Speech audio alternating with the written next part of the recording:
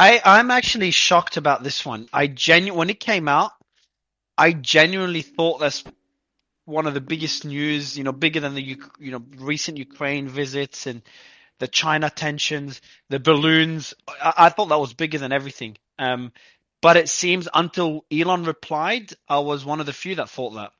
It just took a while to start trending, which is I don't know why. Genuinely don't get it.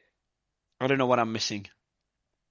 Well, the reality is that these agencies have known that first of all, there's no seeming evidence to suggest any other origins. In fact, up to this point, no origins could have evidence, except they knew there was a high likelihood of something was happening coming out of the lab. There was nothing about the wet market thing was ever real.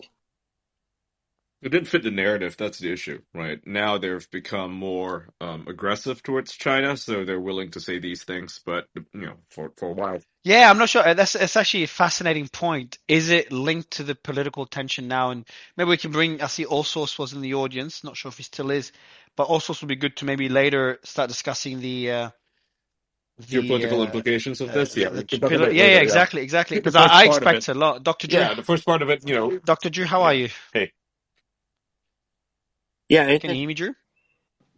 I do hear you. Thank you very much. I'm great. Thank you for asking me to join you.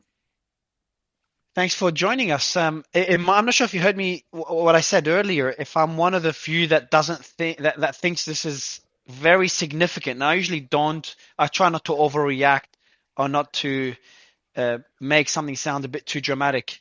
But in this case, I overreacted, and the world took a while to respond. It only started trending a few minutes ago.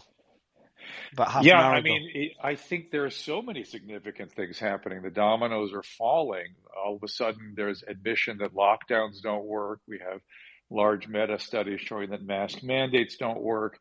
You're allowed to say things about concerns as it pertains to vaccine. And now you can say out loud that there's a high likelihood that this virus was the product of a lab leak without literally somebody calling you a racist. You got to understand, that's where we started from. Even to say that the virus emanated from China was an imminent accusation of overt racism. What I find bizarre is that as these dominoes fall, none of the excesses, none of the perpetrators of the excesses, the press or otherwise, are seeming to apologize or understand what they were a part of. I just wonder when that piece is going to come. And my sense was, by the way, Mario, that the reason this domino fell was the Twitter files, where you see so clearly Dr. Fauci and his colleagues stating in the email exchanges that they're very clear there's a 75 to 80% probability this is from a lab leak. Then the email chain goes silent, and 1 week later, the Nature article comes out suggesting that there was a natural source for this. What happened in that intervening week still needs to be explained. And it's, of course, obvious, and there's no other explanation than that it had come from a lab. Yeah, I think a good portion of what we're going to see, Dr. Drew, great to have you. And I think my first appearance on your show was almost 2 years ago now, and it has a little bit of sweet vindication to my nose right now. I'm feeling that waft. I have to keep my head from swelling over this, but at the same point, I think there is a bit of these agencies trying to save face. They're trying to jump into the lifeboat. No one wants to be that last agency to finally admit that there was very likely a lab origin for this. I think we're going to see some interesting fireworks over the next few weeks. I still think, though, that there's got to be more information in that intervening week where the email chain goes silent amongst the scientists before the Nature article. Was an extraordinary turn for which there is no evidence of what the exchange was that led to that turn. That's where the answers are. Maybe Tom can help us find those special keywords for the FOIA that will finally reveal what happened in those intervening works. Maybe they're talking in acronym code and we haven't hit it yet. Justin, maybe you can kick it off, Justin, since we have enough people in the space already. What are the findings? And anyone else could just jump in and fill the gap. I'm not sure if you read the article, Dr. Drew. But maybe Justin, I know you've gone deep into it. Do you want to give us an overview of what the Wall Street Journal's article discloses and what the findings are by the U.S. Department? Was it U.S. Energy It was Department? the Energy Yeah, Department and U.S. the Department of FBI. Energy. Go ahead. Yeah, both of them. Yeah, go ahead. Justin and Ian, do you want to kick it off, guys? Well, I'll maybe just Just play an overview of the 30. article. I'll play the 30-second clip from Wall Street Journal. Just gives an overview of it real quick. Conspiracy theory 3 years ago. Here's from the Wall Street Journal, quote, the Energy Department now joins the Federal Bureau of Investigation in saying the virus likely spread via a mishap at a Chinese laboratory. 4 other agencies, along with the National Intelligence Panel, still judge that it was likely the result of natural transmission, and 2 are undecided. Now, our colleague Brett Baer interviews the FBI Director, Christopher Wray, on Special Report Tuesday night, where we So that should be interesting on Tuesday night to see what happens there. But there should be a lot of fanfare. Plus, I know the COVID Select Committee this week is meeting with Jay Bhattacharya, Martin Kulldorff, and Marty McCary on other issues. So there's a lot of COVID stuff happening this week, and this is just the kickoff. Excellent. And soon the Fauci files will be dropping. I put a thing at the top there. If you guys want to retweet it and let Elon see it, light a fire. Yeah. All right, so Ian, you've read the article. Do you want to give us an overview? No, You let Justin do pretty it. good Justin's been overviews doing a when we pretty cover fantastic job. I've kind of skimmed it. Justin? Yeah, well, I think the gist of it is, as I mentioned, a lot of these agencies are tasked. There is actual, legislation that they're tasked with to determine where this ends up as far as what they think the lab leak is, what they think it came from. So the Energy Department is the latest one to fall on the sword and say, yeah, there probably is a lab leak. They said the confidence is low, so they put sort of a what we call CIs, confidence intervals, on it, even though it's not really math, it's more just a determination. I think depending on a lot of what the interviews that they mentioned in the article, the Wall Street Journal, you'll see a lot of people shoring up sides on both ends. But there aren't a lot of people sort of coming to the defense of a natural mechanism for this thing. So we'll see where it comes up. It's a lengthy article, but the gist of it, again, is just all around a very short 5-page summary that the Department of Energy put out, where they have basically said, we believe there is some confidence that the lab was the origin of the virus itself. I want to read out two specific parts from the article. The first one is the following. That's the Wall Street Journal article. Is my audio good, Justin, before I continue? You sound great. Justin, you sound great. Perfect. So I'll read out 2 sections from the article, but before doing so, just for the audience, in a very simple, I'm going to simplify it I'm going to summarize it in a very simple way. Initially, everyone believed that COVID originated from a bat. I think someone ate. How did it originate from a bat? Someone ate a raw bat or something along those lines in a market in China. The video wasn't even from China. Yeah. It was actually a Chinese tourist in, I think, Guam or something. Yeah. Yeah, so that's your original theory. Now, the theory itself is not completely debunked, but it's getting debunked. Gradually debunked, because there's still 4 agencies that came to the conclusion that this before is. You say that, I wouldn't say that it's been debunked or not completely debunked. I think that's a bad way to frame it, because there was no evidence at all, even pointing to a natural origin. This was something that was simply floated as a hypothesis, right? There was no actual theory. There's a difference between a hypothesis and a theory, and this is a hypothesis. This is people talking and saying, "Oh, it's probably because the Chinese people are filthy and they have wet markets." Like, that was the idea. But there was no actual evidence backing that up. That was, rightly called out by China as xenophobia. It was. I mean, there's no evidence that this has led to any sort of disease. So, carry on. Yeah, I just want to say the idea about the bat, it was most of the people who were talking about it originating from a bat were saying the bat infected another animal, either bit another animal or another animal ate the bat, and then a human ate that other animal. It wasn't like somebody ate a bat. True, I completely forgot that. So that's the original hypothesis, and there's still 8. There's 4 U.S. agencies that came to that conclusion, and they still haven't changed their conclusion. We have the FBI, and I didn't know this. That's part of the article. The FBI previously came to the conclusion that the pandemic was likely the result of a lab leak in 2021. And with moderate confidence. I didn't know that. I didn't know in 2021, when it's pre-Elon, pre-Fauci files or the Twitter files, the FBI came to that conclusion with quote moderate confidence. And I was speaking to Brian earlier, who also missed that. I'm not sure, Ian, did you know that? Did you know that No, I about the missed that FBI? too. It wasn't reported widely anywhere. I think maybe It's this crazy. journalist, maybe this WSJ guy, I think he might have reported it, but it just no one saw it. I remember that. Mario and Ian.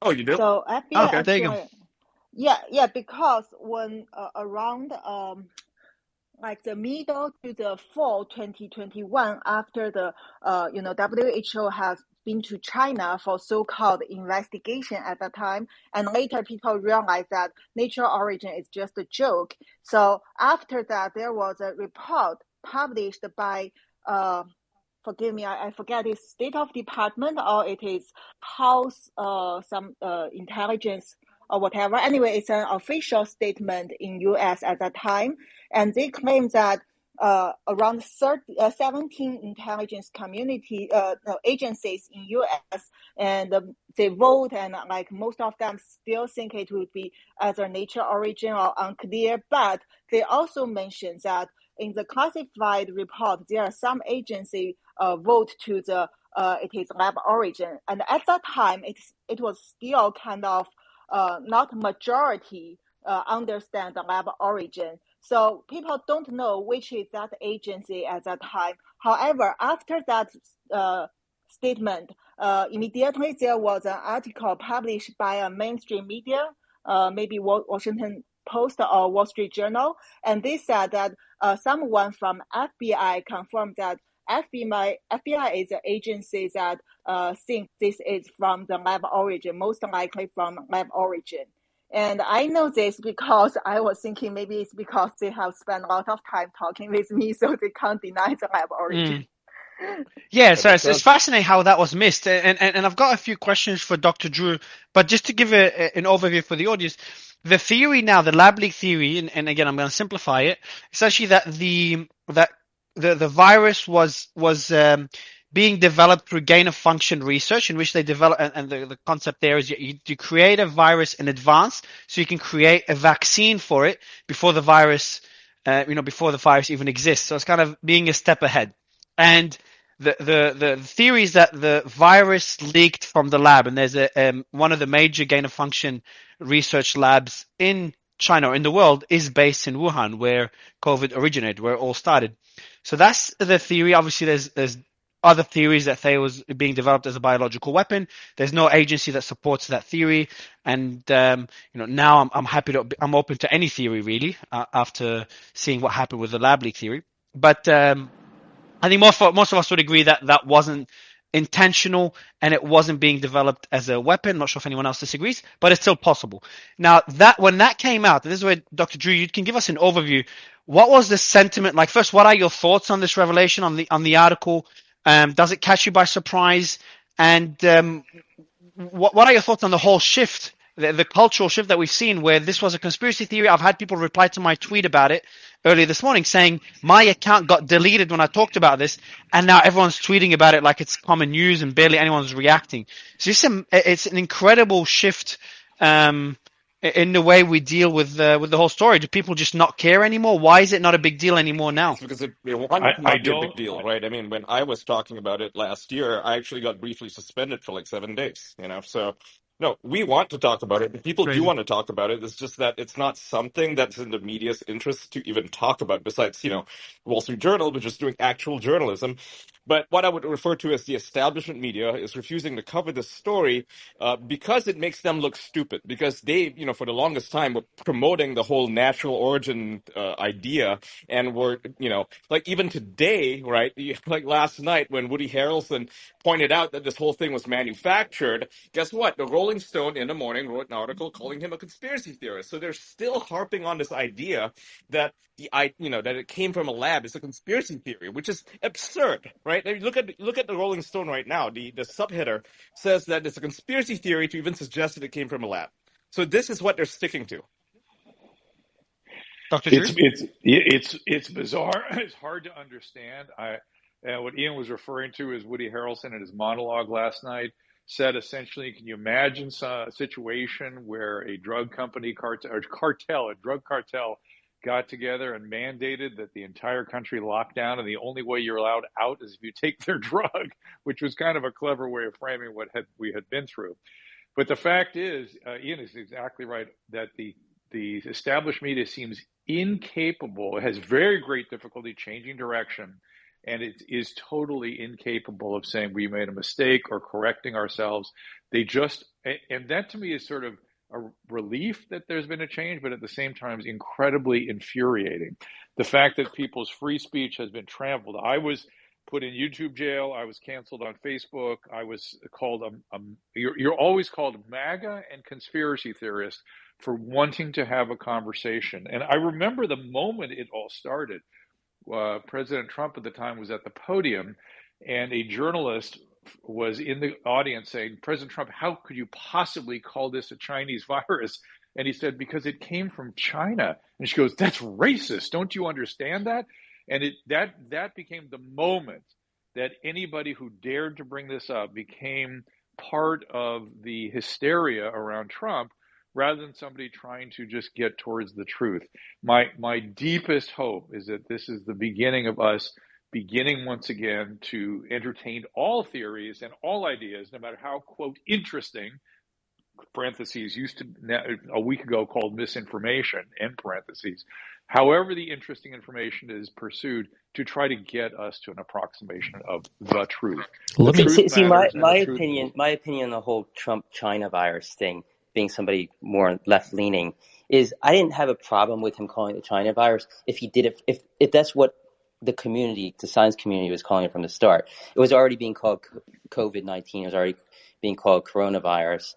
And he decided to rename it China virus to kind of turn the attention to China. Go ahead. Why he started calling it the China virus? Because China was blaming the U.S. Army. What was that? I didn't hear what you said. Yeah, Nick, your mic. I'll let you fix your mic, Mick, please. Just you're coming in and out, so we can't hear you. Yeah, but Ed and then Dr. Drew, I know, and I'll go to Tom, and of course we have a special guest, Dr. Lee. Nick, man, your mic, bro. If you can fix it, I'll bring you down and bring you back up. But Dr. Lee Mengyan is our special guest. I'll introduce you very shortly. But before that, I want to ask Dr. Drew, how major is this? We're talking about a virus that literally killed millions and millions of people. Could we start seeing criminal investigations? How major is this? Because it seems that when I shared it in the group, some people just responded like, yeah, we knew that. It's about time that the media covers it. But it's still not, it's still not fact. It's still like, there's still 4 agencies that do say it's from natural causes. Is it in your mind the fact now? It's always, unless they could come up with evidence of a natural source, it's always been a fact, or at least a truth. But I think the problem is, look, accidents happen. That's not, I can only give my personal opinion. I think this opinion will be somewhat prevalent, which is accidents happen. The question becomes, A, why are we messing around with the biological systems in this manner? And B, did we have anything to do with the funding? And I think the fact that the part B may turn out to be at least partially true, that will be scandalous. That's where people will have some feelings about this. And Dr. Yen feels that this was a military campaign, and that maybe it wasn't accidental. That's another level of this story. But I don't think we have to go there just to say, look, accidents happen. Why are we messing around like this, and who's funding it? I think, Dr. Anthony Fauci has a lot to answer for, because he, after repealing the ban on gain-of-function research, he moved it over to Wuhan, where he did it, through the EcoHealth Alliance, right? And he... Right, and that's the scandal, right? And that may be what you will find when that email chain finally comes to light. It's like, oh crap, what do we have here? Quick, come up with a different explanation. I mean, that is where the scandal is. Well, but see, the thing is with the whole EcoHealth thing, NIH funded EcoHealth, and they essentially used that money in the Wuhan labs. And NIH actually came out and said EcoHealth Alliance was not actually upfront with us. They said that they failed to report immediately, the unexpected results when they were messing with viruses in the mice. And the viruses did enhance the transmissibility and deadliness of the virus in mice. So if that was what they were intending to do, then that could be viewed as gain of function. Whether maybe it was an accident, then do you still say it's gain of function? Like if you say, and just for the audience, can you just briefly tell the audience what gain of function research Gain of is? function research I've is explained it, but I bioweapons. want you to explain it again. I'm sure Dr. Drew could probably explain it better, but It's not. Hold on, Ian. Is it? Hold on. You can't call it. It's not bioweapons It is. because it's That's the more only purpose being. it's used for. I mean, like if you're making a virus more deadly, what is it going to be used for? Well, bioweapons, obviously. To test vaccines and see to test a vaccine in advance. That's so the claim, right? That's the claim, that it tests a vaccine in advance. But here's the thing: it's illogical to even say that because you cannot predict the mutation of a virus. So why would you direct it? But we've had gain of function researchers on the space that said you can predict mutations. Again, I'm not the expert here, so I'll try to bring them on. You can do that but in there a are ways to without predict. actually doing it in person, right? You're doing it in real life. When you do it like that, it's not only is it dangerous, you're actually proving it can be done. There's no reason to do that. But you can have the same argument, but the simulation argument, you could do it for weapons as well. You can simulate a weapon. You can make that argument, I'm sure there's why not reasons. Just do it in a simulation if that's the case. If your concern is to really guys, you should Dr. Drew, go ahead. You should get Dr. Yan in here. She actually was working with this virus, and she could tell you what she was doing and what she discovered the military was doing. Dr. Yan.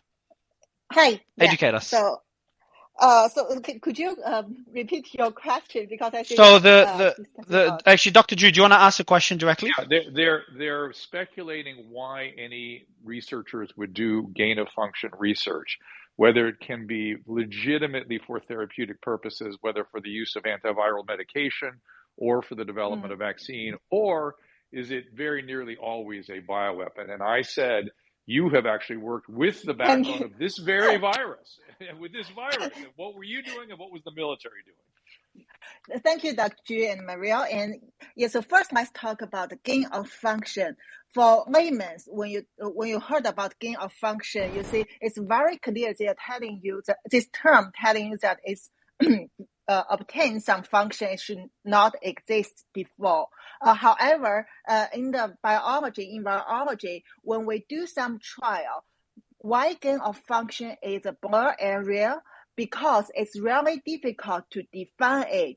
First, we have our technology become improved very quickly, so fast before any regulation can restrict it. And also, when we do the trial, sometimes because, for example, when you say one virus and you say there is a gene in the virus, you suppose this gene, if you knock it down, then you can make it not infectious and you can create the virus, the vaccines. Then at this time, as a scientist, you are not only doing knocking it out and then say, oh, it's inactive. You have to prove it from the opposite side. That is, this aging, if you can manage to enhance it, then it will increase the infectious capacity. And then when you knock it down, you will reduce the infectious capacity. Then from two sides data, you can confirm, okay, this is the gene which we are looking for to knock out and to make more therapeutic choice. However, when you do this, this will also create the risk. So that's why we need very strict regulation to surveillance this kind of experiment. But you can't stop this kind of experiment because, to be honest, you really don't know when you enhance this factor what will happen. So what you can do is you have to, if this is a lethal virus, you have to do it either in BSL-2 or BSL-3 or BSL-4, different level of biosafety labs. And also you have to be strictly obey the protocols. And I was trained to do the BSL-3 work. So I know that. However, Dr. Yan, talk about sorry, I'll let you finish. I've got a question. I'll let you finish. I've got a question. Sure. Sorry. One word. Yeah. However, when we talk about COVID-19 virus, that's why I always telling people why Xi Zhenli, the bad woman in Wuhan, need to tell you there was a virus called RATG13 from Yunnan, and there is only 4% difference between the bat virus and COVID-19. Why I keep telling people in the Yan reports, the real backbone is ZC45 or ZXC21 bat coronavirus from East China, which had around 11% difference versus COVID-19 virus.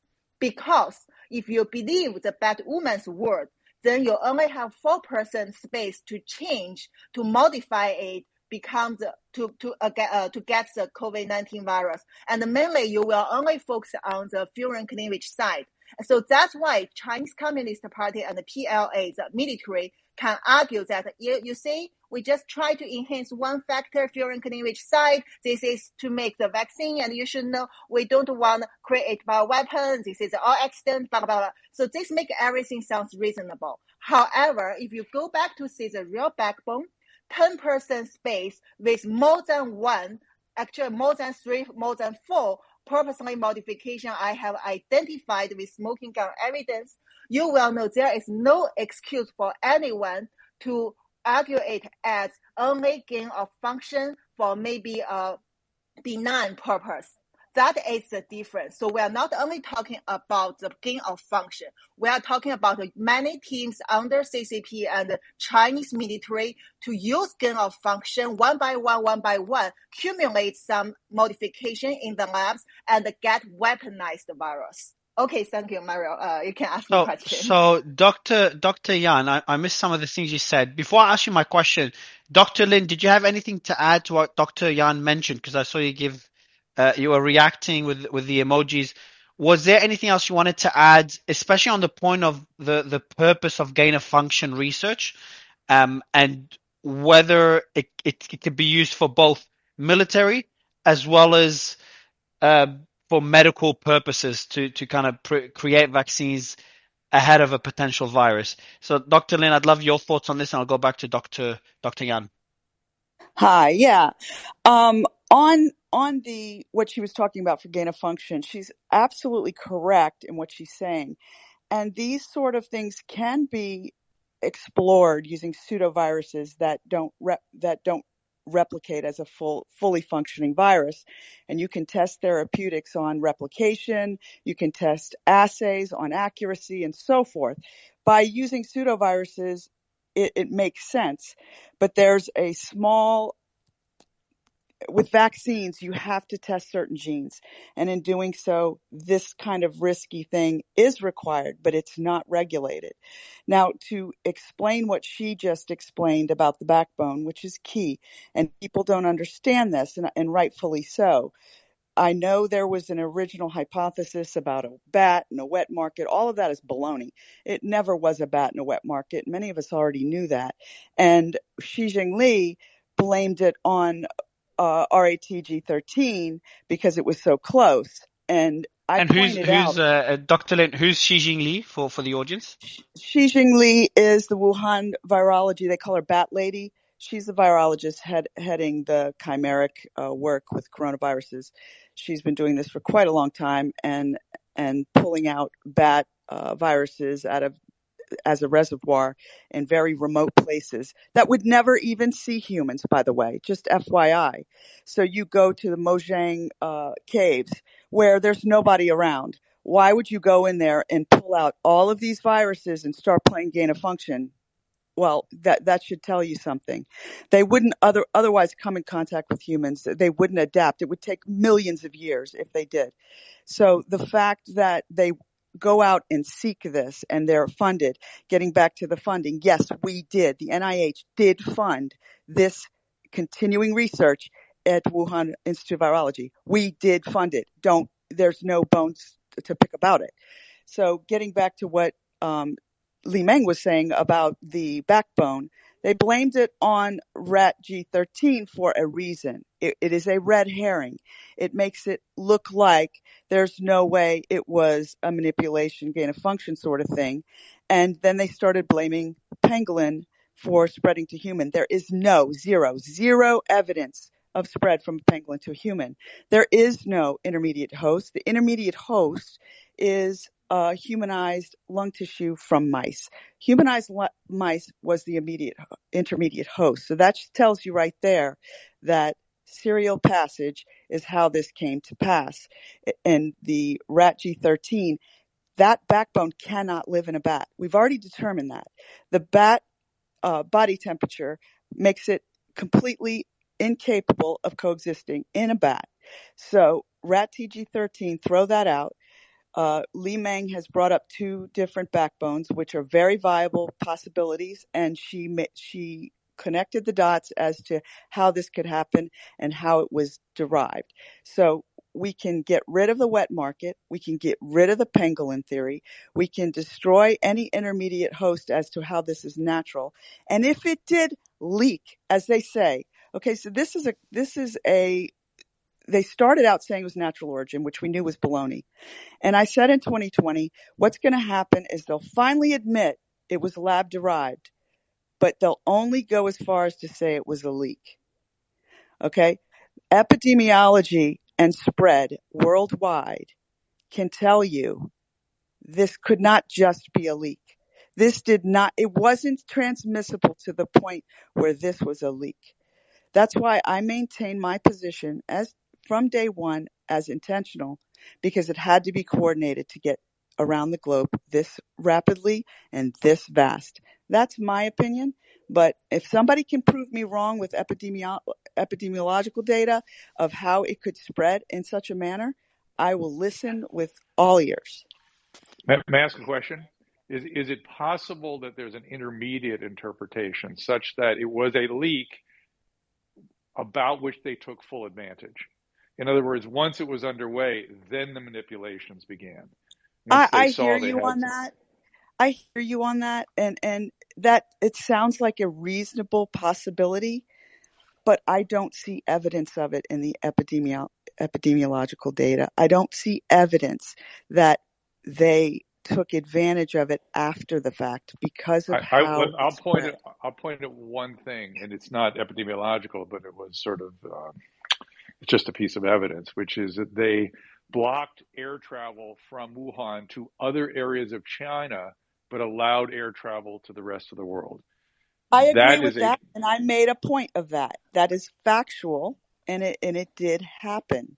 However, there are ways to facilitate something that they already knew. In my opinion, do I believe this was all China 100%? No, I do not. There's literature going back on this spike protein. They have worked on this spike protein for decades. Okay.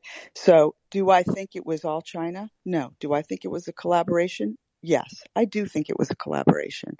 Now, collaboration in the gain of function research, just to be clear. Yes, in the gain of function research and turning it into what it is now known as. It was a collaborative project. It was funded by both them and us. And not only us. Look at Canada, look at Italy, look at Switzerland. It was a collaborative event, okay? But to your point, Dr. Drew, they most certainly did do some kind of shifty things, such as close domestic travel and keep open the international travel.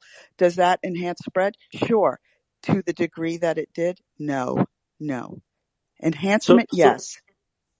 So, Dr. Lynn, I'm just curious. So, what for the layperson? What would the epidemiological evidence look like? That might be hard to go concise into the layperson to understand that. But what might that look like in ways that we can trace? And two, how does what you are seeing in this, and I'm curious, Dr. Yan's thoughts too, how does this relate to the testimony that Dr. Fauci gave when he and Rand Paul were going after it in Senate hearings, and how what Dr. Fauci said may or may not indicate now in hindsight his knowledge of what was really going on? I don't believe he looks in hindsight at all.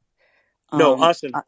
Us in hindsight. Understood. I believe Fauci's testimony was playing on semantics, 100% semantics. He knows exactly what he's doing. He knows exactly where it was going, and he step by step. Did he know that we were performing gain of function and facilitating and funding gain of function in Wuhan? Yes, he did. 100%. They use EcoHealth Alliance as a firewall. They've done it And we for saw that. years. We saw that with the Ian. By the way, your mic is a bit close to your mouth, Dr. Lin. But Ian, we Oh, I saw that apologize. in the email leaks that we covered back during Davos. Yes, Remember we that? did. Yeah, we covered that. Yeah. Absolutely. He knew. So getting to that, he knew. From an epidemiological perspective, the spread and the global, if you look at the global map, doesn't make sense. Yeah, in March of 2020, there were 10 deaths in Beijing. 10. Okay. If you look at maps, numbers, and spread and over a timeline, it does not support a leak from a single lab. It supports. So does that relate in some way to Italy? Because, it's Italy that really blossomed most quickly, it seemed, initially on this. Yeah, Lombardy did have a very similar kind of effect as New York in the U.S. That was a big red flag from the start. Okay. Yes, we do know that Milan is a direct flight out of China. So you can reason that, okay, a lot of the fashion industry were using Chinese workers. Milan was still open, and that's why. But you also have to look at the big picture, which was standard of care. And standard of care in both New York and in Lombardy during that time was the Event 201 standard of care put to practice. And it was not proper standard of care. I want to ask you a quick question, Dr.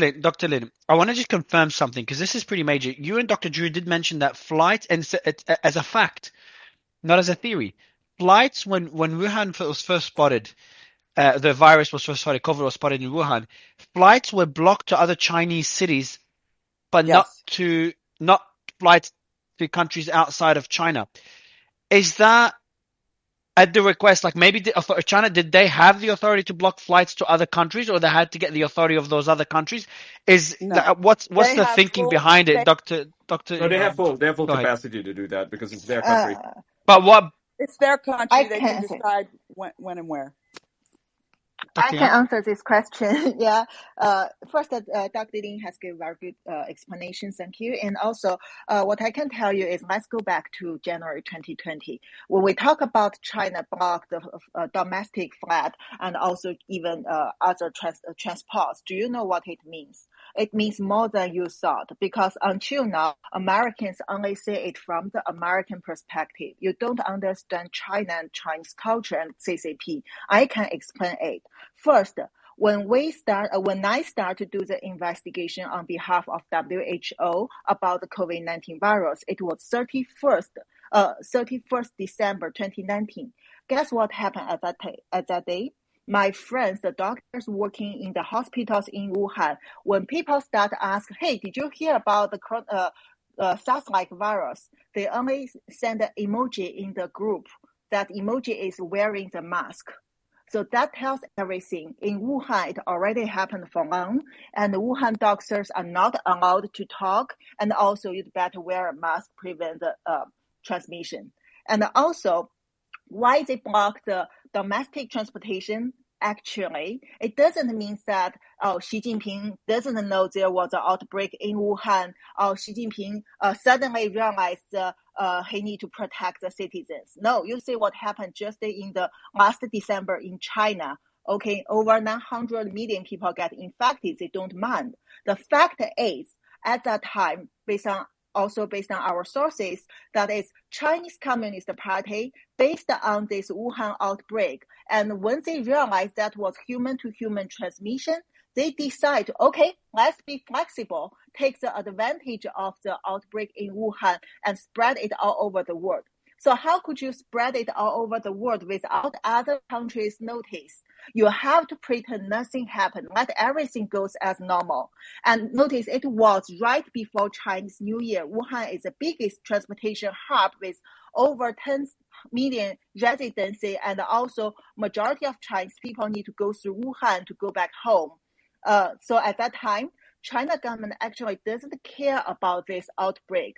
But when I revealed that through the media on 19th January, as I told you, the media is a real anti-CCP Chinese-speaking media based on YouTube. And I can tell you, many Chinese people listen to it, including Xi Jinping's office. So at that time, 19th January, they realized, oh no, there are someone based in US know our plans, and they know that there was human-to-human transmission. They know even this was weaponized based on ZC-45. They know this was come out from the lab intentionally. No possibility of accident. Right. So we Dr. have Yan, to did you do say something.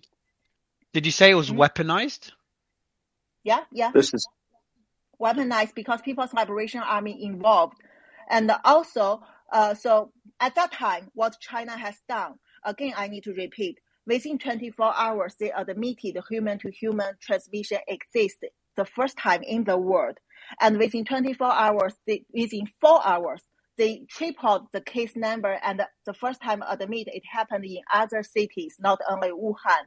And also, Xi Jinping started to put the COVID-19 virus as dangerous as the top infectious disease in the law. And then within 3 days, they have to shut down the domestic transportation because Chinese people, so many Chinese people, I can tell even my colleagues, my friends, they even send me messages that, hey, have you heard about this news? And we just want to confirm with you because you are the virologist.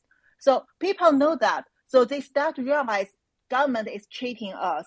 And also, Xi Jinping government also realized if they don't shut it down, even in China, they will lose the chance to control it because I warned that there will be larger outbreak, even pandemic, which you cannot imagine. So that's why they decide to not wait until Chinese New Year, and the 23rd January, they lock down Wuhan, they cut off the transportation. But as Dr. Lin said, Chinese people still can fly to Italy, fly to other countries. Luckily, President Trump received our message and put the travel ban. At that time, what CCP's plan was, everyone should get infected without any aware. And imagine your American Navy parking next to, I think at that time, the aircraft carrier also get infected. And if all the people suddenly get infected without notice, only China know what happened, what would happen at that time. So that was a very evil plan for CCP, and they shut down the domestic transport. It's just because they realized, oh, we should not make it so messed up in China. Even Xi Jinping may get infected, but then they caused the pandemic. Makes sense. Go ahead, Tom. You know, just taking a step back and following up on Dr. Lin's analysis and Dr. Drew's to a certain extent, this Energy Department admission that it was the result of a lab leak further confirms that if it's a lab leak, then it wasn't a naturally evolved virus. So they didn't want to go to the step of highlighting the gain of function change to the virus, then, which obviously is almost implicit in the lab leak theory. But when you look at the documents, and everything I'm going to say from here on in is based on a review of documents that Judicial Watch has obtained from the government that they've been stonewalling and slow walking, but astonishing records. It goes back to 2016. They were worried about gain of function, EcoHealth, and Wuhan. This is not a new issue for them. In 2017, Ping Chen, who was working for Dr. Fauci in China, I don't know if Dr. Li ran into her, but she was our person in Beijing. And they were treating this and the whole biological research in China. They were using it, their approach was treating it as like a half-baked intelligence operation. Dr. Chen writes in 2017 talking about the opening of the lab, and the response she gets back from a top NIAID official, Dr. Hadley. This is a sensitive subject and will be of interest to others. Please send us by email your full report on the visit, and then we can decide what to do with the information. So they're seeing this, we were not only funding this operation, but seemingly spying on it at the same time. And we do know that the FBI was investigating this because Judicial Watch uncovered it. In May of 2020, there was an inquiry out of the FBI's Newark office about the Wuhan gain-of-function grant. And so, this is not some idle speculation that there may have been crimes involved here. Certainly there was enough for the FBI to conduct at least an initial inquiry. And there's nothing scientifically that emerged in that area, in that period of time that Dr. Drew talks about, that would have suggested it wasn't a lab, a virus that was the result of gain of function. And certainly they were all very much concerned about gain of function, not only in early 2020, but going back, as I said, to 2016, according to documents we have. And so on top of that, we found that in January 2020, they saw that the Chinese were withholding information from them, and they didn't care. There was an epidemiological curve that they were looking for, some other details they weren't getting from the Chinese. WHO was complaining about it. We were complaining about it, but it didn't stop from Fauci from signing on to a WHO related release that went out of its way to praise China, and didn't stop Fauci and company from signing on to a agreement with the Chinese, the confidentiality terms of which were dictated by the Chinese in our investigation in China before we sent our guy there for one of the trips there. Do you think so they the all knew there presidents, was something. They were very nervous about it. Do you think the presidents knew? Do you think Trump and Biden knew but didn't disclose it? I don't know what they knew. I think they had suspicions. I think Biden had suspicions. Certainly Trump had suspicions. But, this all goes back to if there was gain of function behind COVID, it meant that the U.S. government funded it. And it wasn't just a level 4 lab in Wuhan. There was a level 2 lab in Wuhan. There were labs throughout China. Frankly, we were doing gain of function here contemporaneously. When you look at the documents, the hairs in your head will stand up when you see how dangerous the work is we're doing here in the United States. USAID was funding it. The question is which agencies weren't involved in what I see to be an intelligence operation, that they knew the Chinese were engaged in this type of dangerous research. So rather than, having no visibility into it, they decided to do what? Fund it. And this is the sort of stuff that just drives me crazy. We had a document come out talking about how one of the top officials at the Wuhan lab was seeking help about decontamination procedures for the lab. In 2016, he writes, "I hope you can give us some help to give us some suggestions for the choice of disinfectants used in a P4 laboratory. For instance, what kind of disinfectants for surface decontamination indoor? For infectious materials indoor? What is the approval procedure for the choice of disinfectants in laboratory?" This lab was just about to start messing with pathogens, and they're asking us what type of Lysol to use. And how do I know Fauci knew about this? Because this email was then resent to Fauci by the same official with a follow-up email expressing concerns about the COVID. So they knew this lab was a disaster. We had a person there monitoring it. We knew COVID gain-of-function research was being done improperly as soon as 2016, tied to Wuhan and EcoHealth, yet it continued to happen. So this isn't a China scandal. This is a U.S. scandal. And Fauci, EcoHealth, the agency itself, and the agency officials who knew otherwise should be under criminal investigation for fraud and false statements to federal officials and to Congress.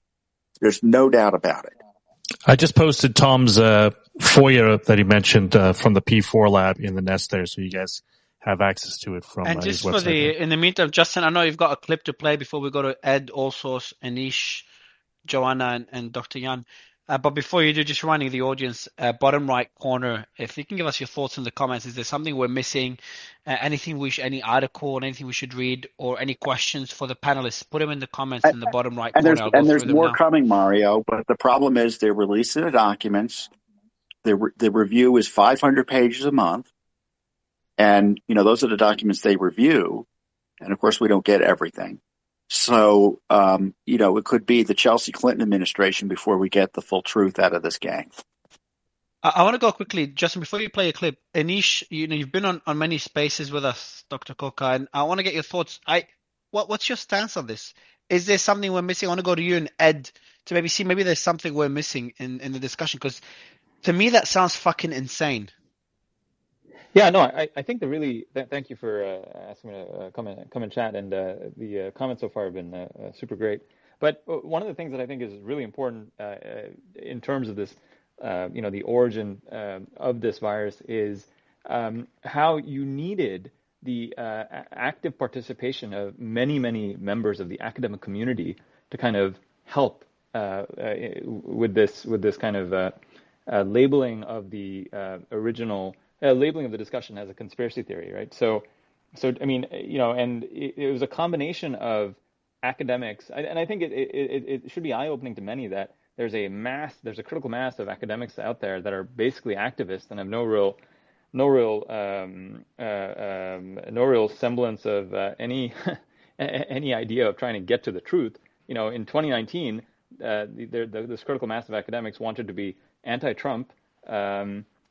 Or wanted to be pro-China, and what exactly the truth was, they didn't care. So when stuff started coming out and people started talking about in February of 2020, the fact that this may be something related to the Wuhan Institute of Virology that's working on bat coronavirus, and given that's where the outbreak is, the Lancet, right? Lancet, which is one of the most prestigious journals that's out there, British-based, Richard Horton, the current who's still the editor, repeatedly, and he tried to quash the idea that the virus could emerge from a lab. So in February 2020, they published, they emergently rushed a letter into submission, right? And listen to what the letter said. The letter said, I'm just going to quote one part of it.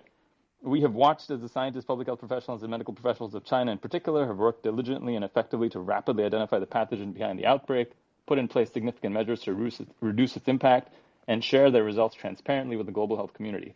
This effort has been remarkable. And they go on to say, we stand together to strongly condemn conspiracy theories suggesting that COVID-19 does not have a natural origin. Right? The authors of the letter declared no competing interests in their submissions to Lancet, but the letter was drafted by Peter Daszak, head of the EcoHealth Alliance, that took NIH funds and then sent them to the Wuhan Institute of Virology to do this bat coronavirus research that the doctor was talking about. The first author of the letter is an academic in Colorado, but they were only the first author of the letter because the actual person who wrote the first draft, Peter Daszak, made the author list alphabetical. So, I mean, and the letter, of course, had a super chilling effect, right? In February of 2020, that's why Dr. Drew and a bunch of anyone who said anything about the lab being not natural was automatically tagged with, hey, this is misinformation, because now this is in Lancet, peer-reviewed, prestigious journal, and you would be censored, right? So. So you need the active cooperation of a critical mass of academic activists in order to kind of make these kind of things that the government officials and federal bureaucrats are doing to kind of run cover for them. So that should be a really, really important part of this discussion, I think. And I'd love to ask Dr. Lee, if she's still on there, because I'm sure she tried to reach out to the editors and the journals to try to make her comments known, and I'm sure she suffered some pretty significant roadblocks in that. It would help a lot if we did not have a scientific community, or at least a mass number of folks in the scientific community that were running around basically as partisan hacks. Well, it's even worse than that.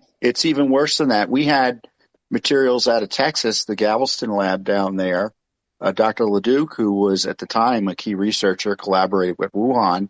He was trying to give a heads up to the Wuhan lab, Dr. Shi Zhengali, as we talked about earlier, about the inquiries here. In June, he gives them a heads up that Rubio and company are going to be investigating this, and that they should, he didn't want to get in the way of exposing anything inappropriate they were doing, or anything inappropriately exposing anything they were doing.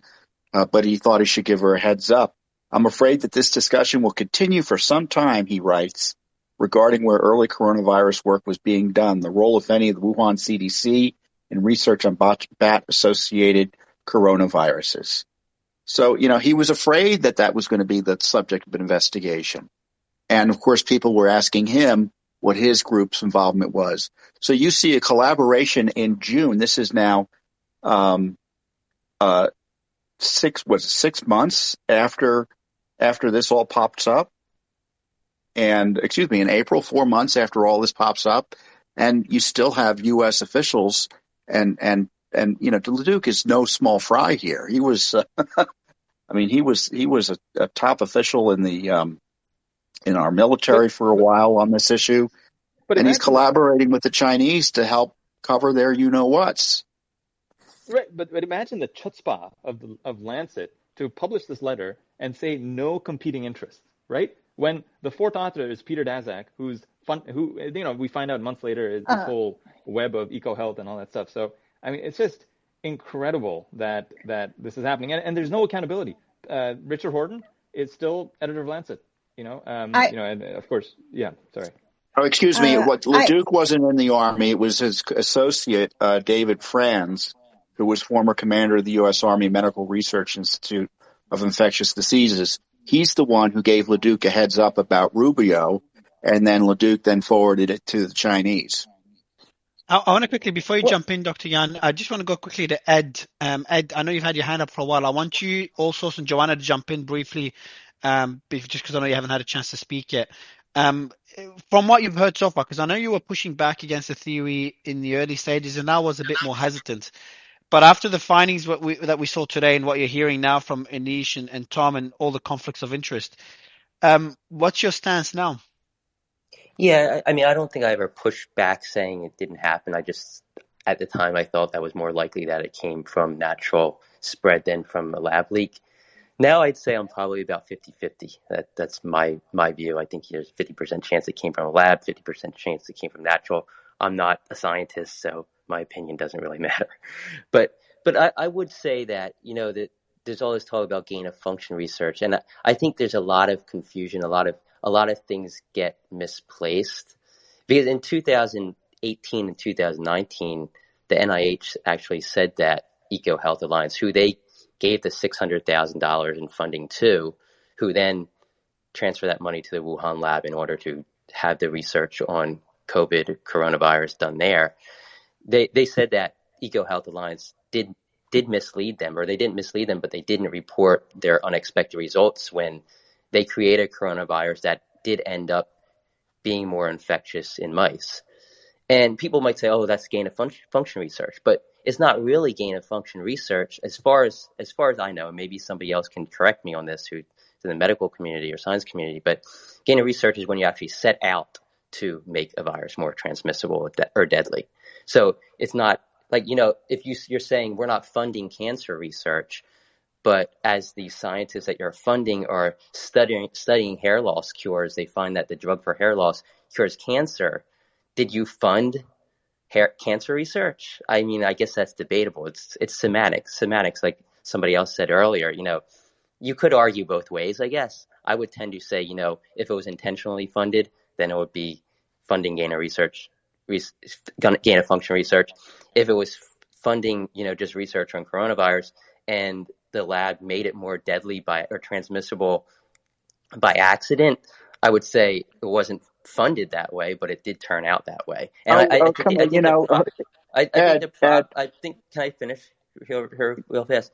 I think the problem is that America should have had more oversight about what was going on. If you're going to fund EcoHealth Alliance and that they're funding a lab in China, you should be on the ground and you should make sure you see what's going on. And you should, in 2019, I think the CDC, the staff in China was cut by 2/3. That shouldn't have happened, in my opinion. So I think there's a lot of, we don't know all the facts. Am I willing to say, the U.S. was knowingly trying to do gain of function research through two different parties, through EcoHealth Alliance and then through the Wuhan lab? I'm not ready to say that. Is it possible? Of course it's possible, but right now I don't see any hard evidence of that.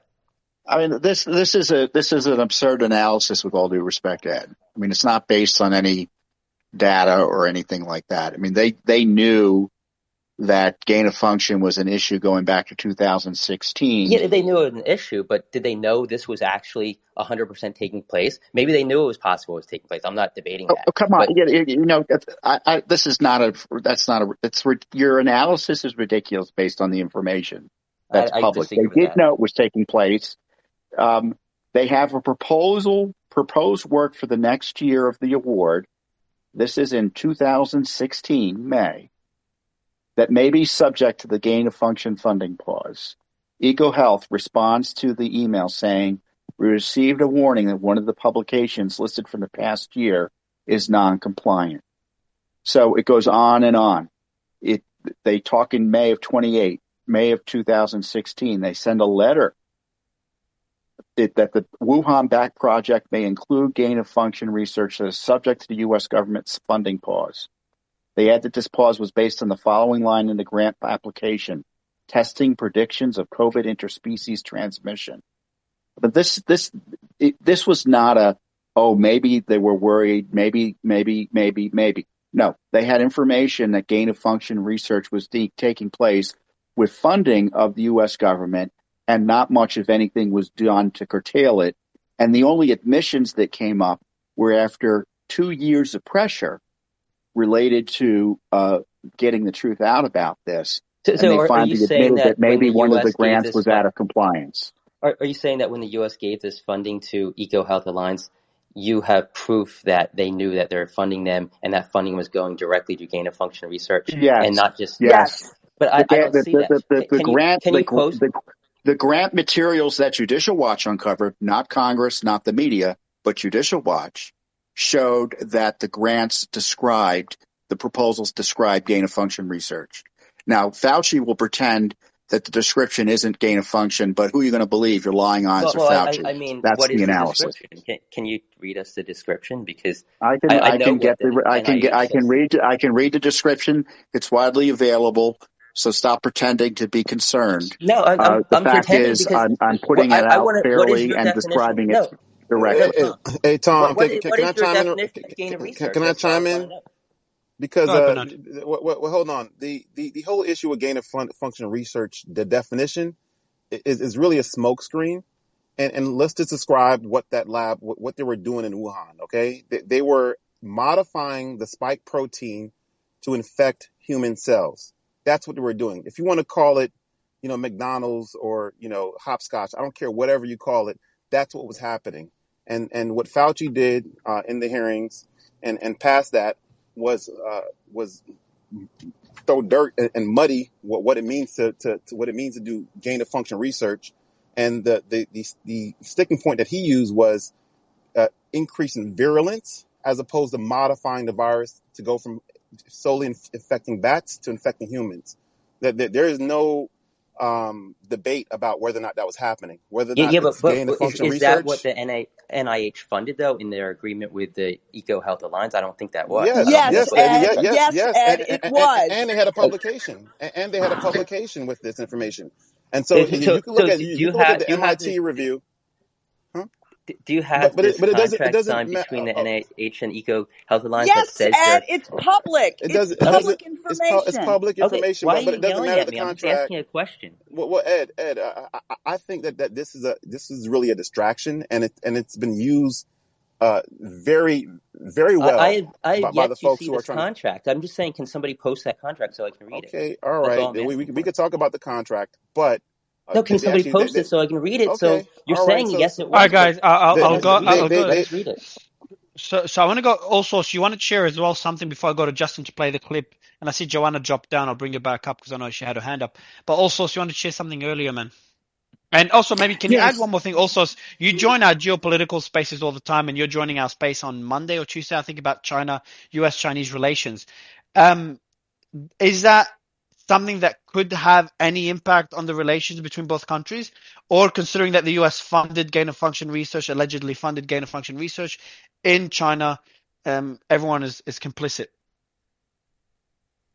Yeah, so let me share first what I was going to share earlier, and then I guess I'll try to cover a little bit the geopolitics aspect of it. But so I think there's important context. So when and this is covered in the Wall Street Journal article, but anybody here can look up the original Office of Defense of National Intelligence report on the origins of COVID that was published in the fall of 2021. There was an unclassified version in which that was the report that said originally in the fall of 2021, 4 intel agencies believed it was a natural transmission, and then one of them believed it was a lab leak, right? That one of them is the FBI or another agency? No, the FBI, correct. With Okay. medium confidence. The other one said it was a natural transmission, and there were 2 that did not have the ability to make that decision. And I believe the 4 that said it was like a natural transmission had low confidence. Now we got this Wall Street Journal that basically the Department of Energy now assesses with low confidence that it was a lab leak theory, right? So I think for people to understand who's the Office of Defense and National Intelligence, for basically just so people understand, they're basically the executive branch that is responsible for kind of loosely all intel agencies, right? And they can do long-term analysis and strategies. The Biden administration, shortly after coming into office, mandated a report from the intel community to say what was the assessment of the origins of COVID.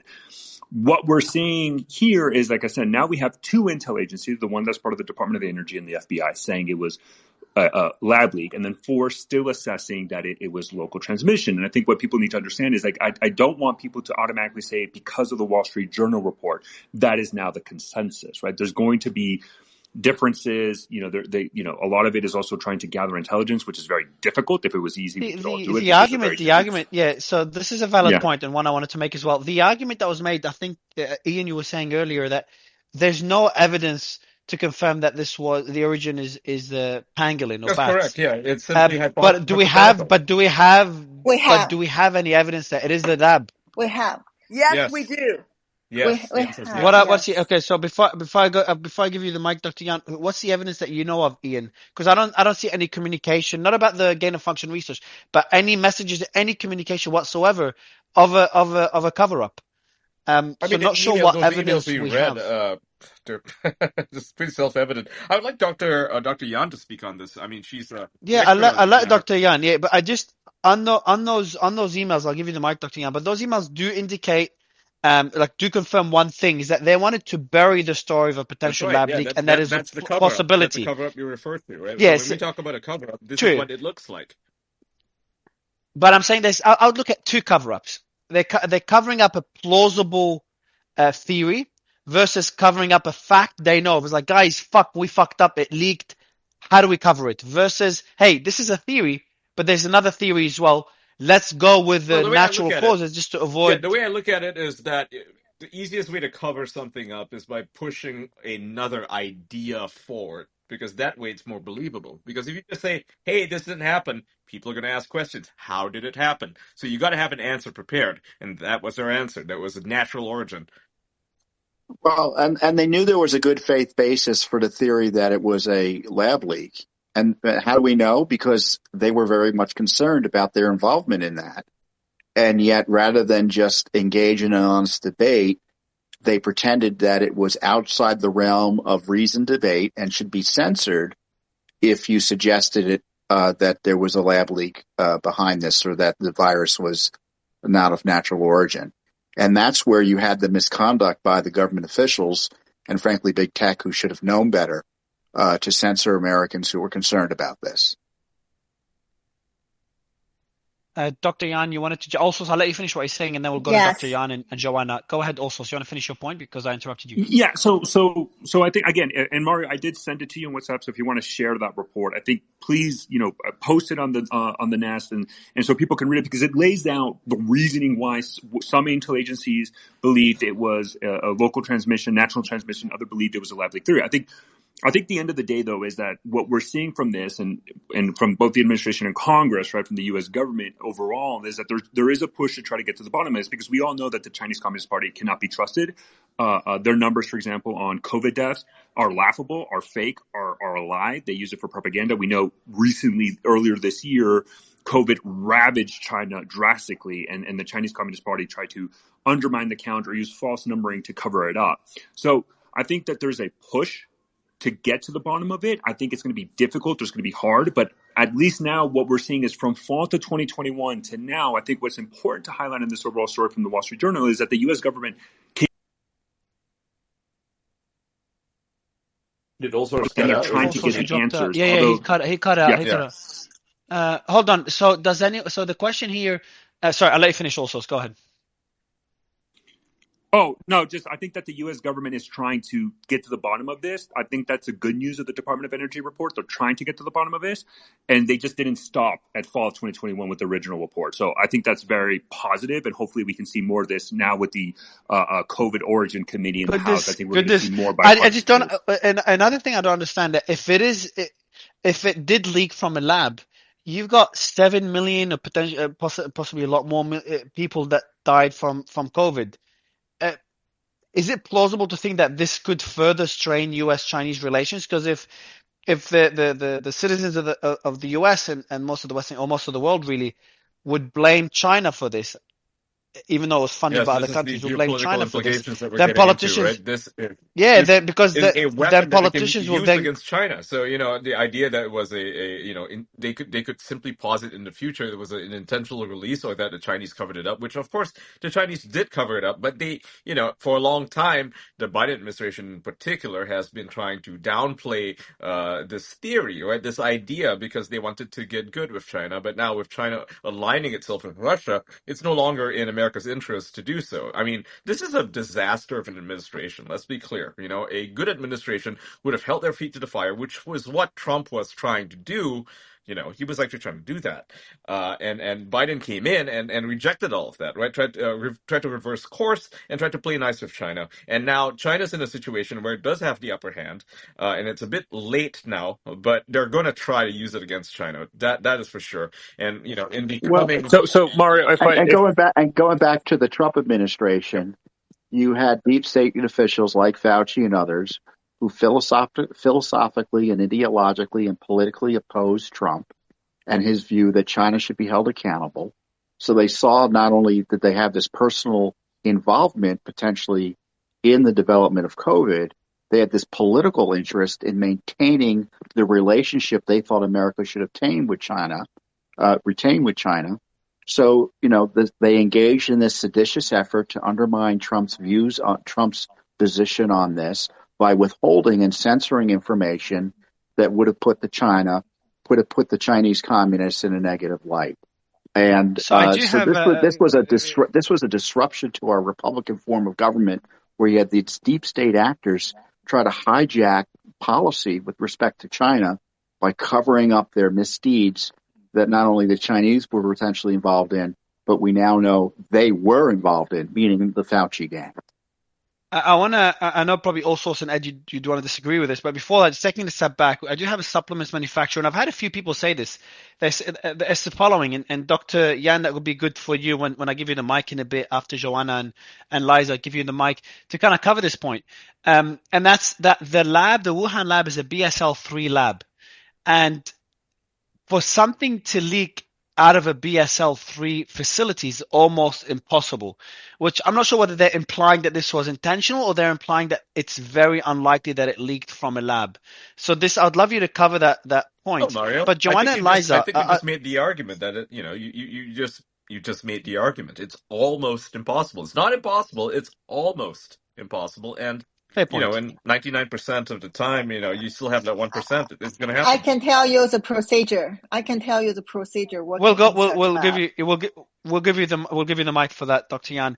I do want to go to Joanna and Liza because they haven't spoken yet. That's why, Dr. Yan. Sure. But Joanna and Liza, I'd love your thoughts on this as well. Joanna, you can kick it off. Also, Yeah. I don't know if the question's been answered. Maybe it was, and I missed it. And because me and Ian were going back and forth earlier. I don't know if you know the answer, Joanna. I don't know if you know the answer, Liza. I know Dr. Yan touched on it earlier. Or Bernard, whoever can touch on this as well. Gain of function research. I understand it that it's mainly used for medical purposes, but it can also be used by governments for military purposes, be used as a bioweapon. Right. Can you confirm that it is? So Dr. Lin as well, I see you give 100%. So Dr. Lin, just give me a thumbs up. Do you Mario. agree? It's dual use, like a knife can be used to cut chicken. You can also use it to cut a person. So, Ian, do you agree that it's dual use, or do you still think that it's mainly for military? In this case, I would agree, Dr. Yan, in the claim that it is very likely a bioweapon because, look, they developed it as a original gain of function vaccine research stuff. That's how it all starts. And then the military looks at it and thinks, we could be using this. We could be using it against our enemies or just, having it in our repository of weapons, right? It's the same thing with the invention of the nuclear bomb. It didn't start as a nuclear bomb. It's, the idea of splitting the atom was something that, they thought, hey, where you can have unlimited energy, right? That was how it started. It started as energy development. And then, the military came out and it was like, we could use that for more destructive purposes. And that's exactly how the Manhattan Project came to be. So, yes, it's dual use. Ian is right. So gain of function research genetically enhances biological organisms, and in the case of viruses, that can make them more transmissible or more deadly. And sometimes this may be used to help scientists anticipate how viruses might evolve in nature. However, there is this consideration for biowarfare, how, if they are more transmissible, more deadly, how may that be utilized?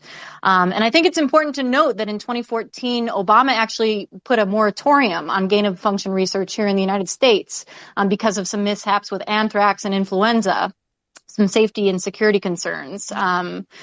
And in 2014, which everybody has kind of been touching on, but I think is really important to point out to the audience, Dr. Fauci actually awarded a grant to a company called EcoHealth Alliance, which this is not the first time it's been mentioned, but it was purposed to, quote, understand bat coronavirus emergence. And he was, I believe it was on the scale of $3 to $4 million that the NIH ended up funding this EcoHealth Alliance with. And I think that I wanted to go back to a point that Dr. Anish made that I think is really important for us to kind of hone in on, and that is the idea of activism being utilized against the pursuit of truth. And that was one thing that even Elon had actually texted about or tweeted about with this within this last week. And it was in relation to how the media is no longer pursuing truth, but instead, how political activism is becoming the platform and the danger that this may pose in academia and especially in academic medicine. And many points have been brought up, but I just wanted to kind of hone in on that first. So, from early on in the pandemic, we were told that COVID started in a wet market in Wuhan, China, and then it jumped from a bat to a pangolin to a human. It was so unforeseeable. It was be almost hard to hold anyone accountable. And even Dr. Fauci endorsed that very thought. And to my understanding, thousands of animals were actually tested and sacrificed from that wet market, and not a single one of them was identified as a carrier for COVID-19. Unfortunately, the lab leak theory was really dismissed back around 2020, and anyone who challenged the standard narrative was ridiculed, mocked, and many people were even censored. I think it brings a few essential issues into view, and one of them is the danger of gain of function research that Ian really eloquently brought up. I think it brings up another concern for how our tax dollars are being allocated, and in particular to the NIH that went on to fund the very institute that may have released a virus that caused this pandemic. And then on top of that, why CCP propaganda was perpetuated by American leadership that ultimately led to the censorship of many Americans across social media. But thank you. Yeah, I put in the nest just so you guys have it. I know there's been some discussion, and I've traded some DMs with Ed, so we had to. There's a DocuCloud FOIA PDF that has all the information on the EcoHealth Alliance. And in the nest, I posted his very curious email from Peter Daszak. This is 2016, where he's corresponding with folks at the NIAID, and he says, "Dear Jenny, this is terrific. We are happy to hear that the gain of function research funding pause has been lifted." After which there's a contract for their 2016. In the FOIA document, there's also the information on their 2019 contract with the Navy. Thanks for sharing, Justin. I think that was very helpful. Okay. And yeah, I mean, look, there's so much information on this. I posted in the nest a very lengthy, somewhat lengthy. Actually, it's only like 20 bullet points, but the 20-year history from a very high view as to what transpired from 1999 on to 2019, ending with the breakout there. And I think, you know, there's you can go back to 2020. Here's a small clip from CNN reporter asking President Trump about this. The question is, have you seen anything that gives you a high degree of confidence that the Wuhan Institute of Virology was the origin of the virus? Here was President Trump's response. You can hear the question and answer. And my question is, have you seen anything at this point that gives you a high degree of confidence that the Wuhan Institute of Virology was the origin of this virus? Yes, I have. Yes, I have. And I think that the World Health Organization should be ashamed of themselves because they're like the public relations agency for China. And this country pays them almost $500 million a year, and China pays them $38 million a year. And whether it's a lot or more, it doesn't matter. It's still... They shouldn't be making excuses when people make horrible mistakes, especially mistakes that are causing hundreds of thousands of people around the world to die. So, you know, these are difficult questions to pose on this thing. Obviously, a lot of people have strong relations into China. You know, there are, as someone noted, I think the Wuhan lab itself is just 8 miles from where the market is. There's also evidence of a satellite lab, unclear if it's a lab or if it's just an office of the Wuhan Institute of Virology, which is essentially 900 feet, about a 6-minute walk from the wet market. So, you know, Occam's razor seems to suggest this. This, of course, was the theory of Jon Stewart when he appeared on the Late Night Show with Stephen Colbert just about exactly a year ago. Here's that small clip. It's the exact same. How do you feel about the science now? Well, so I will say this. I honestly mean this. I think we owe a great debt of gratitude to science. Science has, in many ways, helped ease the suffering of this pandemic, which was more than likely caused by science.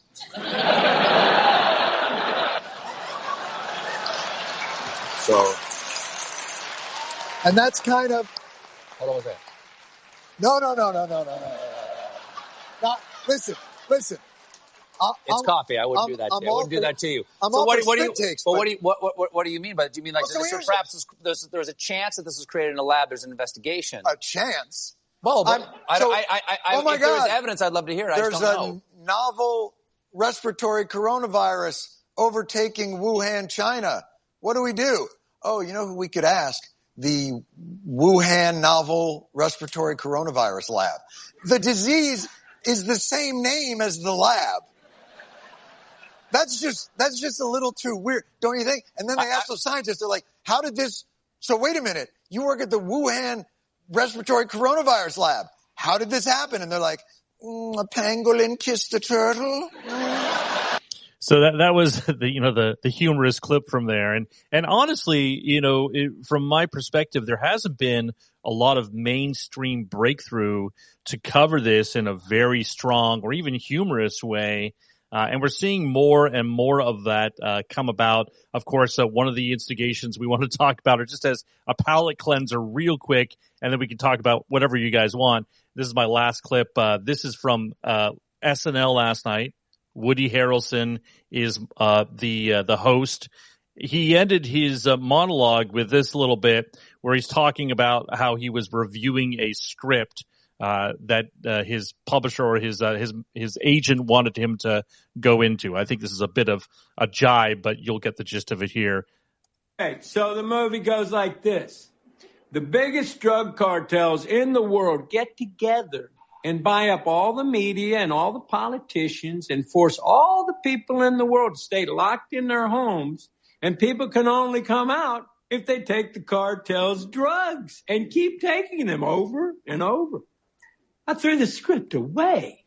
I mean, who is going to believe that crazy idea? He went on to say, I take these drugs for free. So I think that's just a bit of my palate cleanser for some of the clips we have there. Look, at the Wall Street Journal article is going to be the first of many things coming into the realm there. Let's throw it back to Dr. Drew. Hey, Dr. Drew, Justin, go ahead. Can I just say one thing real fast? Yeah, go ahead. I didn't leave in 5 minutes. Thanks for sending me that document that you sent me, the one that was the FOIA request by White Coat. So I read the email, and it's where Peter Daszak sends an email to Jenny Greer from NIH saying in 2016, saying, this is terrific. I think this is what Tom was referring to. This is terrific. We are very happy to hear that our gain of function research funding pause has been lifted. So that sounds pretty terrible. It sounds like, the NIH is knowingly funding gain of research, right? Gain of function research, right? But what's your but? But this was actually in response to an email from the NIH, which said that they don't view it as gain of research, gain of funding research. They view it because the actual mechanism they were using to test whatever they wanted to test was actually decreasing the likelihood of transmissibility. So the NIH didn't view it as falling under the guise of gain of function research. They said it's not subject to the gain of research funding pause because of that. So that's just my 2 cents. So Dr. Dr. Frankenstein and Igor just happened to throw the brain into the head of the monster there. It was an accident. But I get what you're saying. That's fine. Yeah, go ahead, Dr. Yen answer. Hi. Hi. First, I want to say, Mr. Christensen, that actually I really understand when you say your attitude changed from, I believe, natural origin to now 50-50. I really think it's a very good attitude change, because I understand as a layman, it's so difficult for people to, especially if you didn't focus on the origin of COVID, it's easy for you to be distracted or cheated by misinformation, by authorities, by those scientists. So I would like to add more things to help you understand this. When you talk about this, first you talk about this gain function was pulse was lifted at that time. I can add some background knowledge because I was in that field at that time for over 5 years. And the thing is, one example, very simple. I have talked to one NIH expert, Daniel Lucy. And he also worked with Fauci and others. He has told me before that when initially why the gain of function was paused, that was because around 2014 or 2000, I forget which year anyway. Before that, 2 cases happened. One of the very important cases is the H5N1 influenza from bird, high pathogenic lethal virus. So that make people, that was done by one Japanese American scientist, Yushi Kawaka, who I respect very much. And he worked in University of Wisconsin to do some experiment to understand H5N1, including the variant, and some variant may enhance the pathogenicity of the virus. So that triggered the gain of function concerns. And also in China, there were some People's Liberation Army related scientists also doing similar things at that time. So initially, such for function experiment was... Hold on, the Chinese... Sorry, Dr. Yan, just because you do give us a lot of information, I want to try to dissect it. So the gain of function research... No, that's the case. I love it. The gain of function research done by the Chinese army was for military or medical purposes. I'm guessing it's the army, so I'm guessing it's for military purposes? Okay. Military, but they won't tell you it's for military because those institute, that was Harbin Institute, it's like Wuhan Institute. They are all the military civilian fusion centers, and usually they tell you this is civil, and like the balloon, civil balloon, just for civil purpose. Okay, so Dr. Yan, another thing you said earlier, when I asked the question, is there actual evidence, like direct evidence, not information that makes it a valid theory, but is it direct evidence to say that COVID did originate from the Wuhan lab? The COVID, you mean, should I finish the first? Go ahead. I'll let you finish your point, and then we'll go to the second one. I tell you, yeah. Okay, so the thing is, when people initially, Dr. Daniel Lucy told me, he was one of the experts in the panel at that time. And at that time, almost all the experts said, no, we reject this kind of influenza experiment, no matter it was from America, from China. So it was paused. And I even discussed it with Dr. Yushi later, around 2016. And he said, but at that time, 2016, he said, 2018, he said it was kind of start to change. And then later, this kind of experiment was lifted, and you can find a lot of documents maybe to say the scientists that tell you, we remove this kind of concern, or we vote again. But the point is, Dr. Daniel Lucy told me later, when this kind of gain of function experiment was re-accepted, he and other experts who rejected such experiments were kind of removed out of the panel. That means when you vote it again, these scientists no longer exist in the committee. So only the people who support this kind of experiment can stay there. This can tell you the change. And I will give you one more example to understand how could it change. I have one paper. If you want to read, I can send the full text, but it's mostly in Chinese. One Chinese military academy of science expert who focused on analyzing the bioweapon convention and U.S. policies. He has written one paper in 2017 in the Military Medical Journal in China for People's Liberation Army. He clearly mentioned that so U.S. and other governments talk using the peer review to do this kind of review to surveillance the other countries, whether they are obedient in the bioweapon convention. We should not let it happen because China want to control it. Dr. Yan, what you're saying, Dr. Yan, I'm just trying to understand, maybe it's just me, but so what you're saying is that the peer review studies are just a way for different governments to keep an eye out on what the other government is doing in terms of biological testing? No, said they means that peer review. So this is a mechanism using for the academic article, and also because bioweapon convention is also based on science. So that means that these countries who are in the bioweapon convention, they decide to use the peer review as a way to review whether other government conduct bioweapon or similar actions, and which will be kind of illegal.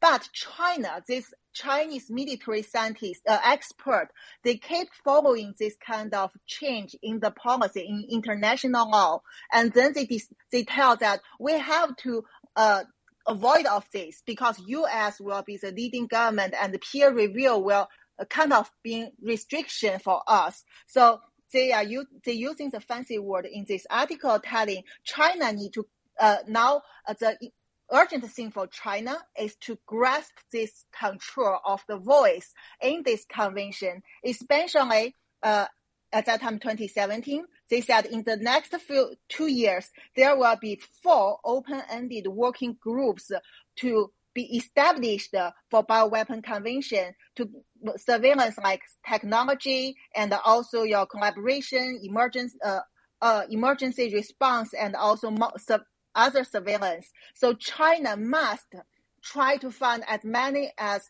possible the experts to send them into these groups and to control the voice, to change the regulations. I think this kind of things can help you understand why suddenly gain of function change and why this kind of experts for bioweapon are so hesitate to talk about China weaponized the COVID-19 virus and why they all changed to pro-China, because they are involved. They can be compromised or restricted by China, and this is something very important for us to do the investigation to avoid more pandemic. Well, and let me just add, Mario, Dr. Lee is a witness, so her testimony should be taken, I think, she was involved directly, and so her analysis is certainly consistent with what we saw from the outside. And, just going back, there's no credible argument that we weren't funding gain of function research. We've got the documents. I've posted them below. They were messing with the bat viruses. They call it chimeric bat viruses, COVID viruses. Yeah, but it was reducing the transmissibility of the virus. Ed, I don't know what emails you're reviewing. I'm looking at the grant application. The grant application specific. It's the same document you're reading. Stop interrupting me, Ed. Go ahead, Tom. I'll let you jump in right after Ed. I know the point you're making. Go ahead, Tom. The grant of function application, or the application, specifically laid out a gain of function approach. Your 2-bit analysis of emails doesn't deal with the fact that it was gain of function. They knew it was gain of function, and their concern was that the gain of function research that prove or provable, and that's where the debate was, whether they were following the gain of function rules they put in place, not whether it was gain of function. So that's the big issue. And when it comes to China's behavior with COVID, I want to bring in the Murdaugh trial. So what is the prosecutor? Can I just respond real fast to what you said? No, hold on a second. I'm not finished. The Murdaugh trial. What is the argument they're using in the prosecutors? The prosecutors are using to try to convict that man of murder. He had information that he's withholding and that he lied about. So in addition to all the other evidence, the scientific evidence, the behavior of the Chinese is also additional evidence that it was a lab leak. And once it's a lab leak, I don't think you can rule out any other maliciousness beyond, that flows from that. Whether it be purposeful or not is another open question. I tend to think it was a happy accident. Once it happened, they were happy to see what the results might be. In terms of it being let out more widely beyond Wuhan. But there's strong circumstantial evidence that the Chinese knew it was a lab leak and covered it up. The science is pretty strong, and it's a theory, right? But we have a lot of policy and process that we follow based on scientific theories. Climate change is a theory. It helps explain, according to the climate alarmists, the way our climate operates in rising temperatures. And so the COVID lab leak theory is a theory, and I think it's consistent with real-world results and what's happened. And certainly the Chinese political response suggests, in addition, that we should consider the worst and really be worried that there are additional risks as a result of this human intervention in creating this virus. Jump in, Ed. Yeah. So I'm just responding. So you asked me where I'm reading this, Tom. It's actually 2 pages under the letter that was sent to NIH saying thank you for lifting this gain of function research, whatever, for lifting it. So if you scroll down 2 pages, the NIH specifically says it doesn't apply to their gain of research funding ban, which was banned by Obama in 2014, I believe. It doesn't apply to that because, and this is important, because it doesn't increase the transmissibility But Ed, of the but virus. Ed, And that Ed. is a, let me finish. Mhm. But it And increases. can I please finish what I'm saying? So that is the definition of gain of function. When you increase the transmissibility or deadliness, and the NIH determined Or that it did not. Let me just finish, and then you can respond because I got to go anyway.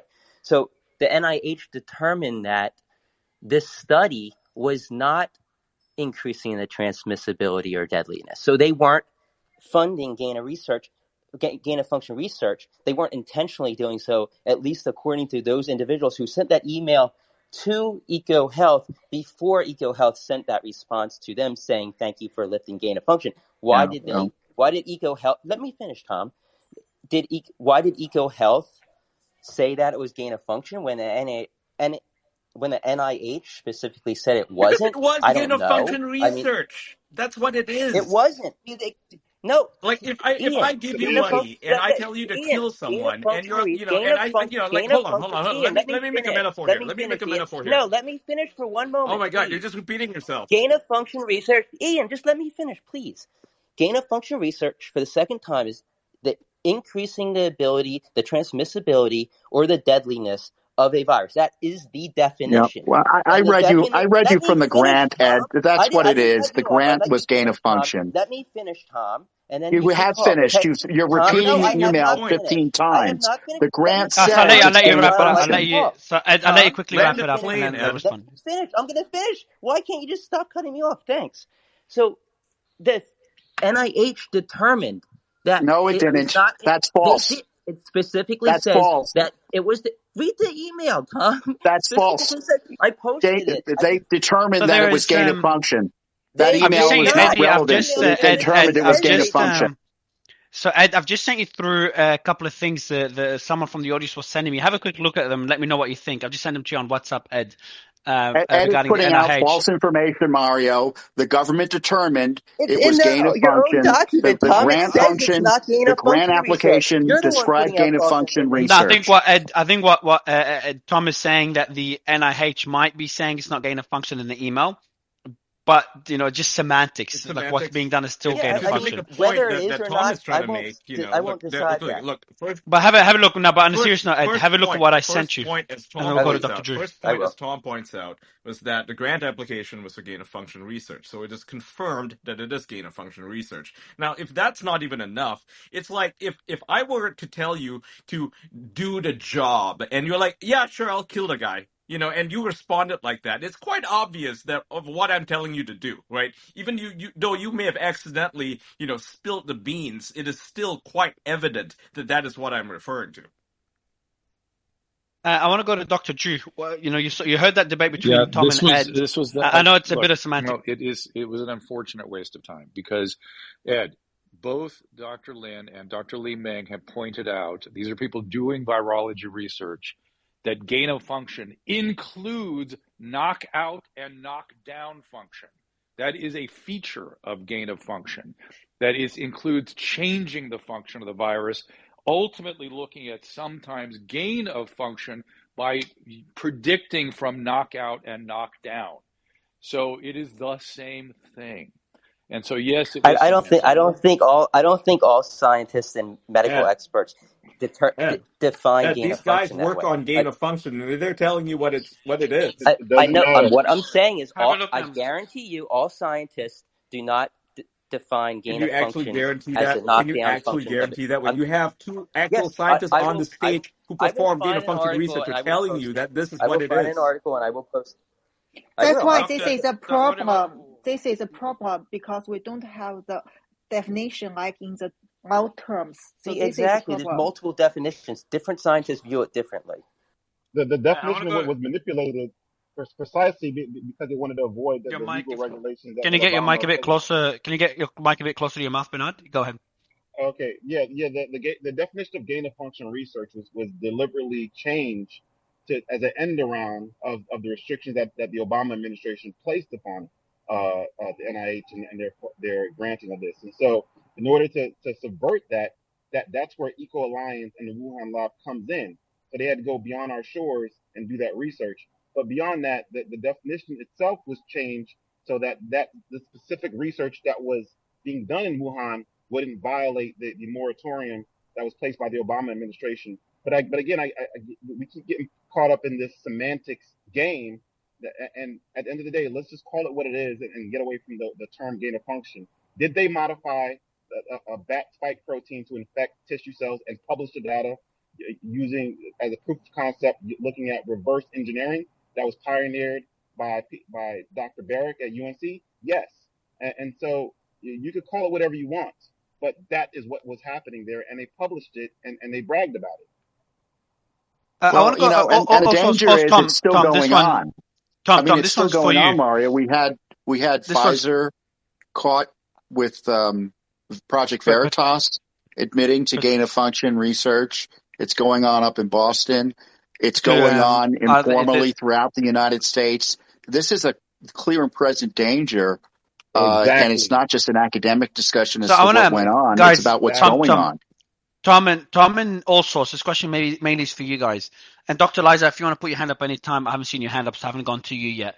But all sorts and Tom, what next? Considering this information, if we start seeing, because no one's mentioned exact evidence to show that it is coming from a lab, but it's looking more and more likely. Let's say it's confirmed there is evidence.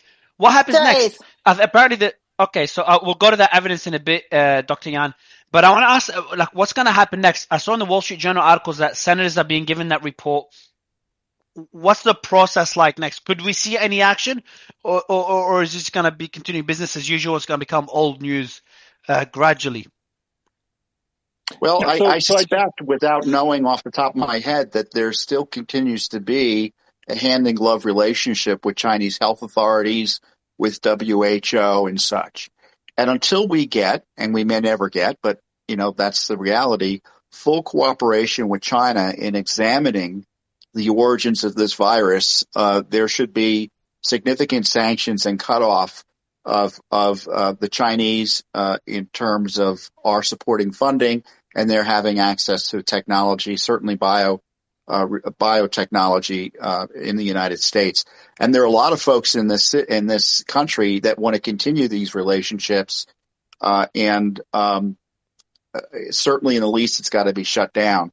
And given the grave nature of the COVID virus and its impact, the sanctions should probably go beyond just the relationships in terms of funding and research to other areas of the economy. Yeah, I want to chime in here, and I think this anti-China goggles that people have on is avoiding the real issue. Okay, so at the end of the day, this research was pioneered here in the U.S. It was sponsored by the U.S. in another country. They didn't know how to do reverse engineering to be able to make this virus. I mean, before they had to use traditional culture techniques, and they were unsuccessful. And our scientists, our money helped them learn that information. And it's not just China; it's other people. And this is a point that people keep missing. This is a existential threat to humanity. The fact that we're able to go and have the genome of a virus and be able to build it and kind of fix it in different ways to do whatever we want. The original purpose that they stated for this actually made sense. I mean, basically, we had SARS-1 and MERS and H5N1, and so they wanted to get out ahead of these and study therapeutics to prevent this from causing mass death. And what Obama was concerned about, at least his administration was concerned about, was, yes, there's potential benefits, but there's a clear and present downside to this if this was able to be done by anyone in any lab without the appropriate safety assurances there. And so China is not going to prevent that. Now, we have other countries, other private entities that are doing this research, and slapping some sanctions on China ain't going to do shit. And so what we need to talk about, we need to have a debate about this particular kind of research, and the fact that we're still, as a government, granting research funding for companies like EcoHealth, who got their funding revoked after this all came out. They just got another grant in September of last year to do the same kind of research. We need to look at our own government and what's going on here before we even talk about what's going on in the world. Yeah, I agree. And that's why I called for a fraud investigation, another criminal investigation into the dishonesty related to gain of function by Fauci, EcoHealth, and other government officials who knew that it was going on but funded it and lied about it anyway. And, remember, all of this is a creature of bureaucratic decision making. There's no congressional vote that I'm aware of to say, yeah, we want to get into this. And this would never pass muster, I think, in Congress or frankly in any state legislature, certainly now, given what we know. And if I were running the House or if I were running the Senate, I'd be making it clear that this type of function needs to cease immediately, in the least, beyond, and then we could talk about other bans on the type of that research, which is so inherently dangerous. And, Tom, and it's and I only agree appropriate if you're trying to this of figure course out needs to happen. bioweapons. That's the only reason you might do it is for defense of the nation. And even then it might be too risky. Yes, well, that's why Mario, can you make a distinction here? Because I think this is where the problem comes up, and it is another use by our government and other agencies of strategic ambiguity. So, two things can be true at once, and they need to be unpacked. First of all, gain-of-function research, it's a problematic term. So we need to put that on the table and say, yes, that's a fact. The problem is there's different ways of dealing with gain-of-function research. So the source of concern, what we're really concerned about, is when we can change a virus to add new functionality that yields a dangerous pathogen. But what we also need to realize is that gain-of-function approaches are incorporated into the vast majority of all research in the lab because they're a powerful genetic tool in the laboratory. So the development of cancer therapeutics, bioremediation, drought and pest-resistant crops, oncolytic viruses that destroy cancer, those are all byproducts of gain-of-function research. So they have been endowed with new properties that killed tumors, for instance. So we want to make sure that we're careful about distinguishing between these two things. There's a type of gain-of-function research that we're conversing about here that leads to pathogens of pandemic potential. Those are the things that we're worried about, those dual-use biotechnologies that could be released from a lab versus the thing that most virologists spend their time on, which is, and even any life science researcher spends their career working on. So most of these things are benign. I think that going back to 2014, and for people who read the Wall Street Journal article, the most important voice that was quoted there has not been mentioned yet. I think I'm the only person who talks about this individual. A lot of people are new to this space, but Dr. David Railman is not. He was the one guy at all of these nerd conferences, biosecurity and biosafety conferences that most of you have never gone to, know nothing about because it didn't touch your life. Now it does. But why it's important to know who is right this whole time is to know who you can trust now. And I've said before, if you don't trust me, that's fine. But at least trust David Railman, who in 2014, after the gain-of-function research on avian influenza that was reckless, which is what caused the moratorium, he said, we gotta stop this because the people who are living right now, me, you, our children, we're the ones assuming all the risk of research that adds functionality to a pathogen that could lead to a pandemic. And those people who accrue all the risk now, they should not, you don't do that to them without having an active countermeasure. Because we're the ones assuming all the risk. We need to put that on the shelf. No one listened to him. This has been 8 years ago. And so for all of us who for over a decade have been saying this as part of our risk mitigation portfolio, biotechnology, nanotechnology, information tech, AI, some of these things pose existential threats like Dr. Bernard is just pointing out. We're arguing over these small technicalities, but the broader picture, the arena that we're entering into, you guys are largely missing that point. And that goes back to, I know Bill Gates is hated by many, but goes back to Bill Gates' speech about, remember when it was an unpopular speech at the time and people thought he's overreacting, but calling pandemics a bigger danger to humanity than nuclear weapons. Dr. Dunn, your thoughts on what's been said so far? I haven't heard from you yet. Yeah, so thanks for inviting me to the space. I think that people have pretty much covered a lot of the things that I was saying. Justin actually stole my thunder because I was going to absolutely say Occam's razor suggests that there was a lab leak. I don't know that it was a malevolent thing. I think that it's a significant possibility, though. And for us to not entertain that for a year and a half, 2 years, I think was short-sighted. I also think that part of the problem, part of the reason why this wasn't entertained as a possibility was because of the politicization of this, and because of the absolute the fact that people feel like they have to completely be on one side of the aisle or the other instead of entertaining the possibility that somebody might be correct on the other side. So I think that there are too many unelected bureaucrats that have been part of this discussion for decades, that get invested in a particular point of view, and then they find themselves in the predicaments that they have. And so I think that we need to reevaluate how that relationship works. There needs to be some accountability from that perspective.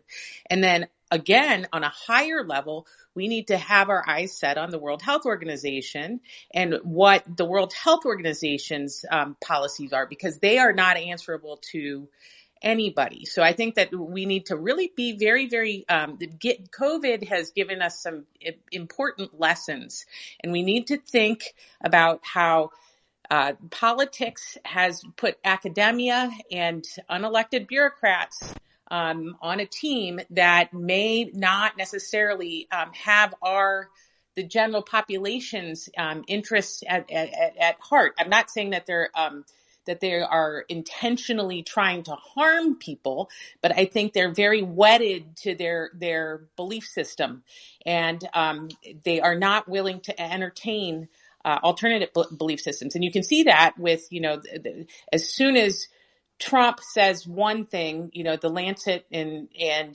a bunch of bureaucrats go completely in the opposite direction. And the same thing happens with Biden. As soon as Biden says one thing, a whole group of people go in the other direction. We've got to come back together and try to figure out how to meet in the middle somewhere and hold people accountable for bad decisions. That's kind of where I think this lies. Dr. Dunn, you did say that we don't know if this is malevolent. It's a pretty extreme stance to have. If China intentionally released the virus to harm countries that harmed the country, that they themselves have been affected by it. That is unlikely. I would agree. That is very unlikely. I would agree that if that were the case, if I had evidence that were the case, then I would think that was malevolent, right? And I think that should have a big response. But I do think that it was likely a lab leak. I don't know whether or not it was on purpose or if it were unintentional. And so I would hate to escalate things. I think that relations with China are so tense right now that I would hate to escalate things without having a better handle on that. I don't know how we get a better handle on that, but I think that at the moment I feel like we're at a tipping point, and I think that people need to reach across the aisle and try to figure out, one, how to hold people accountable, because I do think that there were significant mistakes made and lives lost because of those. But I also think, Dr. Dunn, I think let's not play into the politics framing of all of this. I mean, because I think the over focus on China's the implication that China was involved in this. I mean, it's obvious. It was in China, and they clearly covered up the fact that the virus was circulating. However, I'm not disputing that. I know you're not at all. But what I'm saying is that people have jumped to the conclusion that this is a bioweapon, and the evidence, the objective evidence, makes it unlikely. Not the least of which is if you're going to release a bioweapon, you have a pretty homogeneous population, and you have enough genetic information. The point is that it was developed as a bioweapon, but it's still leaked. Both things can be true. Well, I mean, we don't know. The Wuhan lab was developing research sponsored by NIH funding. I think, Dr. Bernard, you are lacking of knowledge of Chinese culture and CCP. So that's why you are thinking in the American style, very innocent American style. No, I agree, and I'm willing to learn from that. But the scientist, Dr. Shi, was not part of the CCP, who was spearheading this research and who benefited from Dr. Barrick's work in reverse engineering. Dr. Shi is a CCP. She is CCP. Dr. Shi is CCP. Of course she is. Shi's lab is controlled by military. Shi is just kind of puppet on the stage. I can tell you. I know a lot of Shi's work, and I stand know corrected, their network. And that's why I love being on these spaces, because I always learn.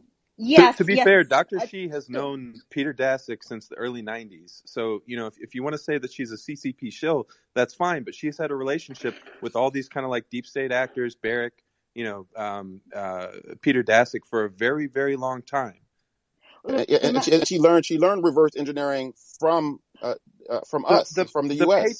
The paper that Fauci forwarded immediately after he was alerted by Christian Anderson that this virus appeared to be engineered, the first thing he did was forward a paper titled Gain of Function. He titled it Gain of Function and then forwarded it to one of his colleagues and told him, we need to have a conversation about this first thing in the morning. And if that doesn't sort of show you his guilty conscience and about how they more than likely were the ones that funded and created this virus, I don't really know what to say. Oh my God! Well, there's nothing that conflicts. We got to talk about Peter. Hold on, Tom. We got to talk about Peter Daszak's role in all of this. I mean, he was the primary architect behind the censoring of any mention of the Wuhan leak, and he used the Lancet and the esteem of scientific literature to add this veneer to the natural. To the Wuhan, the wet market theory, and use that against people who just wanted to talk about it. You couldn't even have a conversation. And about Dr. this. Bernard, it goes deeper than that, because who did the WHO tap to lead their investigation into COVID origins? Peter Daszak. Does anybody know? Peter Daszak, exactly. Jesus Christ. Yeah, and for you guys who don't know, there's Peter nothing Daszak inconsistent is the CEO of EcoHealth. The issue here, right? There's nothing inconsistent with being. I'd like to bring things back here, to just clarify to the whole audience here.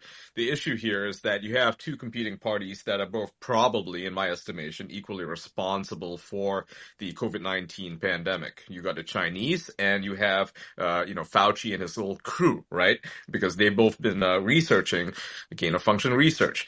Now, where the political stuff comes in is as many have pointed out, that there is this increasing tension between the United States and China, and I'd like to bring up the thing that I posted in the top there is the Chinese Foreign Ministry, which is directly attacking the United States right now, putting out statements, and this was, I believe, today, where they said the United States has sought to overthrow more than 50 foreign governments, grossly interfered in the elections of at least 30 countries, and attempted to assassinate more than 50 foreign leaders. Now, if that's not fighting words, I don't know what is. So this is what we're dealing with right now. I mean, Ian, that's true. I mean, that's like anybody that understands the CIA and what we've done with foreign governments. It's true. That's 100% provable. But, you're not supposed to say the quiet part out loud, unless you're me. It's in my bio. and there's nothing inconsistent with the federal funding or intelligence agency funding of this type of research, and then the consequences being beyond the pale. I mean, I go back to this case of Anwar al-Awlaki. It was a Islamist who was a source for the FBI, who turned out to be one of the an Al-Qaeda leader who was behind the Fort Hood and the shoe bomber. So he was a source for the government, And so it's nothing inconsistent with the U.S. funding what they understood to be a bioweapons operation and then it getting out of control. And there's no reason to give the Chinese the benefit of the doubt in terms of this leak being purposeful or accidental. I mean, we can presume it's accidental because that's the way we hope it is. But I would think there are three choices here. Either it was purposeful, or it was accidental, or it was accidental, but they were happy to see what the consequences might be. I would lean towards the third, and I won't rule out the other two. The question is what? So, regardless, the horse is out of the barn, right? And I agree with you. I think that it's a real tough thing to tease out. The horse is out of the barn, regardless of what the intentions are.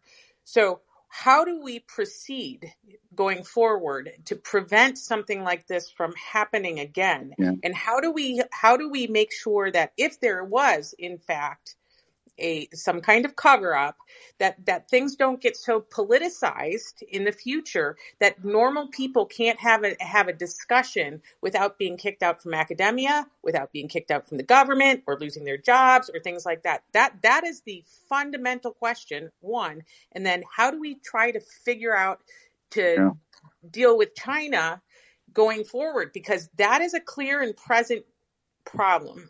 That has there has to be an honest reckoning of what's happening now. Pfizer's doing gain of function with COVID up in Boston. I forget which university was just caught doing it about a month or two ago.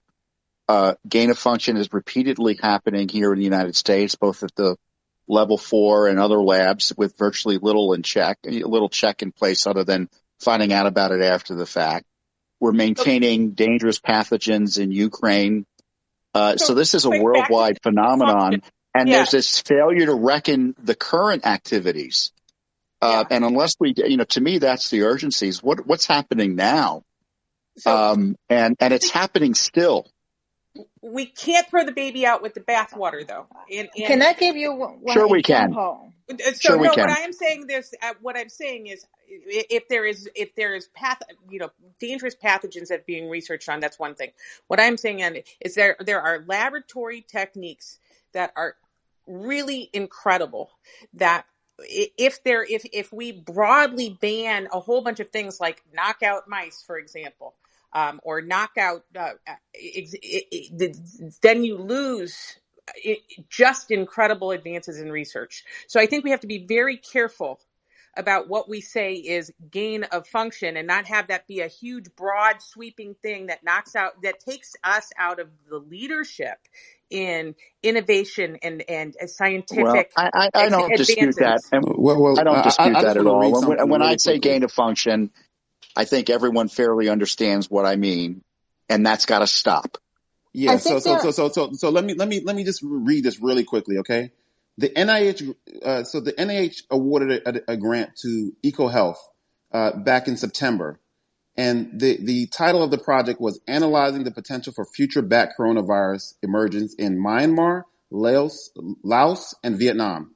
And so, here's your statement. Most pandemics are caused by animal origin viruses that emerge in regions where people have high contact with wildlife and where illnesses or outbreaks may be missed. A public health relevant statement on the Project NIH website. This project builds on 2 decades of work that identifies border regions of southern China, Myanmar, Laos, and Vietnam as a high risk for future. That's how they're framing it. And so to the point that was made earlier, we had a massive pandemic. We know that they were modifying viruses in the Wuhan lab, and they're still sponsoring this type of research. It's happening right now. So to Dr. Dunn's point, we need to have this public discourse right now because this is an existential threat to humanity. Dr. Bennett, I want to add a little bit thing to you.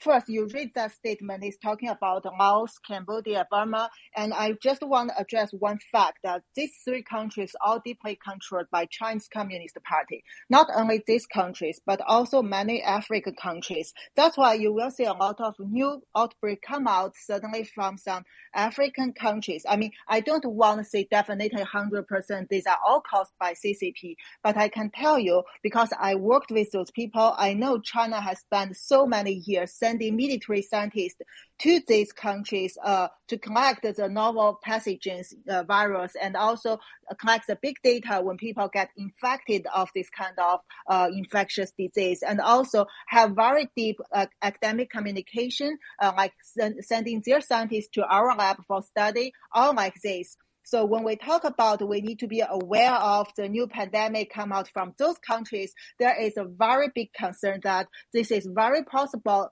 Chinese Communist Party using those countries to release the new virus. And that's why we need to go to the origin of COVID-19. It's so important because once people realize Chinese Communist Party and the military is using the national power to conduct this kind of bioterrorism, and it's more than bioterrorism because this is a legal government yet, and also using the advanced technology. So we have to think about, if you know this technology can be used to weaponize the pathogens, should you control these technologies like you control the technologies for nuclear weapons or for missiles? And I would say that there is a new operation come from Justice and the Commerce Department of U.S. They announced the creation of this disruptive technology strike force to stop China, Russia, Iran, and North Korea use advanced technology from U.S. to do the this kind of disruptive operations. This is a very good start, and I think as also Mr. Ed has talked about that many people don't understand the gain of function because there is no clear definition, and it takes a lot of effort for attorneys, legislators to push forward to perfect this kind of law system. And for example, when we talk about as Dr. Lisa said, when we talk about the anti-cancer the study, should we just ban it? No, we can't. Let me give you one example. There is a drug, anti-CD38, called a commercial name Darzalex from Johnson & Johnson. It is invented by Johnson & Johnson to treat one kind of blood cancer. However, because Johnson & Johnson had a sub-company in China called Xi'an Janssen, so China managed to get this kind of drugs and said, okay, let me help you to do more clinical trial, and we want to promote it in Chinese market. And then China managed to get the patent, managed to get a lot of data, and China is repurposing it secretly. The military secretly, based on our source, repurpose it to anti-hemorrhagic fever viruses, especially Marburg virus, hantavirus, all these. And also the worst source, the worst information is from the source that China government has secretly conducted a trial using human in Xi'an at the end of 2021 with the military hospitals to see whether they can use this kind of virus, whether they can have the real efficient treatment. So these are things very horrible, and it really happened. Another example is when we talk about gain of function, people are talking about whether, can I finish it first? Just you 2 can. seconds. Yeah. So when we talk about gain, it that just means gain. Only gain function is important. Let me tell you another example. 2018, in a conference in Hong Kong, I presented. Chinese scientist He Jiankui announced that he has did the gene editing to twins girl in their embryo to knock out CCR5 gene, which he believed will prevent them from HIV because father of the twins had HIV. And then when he announced the news, these twin girls already born, and there are other mom pregnant with the embryo get knocked out already. I'm one of the 6 people or 7 people in the conference have the opportunity to ask him question. He has no any preparation for the future risk of this kid, and also his technology based on the data he presented is even incomplete.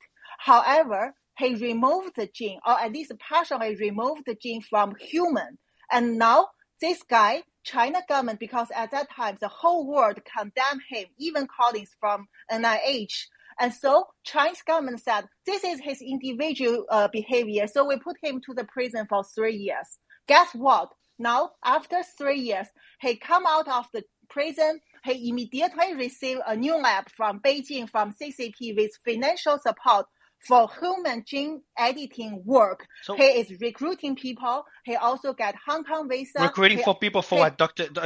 Yan, the reason we interrupt is just trying to understand the information. So him getting a lab implies what exactly? To do the gene editing project for human. He claimed he's now changed from HIV to some rare. So the person that got, the doctor that got arrested for the gene editing on humans and got a lot of backlash was released from prison after 3 years and now given a lab, funding to continue, given a lab to continue the funding for military purposes. Oh, of course, military, because now you will see China super soldiers, is concentrating the power to military. Yeah, they're using this is a real case. So this is the case. Where's the super soldiers story come from? For military purposes, gene editing, I mean, don't you want to create super soldiers? Isn't that the whole idea behind gene editing? Quite obvious. The thing is, they want to create something, they can even remove the gene. And as Mr. Eddie has talked about just now, gain the function, maybe the NIH said, this is not gain the function, it's not enhance the function. But reduced function also creates a harm, creates a damage. And should we ban this, or should we make more regulation? But when you make more regulation, why reduce a function is bad? It's reducing the functions of a virus. You reduce the. You can reduce immunity. Reduce the function of human. Reduce immunity, Mario. You can reduce immunity to existing viruses. Yes.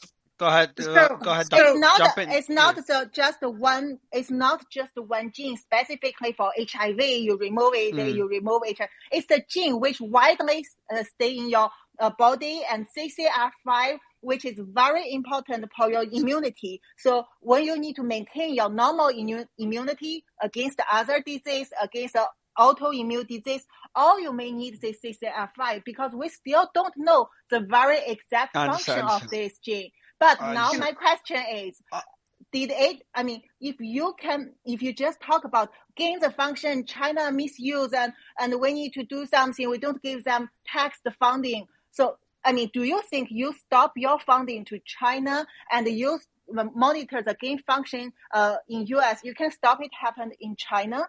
No way. So the thing is, go to the root. The nature of COVID-19 is a novel bioweapon, unrestricted bioweapon. We have enough evidence to show that. It will take a lot of time to explain. But also, this simple example, like gene editing human, you will see more clearly how CCP and the military support such evil academic behavior, and they are still working aggressively. Can I go ahead, Liza? Go ahead, please.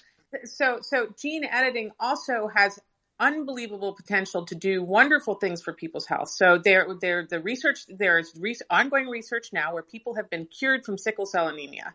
And having been a physician who took care of multiple sickle cell patients with multiple complications, I think that's really important.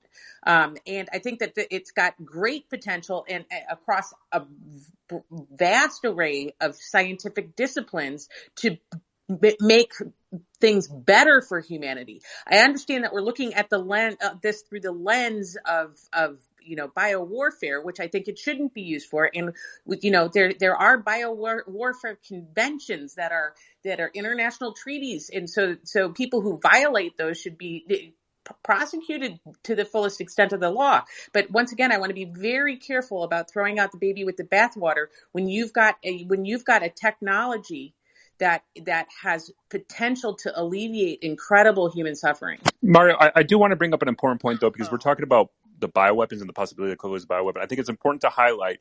I was going to go to you on that point. Yeah, so the Wall Street Journal highlights it, and the unclassified Office of Defense and National Intelligence, both, where there is concurrence across the intelligence community, is that the COVID-19 was not, and I say that again, was not a biolab, a weapons of mass destruction or bioweapon research. That is the consensus of the intelligence community. Where there's a discrepancy is, was this a lab leak or was this natural transmission? But if we're going to base it out of what the U.S. intel community is saying, and let's not forget, the FBI is the one that says with That's medium the conflict. international, Yeah. that's the internet agencies internationally have come to that conclusion. I do want to go to Zeki. Zeki, I know Can you've I been. make one point, Mario, please? Yeah, go ahead, Dr. Lin. Okay, just two things that we're, concentrating on that I think might be a waste of time. Number one is we cannot solve this by just pointing our fingers at China, because we know that it didn't just start in December. We know it's been around. Exposure was vast prior to that. The second thing is we're sitting here picking on, the semantics of gain of function.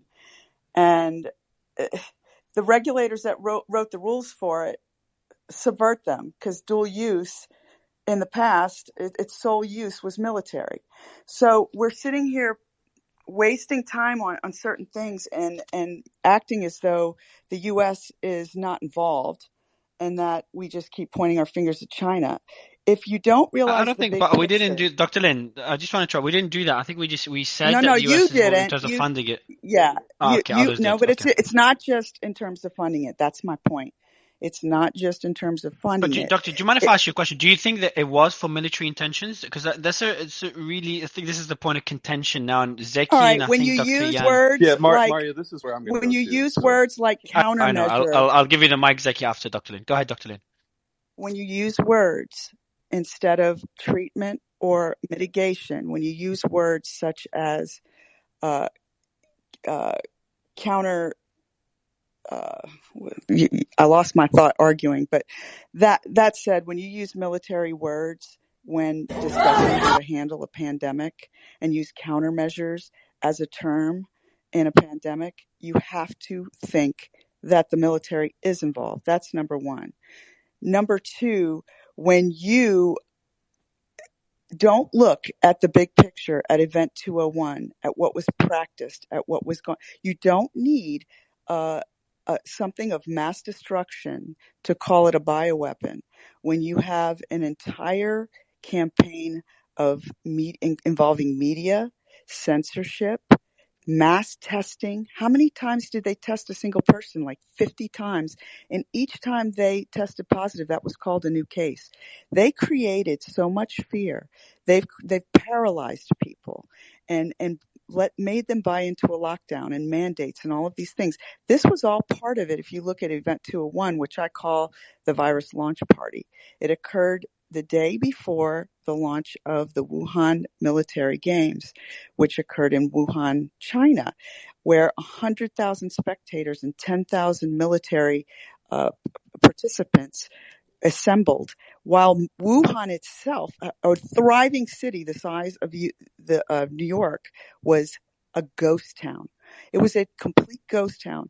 And these athletes came home sick, and they went home to their respective cities and states and countries, and they were sick, and they knew it. So there's a lot more at play, and it was more of a collaboration. If you look at Event 201, who was involved, the World Economic Forum, the Bill and Melinda Gates, the Johns Hopkins, the data and all of what took place was premeditated. I've shared the entire platform prior to this. It was premeditated. So it doesn't have to be a weapon of mass destruction to cause mass destruction. And it set a precedent that is very, very frightening going forward.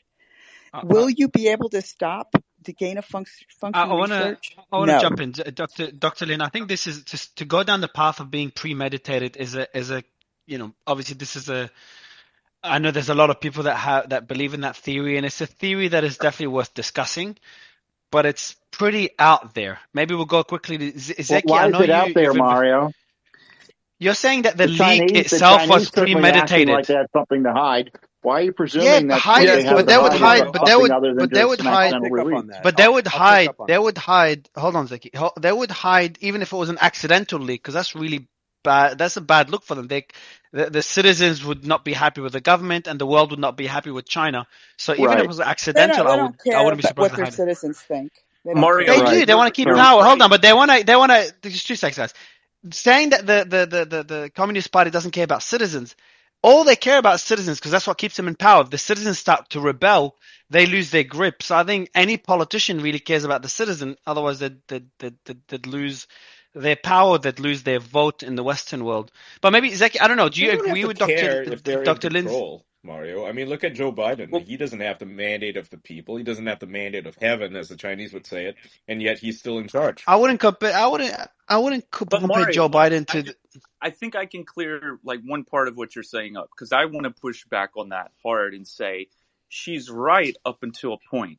The games happen, military games happen, and something that almost no one anywhere in the world talks about at all. This is a major publication in one of our most prestigious journals showing that when we take blood samples and we store them, we can go back and check them later for other things, just like, say, an athlete that was potentially using a banned substance. We can go back in time like we did with Lance Armstrong and see, okay, he was using those substances. He was doping.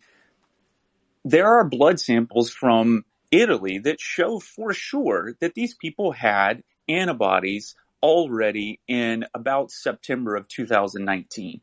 So that really affects the timeline. So I think she's right that there's a way in which the military games could be a mechanism for spreading the virus. Moreover, when China knew that this was human-to-human spread, there are several different major publications that covered what happened to those whistleblowers, from the New York Times to the Guardian. Really, let's say, courageous citizen journalists who filmed what was happening there on the ground in Wuhan in the early days. Now, what China did was they did leverage it for their support, insofar as when they knew this was occurring. I think it was the South China Morning Post that ran an article at the beginning of 2020 that showed when expats from China, so everyone was saying China allowed international travel out while restricting travel within.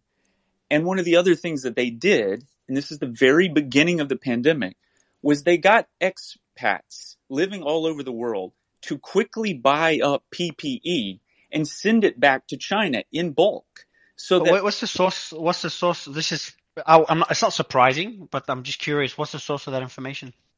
I think the original article was South China Morning Post. I'll find it and send it to you. Because I don't know why China would need to buy PPE equipment from overseas when they manufacture most of it. No. Yeah. So this is my point. Is when you know a little something about the virus, this is what I'm saying is there is a way in which you can use it to your strategic advantage, because your point is well made. So you're saying they did it? You're saying they did it to harm the Western world? Well, so Australia, for instance, Australia could not get PPE because Chinese citizens living there were told by their government, buy up this PPE and send it back. And they were sending it back by like the plane loads. I don't know what the source is, because look, I've worked with hospitals because I have another business that deals with import-export. I've worked with hospitals where the Chinese manufacturers were increasing capacity as quickly as possible to supply hospital outside of China. Now, did they profit doing that, etc.? It's a different discussion. Yes, but they also commandeered our 3M facilities. They nationalized that at the same time. So you can't look at like in hindsight and say, well, yeah, they up production to the. Yes, that was to their geostrategic advantage. My point is, you can have two things be true at once. You can have them have a lab leak, which was whether it was a natural virus. So can you share, Kyle? Can you share when you go down the pandemic path, which I know is no. I'm definitely not in that camp. That's why I wanted to push back on that. So what you're saying, it was accidental, but then the action they took afterwards was to still harm the West and not allow them to deal with it. So you're like somewhere in the middle. Yeah, I wouldn't even say it's. Look, if you have a geostrategic advantage. But is it a geostrategic advantage, man? You lose your allies. China's trying to keep Australia as an ally. I'm originally from Australia. Trying to keep Australia as an ally. China's trying to build relationships with countries that are usually US allies to try to bring them on their side. If they let a pandemic spread and let some of their biggest importers like Australia shut down their economy, which harms the Chinese economy. And then they harm relationships with countries they want to try to build alliances with. It doesn't seem like, also, you're an expert in geopolitics. Does that seem like a good strategy? Am I missing something here? So I think Yes. I think the issue, Mario, when you're analyzing this is that China views everything through their own, for their own national interests, right? Because, I mean, if what you're arguing is true, then what they do in the South China Sea or other parts of the world and then their Wolf Warrior diplomacy makes no sense, right? So I do believe that the Chinese, when this occurred, China clearly had more information about the COVID-19 than they let the rest of the world know. And then by the time the rest of the world knew what was going on, it was too late, but China just didn't care, but they also want to protect their own internal image. And I think this is where I would push back heavily on this notion that because it was a lab leak, that China, we can't blame China. Of course we can blame China. Absolutely we can blame China. We should absolutely hold China accountable, because if what everybody is saying is true, and I believe that game of function research, and I'm not an expert on that, is widespread, why did this only happen in China, right? And I think that's where I would push back and say China has a vested interest in trying to make this seem as it was a natural transmission, but at the same time protecting their own population. Because when China's COVID epidemic exploded earlier this year, that's when we got a shortage of pharmaceuticals like ibuprofen across the world, because Chinese people were buying it in droves, because you were talking about tens, if not hundreds of millions of Chinese citizens at the beginning of this year being infected with COVID, and up to 1 million, if not more, deaths. After they lifted the zero COVID policy, right? So China is going to view everything through their own interest, and they don't give a damn about the rest of the world, because they have other levers of powers, such as economic and diplomatic, to still maintain their influence. Yeah, but this is all U.S. technology that's just getting laundered through China. And lab leaks happen all the time. They've happened in many other jurisdictions. And as we hyper-regulate gain-of-function research, it will all go offshore to Ukraine, to India, to places where they don't have oversight. So I think the jingoism against China should be focused on their lack of disclosure, not the fact that they got Barrick to give them the technology. That is the issue at hand in the United States, is that we are developing these tools, and they're largely getting laundered through government agencies that aren't held to account. And so I think one area we're off track here is we're all saying we need more regulation and gain of function. But we know in the past, when you hyper-regulate dual-use technology, you only get military use out of them. Look at nuclear power. We do not have nuclear power. We have nuclear weapons. If you want to have only bioweapons, hyper-regulate GOF. All the companies will launder their gain-of-function research through government agencies like the DoD, and there'll be no transparency on it. So I think we got to be very careful which direction we push the puck here. Well, I mean, the government has an outsized role in research. So, I mean, there's always a possibility of privatized research in this area. But practically speaking, the government is the 800-pound gorilla when it comes to this financing. And, I'm not aware of any jingoism against China. I'm not sure what you're talking about. I do know the Chinese targeted and abused and disappeared people. I do know they had allies here in the United States who attacked citizens and censored them for calling attention to Chinese misconduct and raising these types of questions. And I do know that there's evidence that would strongly suggest a purposeful release or taking advantage of an accidental release to increase the likelihood of it hurting more people by the Chinese government. Yeah, and none of those right things now, I'm in trying my to view, condone, the Tom. Chinese are geopolitically, in a stronger position now than they were before the release of the virus. But So, all those are true. All those are true. I'm just saying we can't absolve the fact that, who built the laboratory in Wuhan? It was a French biotech company called bioMérieux. And they became one of the first benefactors of C-19 testing. So right? It was actually the remodel of that facility to get it up to a BSL-4 lab, I believe, was done by Tunnel, which is an American defense contractor. Sure. Western involvement with nefarious activities or activities that can be seen as nefarious, it doesn't necessarily mean that the folks engaged in the nefarious activities get a pass. Obviously, the West needs, in my view, to disassociate and disengage with this type of activity. But we do know that the Chinese withheld information from their funders and their partners that we were told were, they said that we're their partners. And that suggests there was some type of misconduct in the lease underneath it. And, we're just presuming the most innocent explanation as to why they would want to cover up something. Tom, and I would suggest that there's no reason to give them that benefit of the doubt. You also had Peter Daszak telling his colleagues in Wuhan intentionally to not release those sequences from the period leading up to when COVID-19 came. So, Peter Daszak is very much a creature of the U.S. intel community. And, if we look at EcoHealth, it's not just the NIH and NIAID that are funding EcoHealth. They're getting their contracts from the DoD. They're getting the contracts from programs like from DTRA. And if we want to talk about semantics, DTRA until, maybe 20 years ago wasn't called the Defense Threat Reduction Agency. It was called the Defense Special Weapons Agency. No, Zeki, do you mind, Ziggy, do you mind if I interrupt you for a sec? Sorry, man. I don't usually do this a lot. Kyle, are you there? Yeah, hold on. I'll give you the mic again. Kyle, are you there? Kyle, can you hear me? You should be now. Yeah, I just brought him up. Kyle, can you hear me? Yeah. So I just sent you. Yeah, man. So you sent me the article, man. I just read the first couple of sentences, and it's important that we get we just communicate them right. By the way, much love, and I always bring you up on stage. But let's just look at that article. So you use the article to make a point that China. I'm just saying what you said. China was buying up equipment and asking expats to buy up equipment and send them back to China. Yet you sent me an article that is one company that is based in Sydney. It's a Chinese property company based in Sydney in Australia that is diverting its staff to purchasing medical equipment in January and February, which was many companies around the world were doing it because everyone became a PPE broker to make some quick money. So you can't say one Chinese company based in Sydney represents the entire Chinese government. I'm also going off the State Department. I sent you the Wall Street Journal. There are many. I mean, this is going all the way back to early 2020. I think okay. So I'm not. I read one of them, not so the other two. Sorry. Right. This is an extensive literature. There's no paucity here. So I think the case is settled on that. Now, what you could debate about is the reason why. So I'm going to read out what you're right.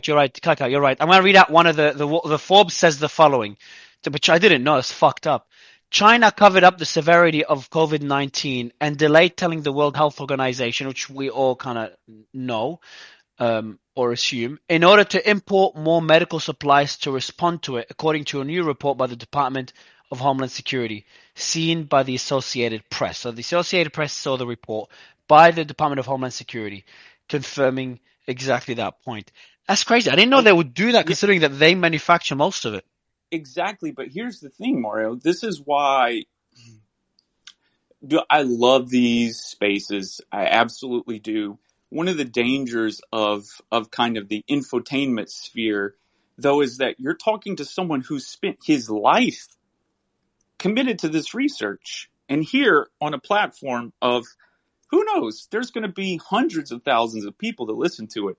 I appreciate you for actually allowing me to correct the record, but people like me have been gaslit for years over the actual research. And again, I can't say thank you enough for in real time allowing me to say, okay, here's just a few of the articles. Now, what I want to say is this. You don't need, I'm not a conspiracy theorist. I'm just telling you what happened was, going back to the pandemic in 2009, the H1N1 swine flu in the United States, one of the most important findings during that time, it was reported to the Obama administration that one of the biggest national security threats we faced was we had 100, 1,000, a million? No, one domestic company that was manufacturing the kind of PPE that we would need for a respiratory virus like this. What happened? We encouraged the increase of production. They did. And as soon as the pandemic was over, we let it die. And then we were now beholden to China again. So we export companies like 3M to China. And what I'm saying to you is it was brilliant on the part of China because, listen, they've got like 1.6 billion people. And what I'm trying to convince you guys of is if you know something about the virus that other people don't know, China was saying what we should have said with the Defense Production Act. They said, we're actually nationalizing 3M. Yes, it's a U.S. company, but we're at risk and we're going to protect our people. This has nothing to do with the business or anything like that, because if you think this is a once in a lifetime or once in 100-year pandemic that leaked from a lab where you know it's extremely damaging to the animals and organisms you've exposed it to thus far, you do everything you can to protect your citizens. So they wanted to make sure they had enough PPE. It wasn't just that they were trying to get economic gain. They wanted to protect their people because they think long term. And the long term damage they were just, this is a final point here. And I'll be quiet. If you live in a country with 1.6 billion people, if no one else gets anything from what I've said in any of these spaces, Mario, it's this. The mistake the West has made is by looking at something called the CFR, the case fatality rate, versus what some would consider the case disabling rate, which China knows very well would bankrupt them and present a national security threat.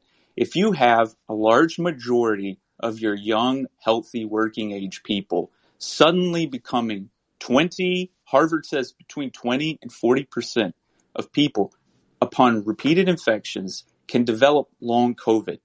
How do you become a strategic hegemon when 20 to 40% of your people are sick? And in addition to that, they already have a huge problem with rapid industrialization and lung cancer. So they knew they couldn't afford to take the risks that we're taking right now. And they didn't. And they did everything they could to shut everything down. I don't agree with how they did it. I don't think it's a conspiracy. I think they did what they felt in their national interests, that it just happens to not align with our national interests. So let me let Zeke jump back in, finish his points, and actually I'd like you to respond to Kyle as well. Yeah, no, I appreciate it. I will try not to change the subject too much because I sort of want to dive back into what Kyle was talking about as well. But just want to talk about gain of function as a term right now, and calling it dual purpose, and just the term gain of function itself is obviously vague, right? And I think that's sort of the point, because we're sitting here sometimes arguing over semantics. So I just want to talk about it from a real basic perspective. What they'll tell you is the work that EcoHealth Alliance is doing, and you've got other things out there like the Global Virome Project, some of the work that Metabiota is doing in Cameroon and Ukraine. And what they'll tell you, though, is they're trying to get ahead of viruses that have the potential to jump to humans, right? And so what they do is they're sending their scientists and people to collect every single pathogen they can find from jungles and bat caves. And what they do is they will then mess with those viruses, add functionality to see whether they're going to be able to jump between mice and then ultimately jump between humans. And so if you want to talk about the specifics of the gain of function work that resulted in COVID, I mean, we know what the process was. It's laid out very clearly in papers that Ralph Barrick has written or co-written with the Wuhan lab, along with DASIC, along with EcoHealth. The process was inserting an ACE2 receptor into a furin cleavage site, and that's absolutely gain of function, and that's absolutely what led to the virus being transmissible between humans. And so what I'm in favor of is I'm in favor of understanding viruses in safe ways. But once you start going into the jungle and collecting literally every single pathogen you can get your hands on and start manipulating those pathogens and, inserting ACE2 receptors and adding functionality to make them transmissible between humans, I'm not in favor of that. And, I'm worried about some of what Tom and Kyle were mentioning in that, this research, if we continue to offshore it like we are, and it's not going to get the proper oversight. If we're doing it in places like Ukraine and Cameroon, we're not going to have oversight from the NIH directly there. It's going to be through representatives, and these pathogens are going to continue to escape.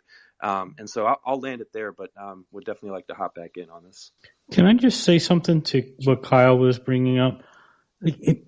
You sound American, Kyle, right? But imagine your wife, kids, parents were in the UK, and there was a pandemic happening in the UK, and there was limited medicine and limited PPE. The first thing you would do is get a box, buy up what you can, and send it to the UK to help them out. You don't need an order from the government to go do that stuff. It's not some like nefarious strategic government plot to buy up all the PPE around the world. It's just human nature to go help your loved ones that don't have access to stuff. Like why this thing about, trying to instructed all their people around the world to buy up all the PPE so there wasn't any. Oh, it was less nefarious than that. It was more selfishness because people would buy up PPE and then resell it on eBay at higher costs. That's what they were doing. Yeah, that did happen. Yeah, there were a lot of videos that were coming out. Ian, what's your stance? Ian, what's your stance on the whole pandemic theory that's been spreading on Twitter? Honestly, I would call it a plandemic. I call it a scamdemic. I think that a lot of people took advantage of the situation. I think that a lot of pharmaceutical companies in particular made bank from this. The vaccines they released are not necessarily good, not necessarily even tested properly, which are now, leading to a lot of complications, a lot of health complications. We see a lot of lawsuits coming out, some of which, they've won, or not the pharmaceutical companies, but people have won. We also see, testing companies, PPE companies putting out garbage. We see testing companies putting out tests that either don't work or cost too much. For instance, if you're traveling to the UK, or from the UK, I should say, the UK has free tests, right? It's subsidized by taxpayer dollars, or taxpayer pounds, if you were, following this. But if you want to travel out of the country, the airport requires that you take specialized tests that are essentially the same tests, but they're performed by a company that gets a contract with the government and or with the airport, and they get to charge you £100 for the same test that you could get for free. So a lot of this stuff happened, and obviously we saw the stuff with Amazon where they got to remain open, Walmart got to remain open, Target got to remain open, while every single small business was shut down. So we saw the single largest transfer of wealth from the middle class to the corporations. And so when I call it a scamdemic, read my thread. I think Elon even liked it. That's what I am referring to. But if people are calling it plandemic and how the virus is fake, I'll say check your fucking head. Just check your brains. Can I tell something about the PPE? I would say. I want to tell something. I would say. Sorry to interrupt. Really quickly, I would say that there are grifters on both sides. Though there are plenty of people selling alternative medicines that supposedly clear the spike protein, that make all sorts of claims about dissolving blood clots, and a whole variety of people have turn this into a scam. It's not just one side or the other. There are plenty of grifters on the other side. I want to add something about the it goes to the Tom, Dr. Yan, I'll give you the mic in a bit.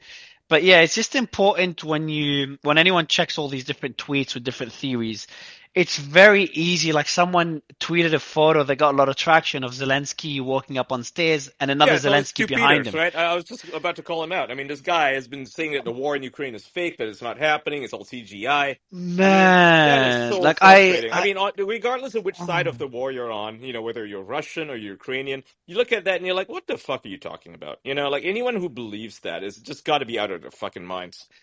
But he has a photo. I don't want to digress, but I don't know who that is. I'm not attacking anyone, and I don't want to attack anyone that believes in the theory, but it's a bit crazy. He has a photo of Zelensky and another Zelensky walking right behind him. It's his bodyguard. There are so many photos of this guy. His name is Maxim, I forget his last name, but he's photographed in a lot of things, and sometimes he dresses like Zelensky, for decoy reasons, but he's not a Zelensky double. I mean, that's absurd. And beyond that, beyond the whole Ukraine issue that Stu has been tweeting about, I mean, this is the guy who died suddenly a thing, right? So anytime, like I say, 100-year-old man dies of natural causes, he'll be like, this 100-year-old man died suddenly. Oh my God. It's like, oh yeah, so I guess people didn't die before the pandemic. Got it. Sure. Yes, I don't know. I don't know the guy's name, so I just saw that photo on Twitter. Someone sent it to me. But sorry, go ahead. I know Dr. Yan, you wanted to speak, and I know. Maria, so, I'll give you. Yeah, because I see you are talking about PPE, but I was I suddenly lost the speaking capacity. So the thing is, when we talk about the PPE, it happened at that time, and it was actually behind it was CCP government. And as some people said, yes, when we have the family member friends in China with their lack of PPE, definitely we should help them. That's how I and many of my friends are used by CCP at that time. In January, as I told you, from 31st December, my friends, the doctors in Wuhan, show that they need masks. They have to keep silence. Until middle January, early to middle January, I received a lot of requests from my friends in Wuhan. Those doctors told me there is no way for them to find any mask or PPE. And the CCP government do have those PPE, but they even don't give it to the medical staffs. At that time, PPE works for them. And CCP stock those things in the storeroom of the Red Cross Association. And then, so at that time, I have to help them to find, and in Hong Kong at that time, even the masks are sold out. So some people managed to get it from Malaysia and send it to China. Guess what happened?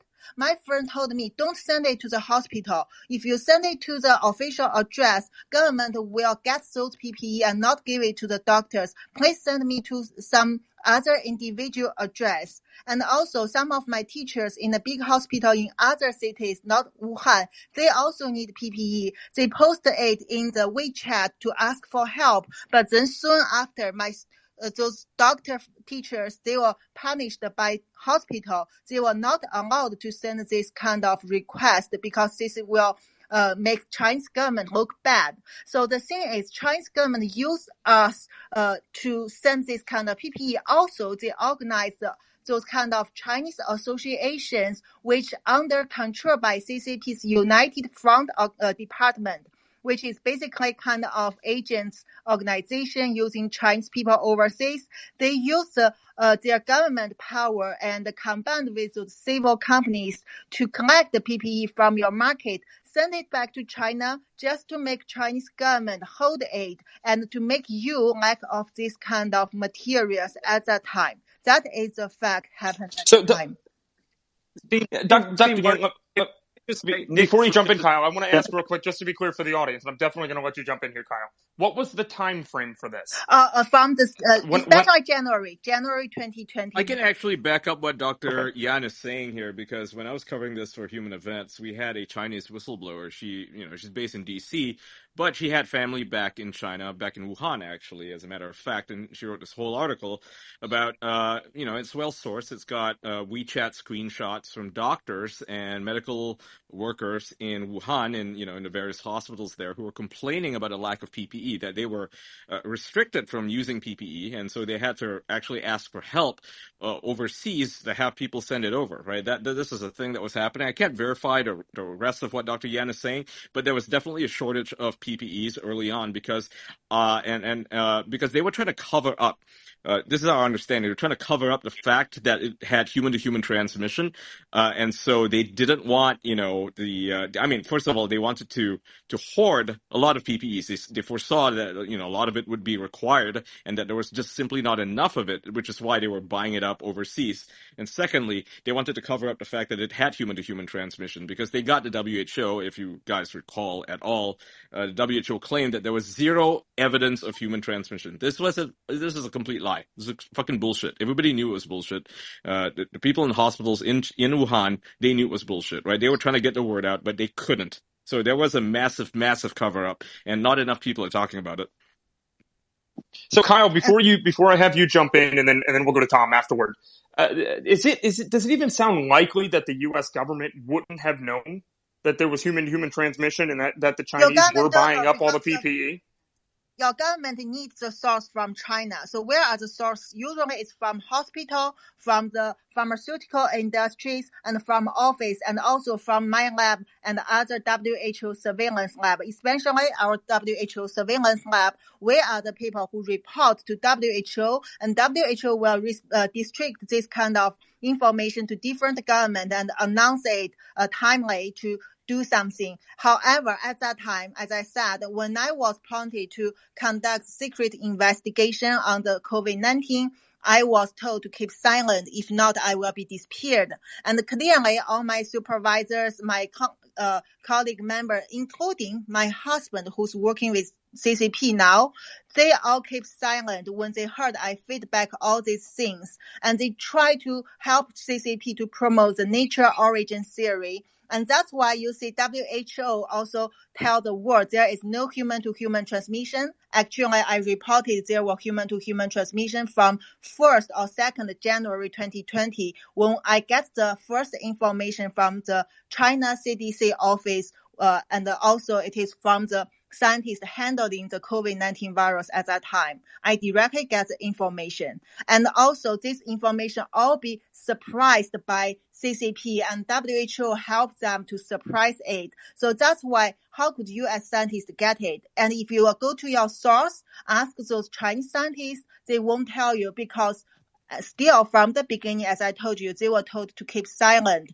And even I try to get the information, I use my personal friendship with them. They know, they trust me, and they also want the world to hear the real facts. That's why I keep secret for their identities, and I release the information to WHO, later the media. And also at that time, what China government did is, if you go back to check what happened in 2019 and even 2018, China government organized many times of the large scale, even in China's history, the largest scale of military combined with the civil hospitals, civil labs for the exercise anti-novel pathogen. And the last one was before the military game happened in September 2019 for anti-novel coronavirus imported to Wuhan during military games. This was the scenario.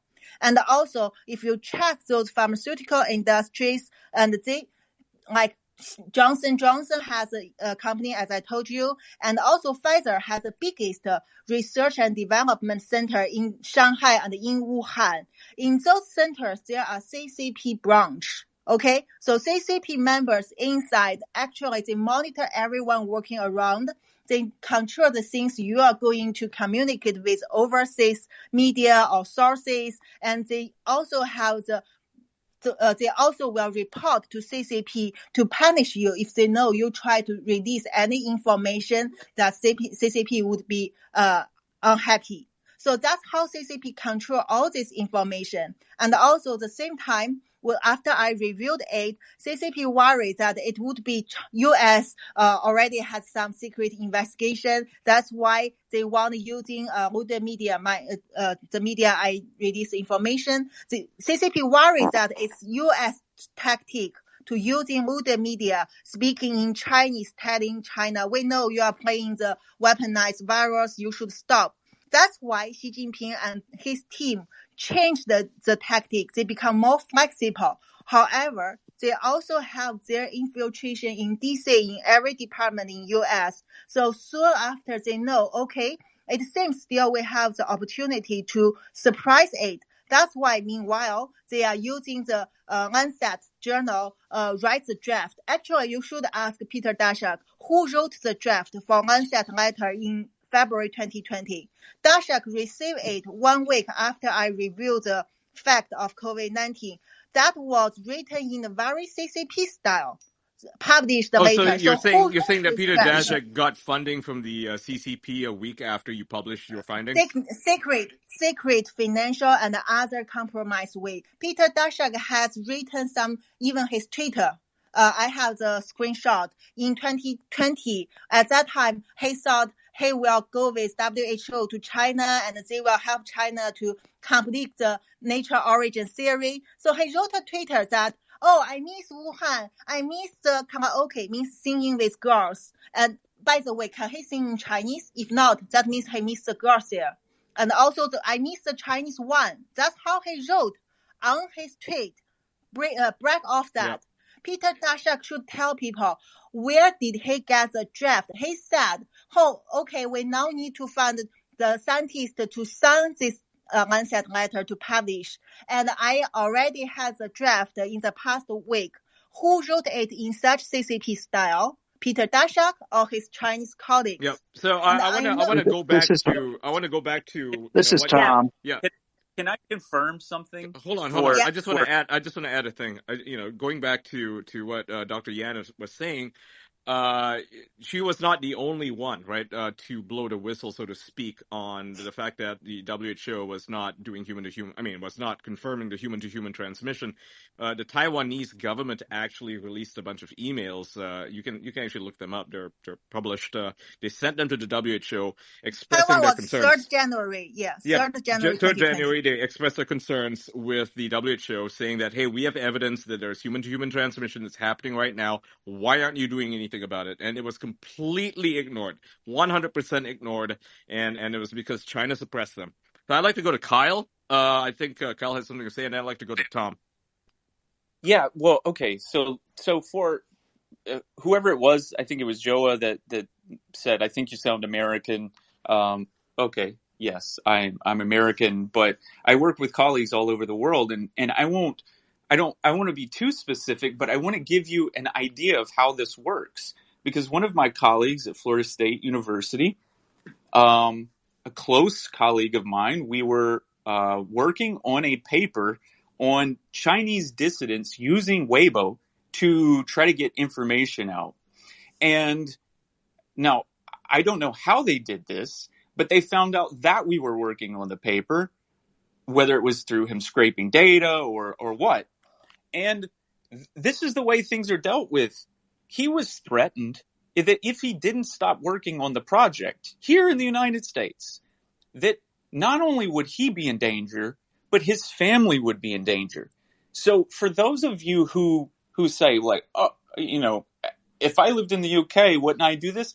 Of course you would want to protect your family, but that's not what I'm talking about. That's not what the report suggests. And so you can't rewrite history here. These are the facts. And again, like one of the meta problems here with disinformation, you guys bring up the whole pandemic. The irony for researchers in this space is one of the leading voices in that area, Dr. Judy Mikovits. The central work that she did in her career on XMRV, it was published in the major journals, caused a huge stir. It turned out to be lab contamination. So the same people that were involved in fraudulent scientific endeavors are now claiming that this was all planned. It's just insane to me how this stuff works, and that you have people that will come on here without knowing the score at all, like a child wandering into a dark theater without a clue, and just say, I don't think you're right about that. Based on what? Because it's a feeling I have. I mean, I appreciate these being open spaces, but my God, this is why we're in the shape that we're in. It's people who actually were informed and knew. None of you had heard of me before I was on one of these spaces. Why? Because people like me who were out there trying to blow the whistle, we were silenced like you wouldn't believe. And so, I say thank you so much to Mario and Nick for even giving me the opportunity, because every time I come on one of these spaces, I'm so inundated with messages of people that are expressing, that the same thing has happened to them. And so it isn't just people in the scientific community. It's any dissident voice during this time that tried to point out the anomalies were shut down. I mean, anyone who knew anything about the original SARS virus, when it came to this, many of those voices were shut down because they knew the research done on that virus and some of the, I'm going to use the word that's used in the literature, the countermeasures for it, those were also shut down. Yeah. So Tom, I want to let you jump in here because I know you've been waiting for a while. So go ahead. The frustrating thing is that we don't need to do a lot more investigation because so much of this material, as the previous speaker highlighted, is already out there. I mean, the Judicial Watch has got hundreds, if not thousands, of pages of documents that could be the basis for criminal inquiries. So not much else is needed to be done other than accountability. And, going back to Dr. Lee's point, January 8th, Judicial Watch uncovered a January 8th, 2020 email from Dr. Ping Chen, who was Fauci's woman in China, talking about the PRC response to pneumonia cases, how it shows increased transparency over past outbreaks, but gaps in epidemiological data remain. And one of those gaps were the lack of a final confirmed pathogen, the basic epi studies, but they did say, or she did say in this email, that there have been health officials state there have been no confirmed human-to-human transmission of the disease and no cases among health workers. So this is a January 2020 case email, and based on what I'm hearing, obviously the officials were lying early on in the pandemic, meaning the Chinese officials. And the other big issue related to PPE is that if you blew the whistle on what was going on, and as Dr. Lee has highlighted, you were facing, potential litigation. We uncovered documents and highlighted this in a press release about a $1 billion mass deal between California, the state there, and a Chinese Communist Party-linked company. Well, guess what? That company sued Judicial Watch for calling it a Communist-linked party company. They ended up dropping the suit, but you can imagine, it caused some consternation and expenditures of precious nonprofit dollars, to deal with this. So you had this warfare, in my view, from a state actor targeting Judicial Watch for blowing the whistle on this huge expenditure. And then, of course, internally, go ahead. No, well, I just wanted to ask you a question, Tom. Based on everything you've seen, because, you literally file FOIA requests for a living and uncover a lot of this information. Does it seem like the U.S. government knew this stuff at the time and that they were lying about it as well? Oh, they all knew that if it was whether they knew it was lab leak or not, they had enough information given their close involvement with Wuhan that gain of function was likely tied to it. And they were so nervous about it. You saw this kind of almost crazed effort to figure out the details of it behind the scenes. And, one of the funny things in terms of, Fauci is that one of Fauci's top people said, Fauci doesn't really know much about what was going on there. None of the grant folks that report to him maybe once a year. So he didn't really know the details of it. That's why you saw this background being sent to him, because he wasn't, necessarily apprised of what was going on in Wuhan. But he pretended to know exactly what was going on in Wuhan, which shows the more dishonesty. And I just want to highlight again, because I think it's worth educating Americans and others, that this issue is not just in Wuhan. It's here in the United States. And we uncovered records showing that recombinant or synthetic nucleic acid molecules were constructed outside of living cells and were used, contrary to NIH guidelines, in experiments in level 1, 2, and 3 labs here in the United States. The incidents that we uncovered include a pseudovirus containing the Marburg virus.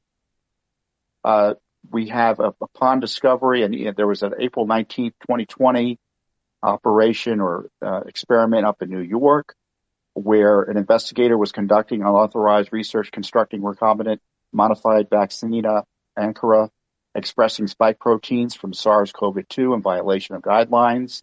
There was a activity in Chapel Hill, North Carolina, that a researcher was working at the biosafety level 3 lab there who was bitten by a mouse infected with SARS-CoV-2 AA.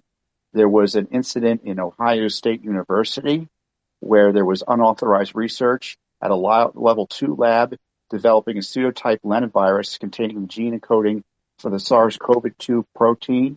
The research was in violation of the rules.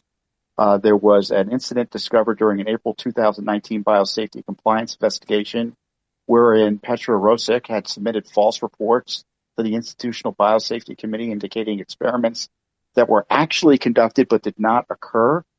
You had one where they injected a mouse in a biosafety level 2 incubatory faculty at the University of Central Florida, and then they sent the mouse back to the level 1 lab. it was incredible what's going on. And Nick, just to you asked me this, and I didn't quite get a chance to get around to it. It's impossible. Yeah, Kyle, answer that, and then we're going to Dr. Drew right after. It's impossible that our government didn't know something about it because of the embassy cables from 2018 leading right up to 2019. They were increasing in their urgency, begging the U.S. to increase support for the Wuhan Institute of Virology because there was dangerous research going on there and that the biosecurity was not up to snuff. And so we do have some of those cables. I'm hoping that Tom's organization may be able to get some of the ones that we can't get access to. There are things that are classified, but it's impossible that we didn't know something was going on because there was an increasing drumbeat about, hey, we need to support them because they have dangerous research going on and they are absolutely unprepared. They're understaffed. They don't know what they're doing. Well, the technicians. So let me just issue a correction. That wasn't in Central Florida that I just talked about. That was up in New York Medical College where they injected the mouse with an antiviral vector containing EGFP, and after an injection, the mouse was to remain at the biosafety laboratory, but it was determined the mice were immediately returned to only a biosafety 1 lab because they're worried about the shedding of the virus. This is highly dangerous. And going back to your earlier point, we already have documents showing they were nervous about gain of function in Wuhan in 2016.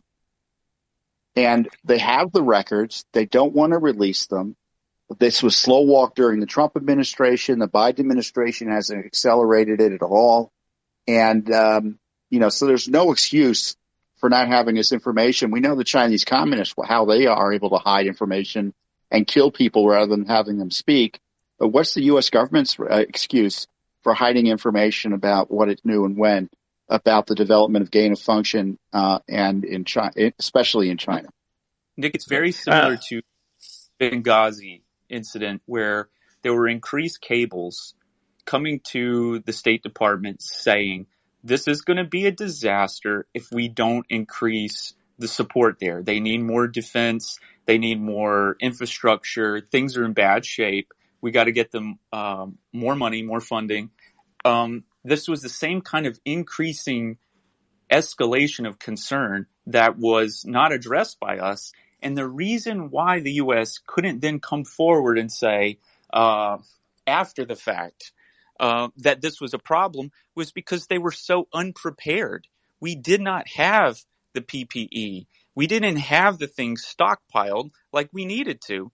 And moreover, we sent all of those manufacturing of our it's a national security threat to have all of our PPE offshored to China, who then nationalized it and took it over. Right. Yeah. So before we go to Dr. Drew, I do want to remind everybody, we're going to be taking audience questions very soon here. If you want to go to the bottom right-hand corner, hit that purple button. I know we've got a ton of questions for all the doctors on the panel and other non-doctors like Tom, who's very good at answering questions. So if you're going to there, leave a reply. We'll get to him here shortly. Dr. Drew, what's your opinions on those statements? And then also I want to ask you, what was the reason that the U.S. government and governments around the world, they were so heavy-handed in the beginning? Did it have to do with because they were worried about this, virus that leaked from a lab could be some sort of super virus, enhanced by gain-of-function research, or to possibly cover their asses? This is exactly what I wanted to ask, and we have all this data emerging, and Joanna brought this up like 90 minutes ago, which was that we have evidence with the Twitter files that our scientists, the very people we're talking about involved in all these various viral research entanglements, we have them going back and forth with their Chinese colleagues, and they were the very people that were hoodwinked into believing that lockdown was such a great idea. And I can't personally get my head around it. I don't know what led to smart people to entertain non-pharmacological interventions that don't exist anywhere in medical history prior, and were clearly political maneuvers to save face in Wuhan or was part of the cultural differences between the U.S. and China. But how did we get hoodwinked into that? And then the whole world followed suit. And as you said, within that was propaganda and heavy-handedness that was dangerous, frankly, and destroyed many lives and relationships. What does anybody have any theory what that was? Is sort of my question, and how that happened. I think I can address that. I think this goes back to centralizing the biomedical research community through funding through NIH. And if we really want to strike at the root here, I think we have to review this and how to decentralize that. They were with $42 billion in funding every year. They can get all of the researchers to clap to the same tune. And they did that through the pandemic, and they delayed our understanding of where this came from. Well, the same thing happened in medicine, right? Lo and behold, we all discovered that 60-70% of physicians are employees. And when the was handed down from on high, everyone should stand down and send all their patients home until they, quote, got sick, which was the most astonishing move in the history of medicine, is because of the centralized authority, and the algorithmic training of medicine rather than the critical thinking, which was how my generation was sort of reared. So Zeke, I saw you. Dr. Gunn, let's. I want to get Zeke in here first because he was waving. Yeah, I know he's got an opinion on this. So yeah, appreciate it, man. So, listen, I'm not going to say that the pandemic was planned, because I more so like to assign probabilities to things versus making claims like that. But people who will claim that it was planned are very much, I think, under the impression that the virus was effectively a means to an end to implement these mRNA vaccines, right?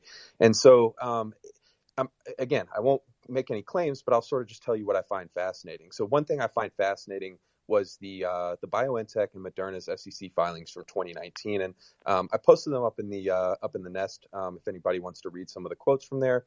But essentially, both BioNTech and Moderna would have been out of business by now, considering they had literally never brought a product to market. And so let me just read a very brief clip from the filing there. So in BioNTech's 2019 SEC filing, it says, no mRNA immunotherapy has been approved, and none may ever be approved. mRNA drug development has substantial clinical development and regulatory risks due to the novel and unprecedented nature of this new category of therapeutics. In addition, even if we successfully advance one of our product candidates into and through clinical trials, such trials will likely only include a limited number of subjects and a limited duration of exposure to our product candidates.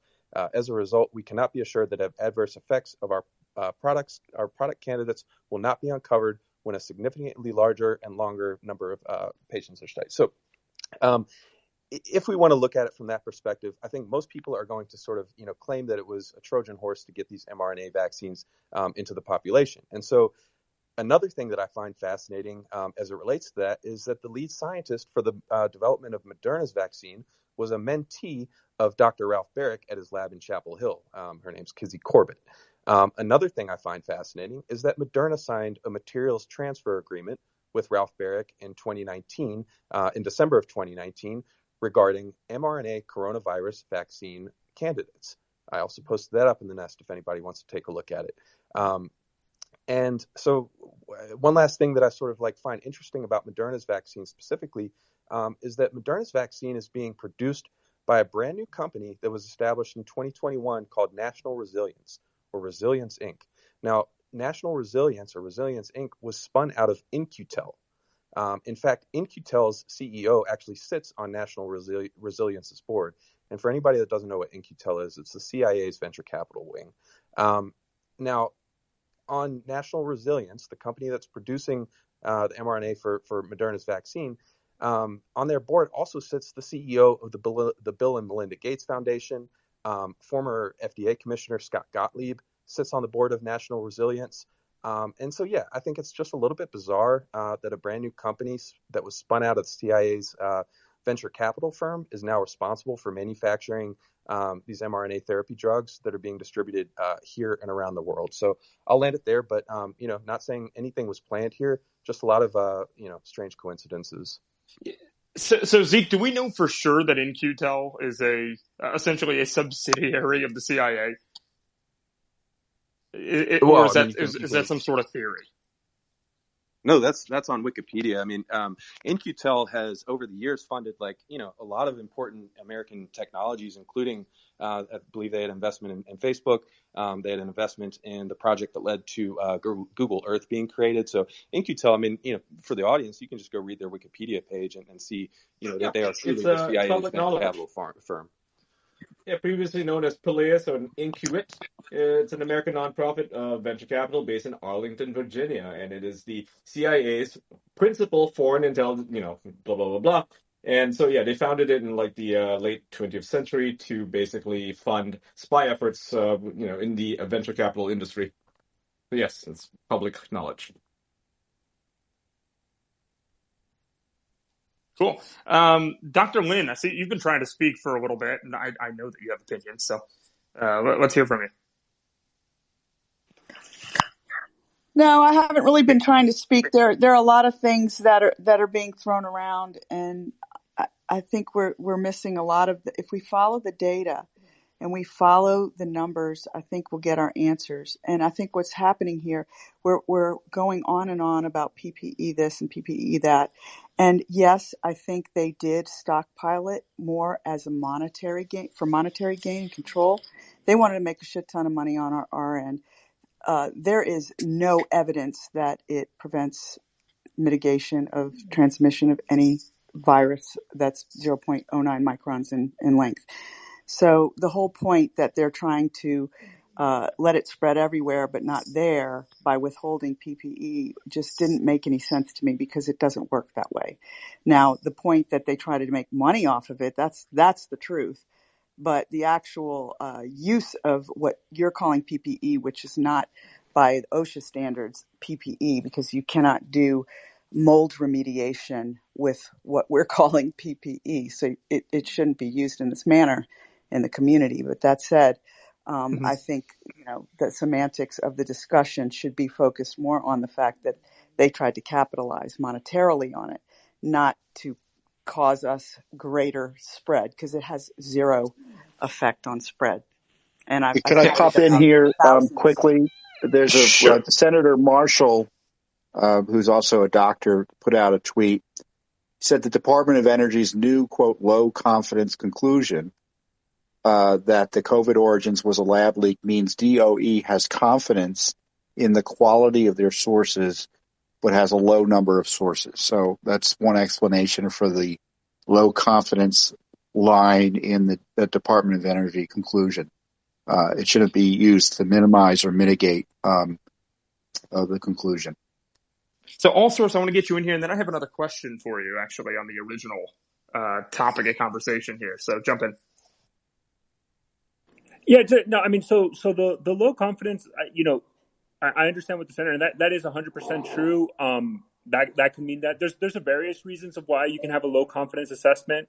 It could also go to the source, right? We just don't know. We probably will never know, because that's generally what makes something classified as the source. There's a lot of ways that you can get a low confidence assessment, either because of the validity of the source of sources. Is it a single source? Is it multiple sources? We just probably don't have multiple concurring, et cetera. So again, I think the low confidence is a very intel lingo, right? That is very much in the language of the kind of like the Senate Intelligence Committee, the House Intelligence Committee, and those intelligence agencies. But I think that the important thing is that they do have an assessment. Now, I think what we're seeing, and I'll tie this to my earlier comment, is that it looks like the Biden administration and that is still vigorously looking into this and still trying to get at what caused COVID. I think it's interesting, again, that the Department of Energy got to this point because of the fact that they control a lot of the labs as well, and they do have a lot of expertise in-house. And I think one of the things that I believe the Wall Street Journal article highlighted was that, the FBI also has a lot of in-resident labs that they kind of use to get this, and the FBI had a higher level of confidence compared to the DOE. But I think the low confidence is very technical, but I think what is important is that there is an assessment out there. But go ahead. I have a question for the scientific experts on the panel. I guess I could answer this, but I prefer to hear someone with expertise directly on it. What is the value to the public health in figuring out the truth about the origin. What happens? What can happen in terms of treatment that would benefit the public health if we figured out and had the detail that we all think is being hidden? Oh, go ahead, Bernard. I was going to answer, but go ahead. If we figure it out first, it is very important for us to enhance the regulation, international law. And now the biggest problem is first, the bioweapon list, agent list is not updated. So even the coronavirus is not listed as bioweapon for any country. So that's why even you have bioweapon convention, you still cannot hold Chinese Communist Party accountable at this moment unless you have more bills, more solution to enhance it. Well, Dr. Lee, I was looking for what would it mean for people's health personally? So that means for people's health, everyone could be the victim in the upcoming outbreak and also pandemic. CCP never expect this could be such a huge pandemic at that time because they really cannot evaluate the transmissibility. As I mentioned before, they evaluate it. However, it doesn't matter. As I said, they keep trying other pathogens as hemorrhagic fever viruses and many others. And I can tell you one of my sources has told that they even cried when they see how many dangerous things Chinese government are doing. And to be honest, I don't want to know what it is. I just want we can destroy it before it comes to the community. The thing is, if you go to read, because now today we are all talking based on the English version documents, like Twitter files or other emails, people don't read in Chinese. So that's why you can't understand the things happened on China side. The thing is, in the past 3 years, Chinese Communist Party has strengthened the regulation in biosafety. And guess what? It's come from, all my friends at that time told me when this biosafety law come out, when Americans thought it is to target the lab leak, actually it is to tell everyone in this field, doctors, all the researchers that keep silence. Don't tell the things government don't want you to tell. This is the top principle in the biosafety. And also, when it happens next time, you even won't have such information as I collected before. So, and also now you have we're going to get back to that very soon, Dr. Yan. But I know, Liza, I know you wanted to jump in. I'll still give you that chance. Go ahead. Just really quickly, I think once again, like I said earlier, the horse is out of the barn. And we can choose to spend a whole lot of money doing all sorts of investigations where people are pointing fingers at each other about what the intention was. Or we can figure out how to best prevent something like this from happening again. I don't think that for this particular pandemic that's occurring now, I don't think that there is a whole lot of benefit from a public health standpoint. From a public health standpoint of there's nothing that's going to change the way we treat people based on whether it was leaked or on purpose or not on purpose. No, I don't think that's what he's asking. Hold on. I don't think that's what he's asking. I think what he's asking is, had we known. Okay, let me just back up. Some of us knew. No, I'm asking, is there anything that can benefit people now suffering from COVID or potentially if we found out more about its origin? Yes, you have to ask the CCP what they have done in manipulating these things because, as I said, there are smoking evidence in the sequence showing that what kind of function are inserted. And also there are other evidence, as people always talk about, whether HIV sequence were inserted. And also when I also found that whether I feel very suspicious whether other like yellow virus, this sequence of function were kind of packed into the spike protein or into the virus. We don't know. Even CCP doesn't know. But if we have people document. Just one word. Thank you. I just want to finish this word. Thank you. So the thing is, you have to ask what they have done. And even now, you don't know the backbone. You don't feel clear about that is from CC45. You don't know what kind of knowledge CCP had and which they didn't publish, but they used. So you cannot understand this virus at all. And so that's why you can't solve it. And also, the more important thing is because it's weaponized, so China is also focusing on the variant. As you heard from Pfizer that video, that is the things they're supposed to do, but it happened in China. They studied the immune escaping mechanism, manipulate COVID virus, even want to escape all the herd immunity. All these things are happening. So if you don't understand the origin, you don't understand all this logic, all the facts happen in China, they are your enemy. And so you always facing the danger. You can't protect your people.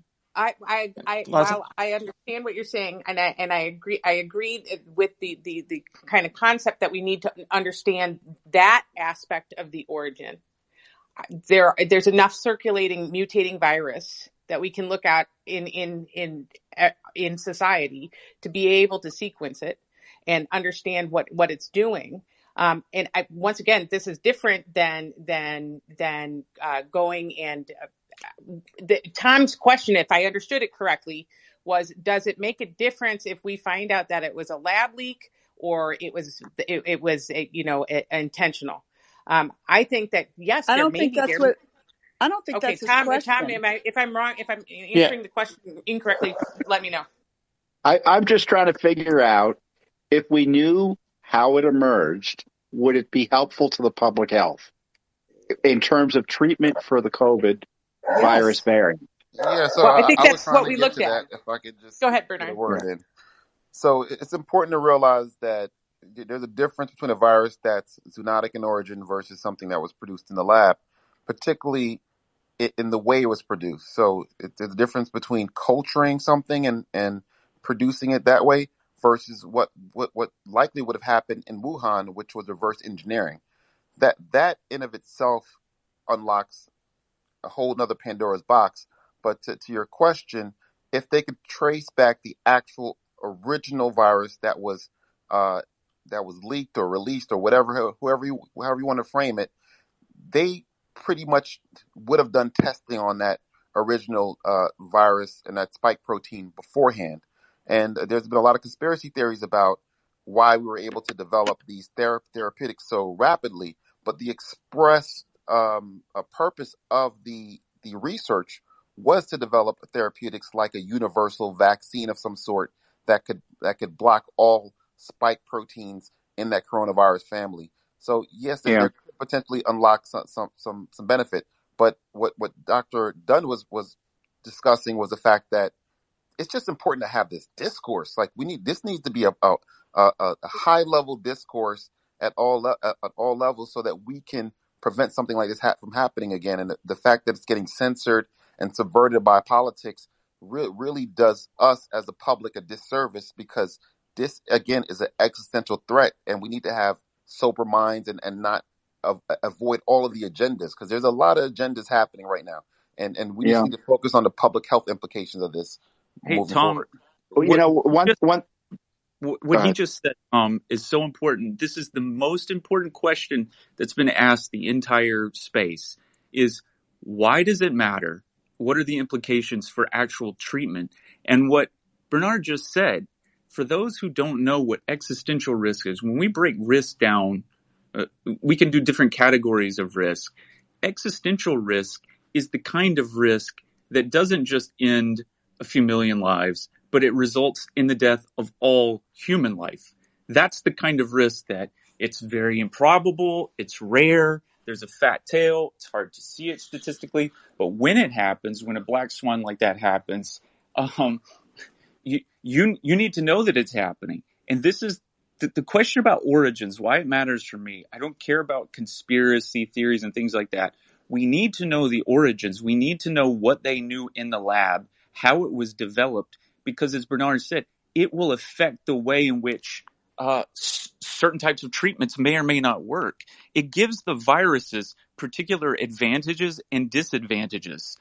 And we should be exploiting those advantages and disadvantages, but we can't because we don't know them, or at least not all of them. And the final point I would make is this is my concern moving forward is we have a basis of what we think beta coronaviruses, SARS viruses, these things, what they actually look like in practice.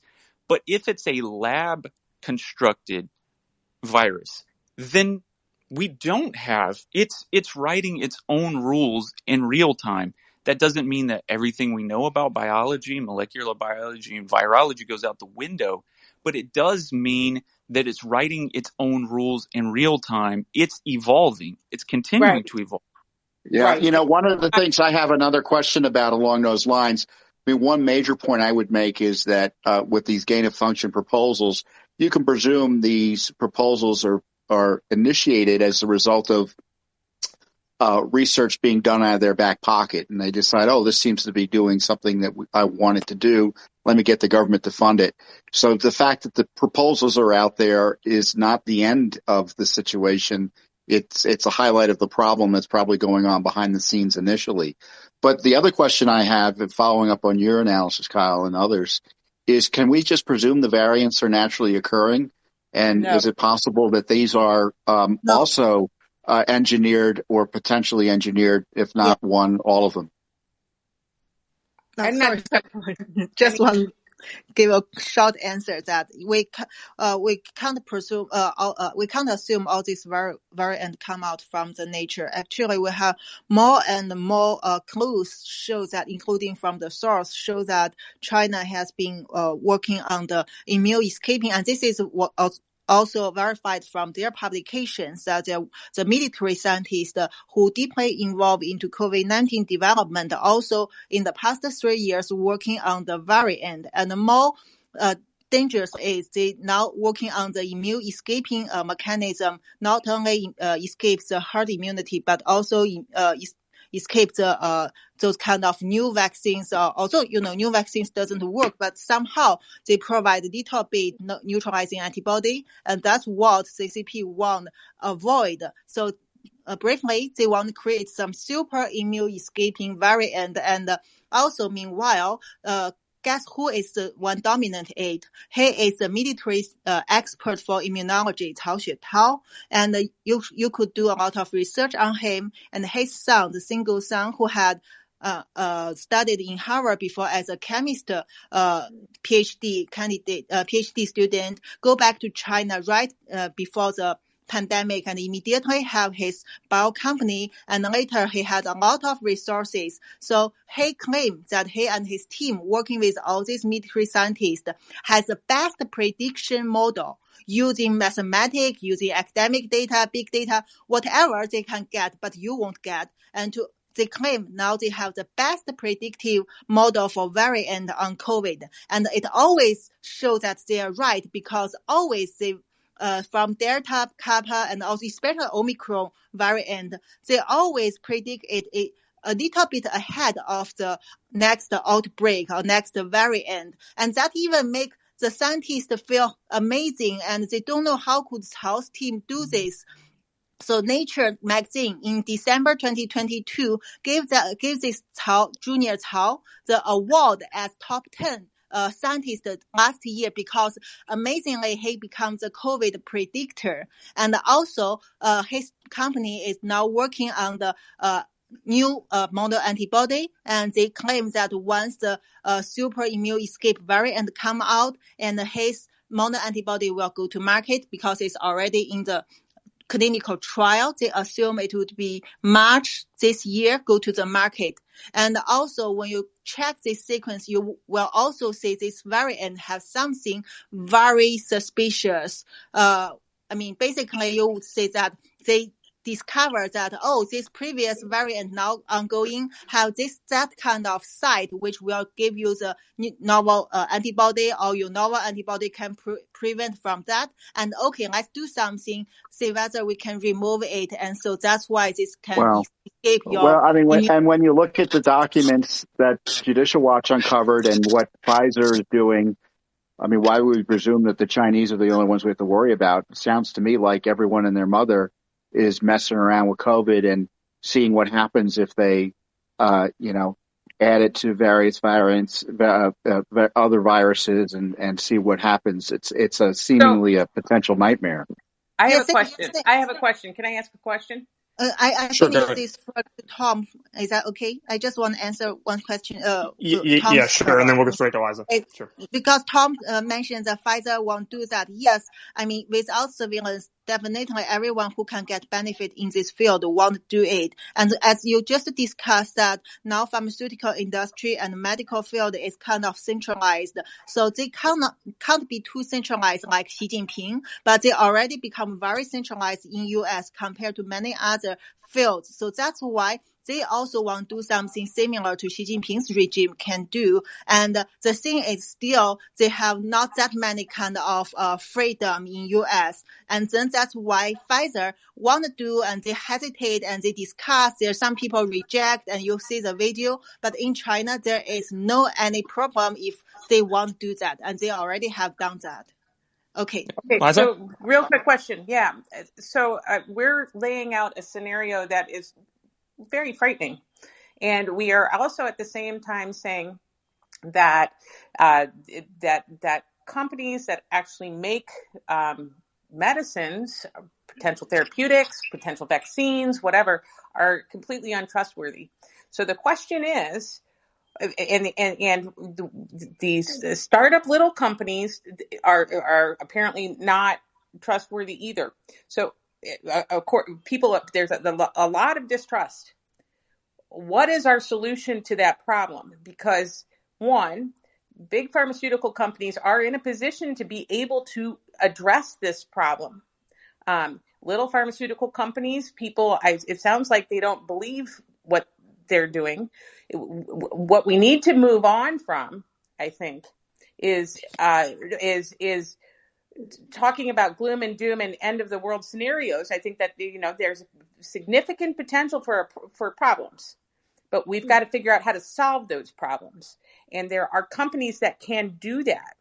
And how do we rebuild the trust in those companies with that skill set, so we don't have to build all the way up from the bottom? Because I promise you, with the regulatory apparatus, there are very few small startup independent companies that can take something like this on. So we need to figure out. Lisa, this is a straw man argument. I mean, okay, well, what's the answer to that question? It's the straw man argument. Fine. Who do you trust to make your pharmaceuticals? Well, first, let's let's identify the problem first of all and characterize it before coming up with reactionary measures. I mean, I think a lot of folks don't even understand the issues within pharma at a mass scale. That's reared their ugly head during this pandemic, and how they've exploited it for the benefit of themselves as opposed to the benefit of the population. And so we could get into the policy implications here, but we need to have a grounded discussion about some of the perverse actions and incentives that has gone on in pharma that has affected large portions of the population. And we can look at other countries, not to replicate what they're doing, but to see how their systems and how they regulate has impacted their population. Well, I mean, when you look at following up on that, when you look at what Pfizer was caught doing by Project Veritas and what they admitted to, I can guarantee you not one study they're doing related to COVID or any of the treatment, I think it was the Paxil treatment, was done outside the purview of the FDA without the FDA working hand in glove with them, kind of in an ongoing basis. So in my view, this is a government problem initially. And the outsized role of the government means the government needs to get out of the business of messing with gain of function. It's that clear. That's fine. That's fine. But I'm looking forward. And for people who are, I think everybody on the panel knows, but for people who are in the audience, in full disclosure, I work for Bayer in agriculture, on the agricultural side. But I want to make sure that we aren't once again undermining let me give you an example. We are comfortable putting the most potent toxin known to mankind in our faces for cosmetic purposes. Botox, botulinum toxin, nanograms will kill a grown adult. And the reason why we know that we can do that for cosmetic purposes is because the regulatory apparatus around that product and around pharmaceuticals in general is very robust. Now, if you want to do away with the regulatory system and you want to do away with the pharmaceutical system, we are starting back at ground zero. And I would suggest that may not be the best idea in the middle of a pandemic, especially if there are viruses that are mutating further in whatever their origin may be. Liza, I may would I suggest. please intervene? Hold Liza, on, just let me finish. Let me finish my thought, and then you can say whatever you want about pharma. But what I am saying is that we have to. There are already systems in place. No, they're not perfect. Yes, they need something better. But I suggest that we once again not throw the baby out with the bathwater. We've got to figure out a way to move forward. And I don't want to see corruption. I don't want to see people. I don't want to see harm. I can guarantee you that the scientists in these pharmaceutical companies have families that were very severely affected by COVID and lockdowns and masks and school and the whole thing too. So they aren't out there trying to they want to see people get better.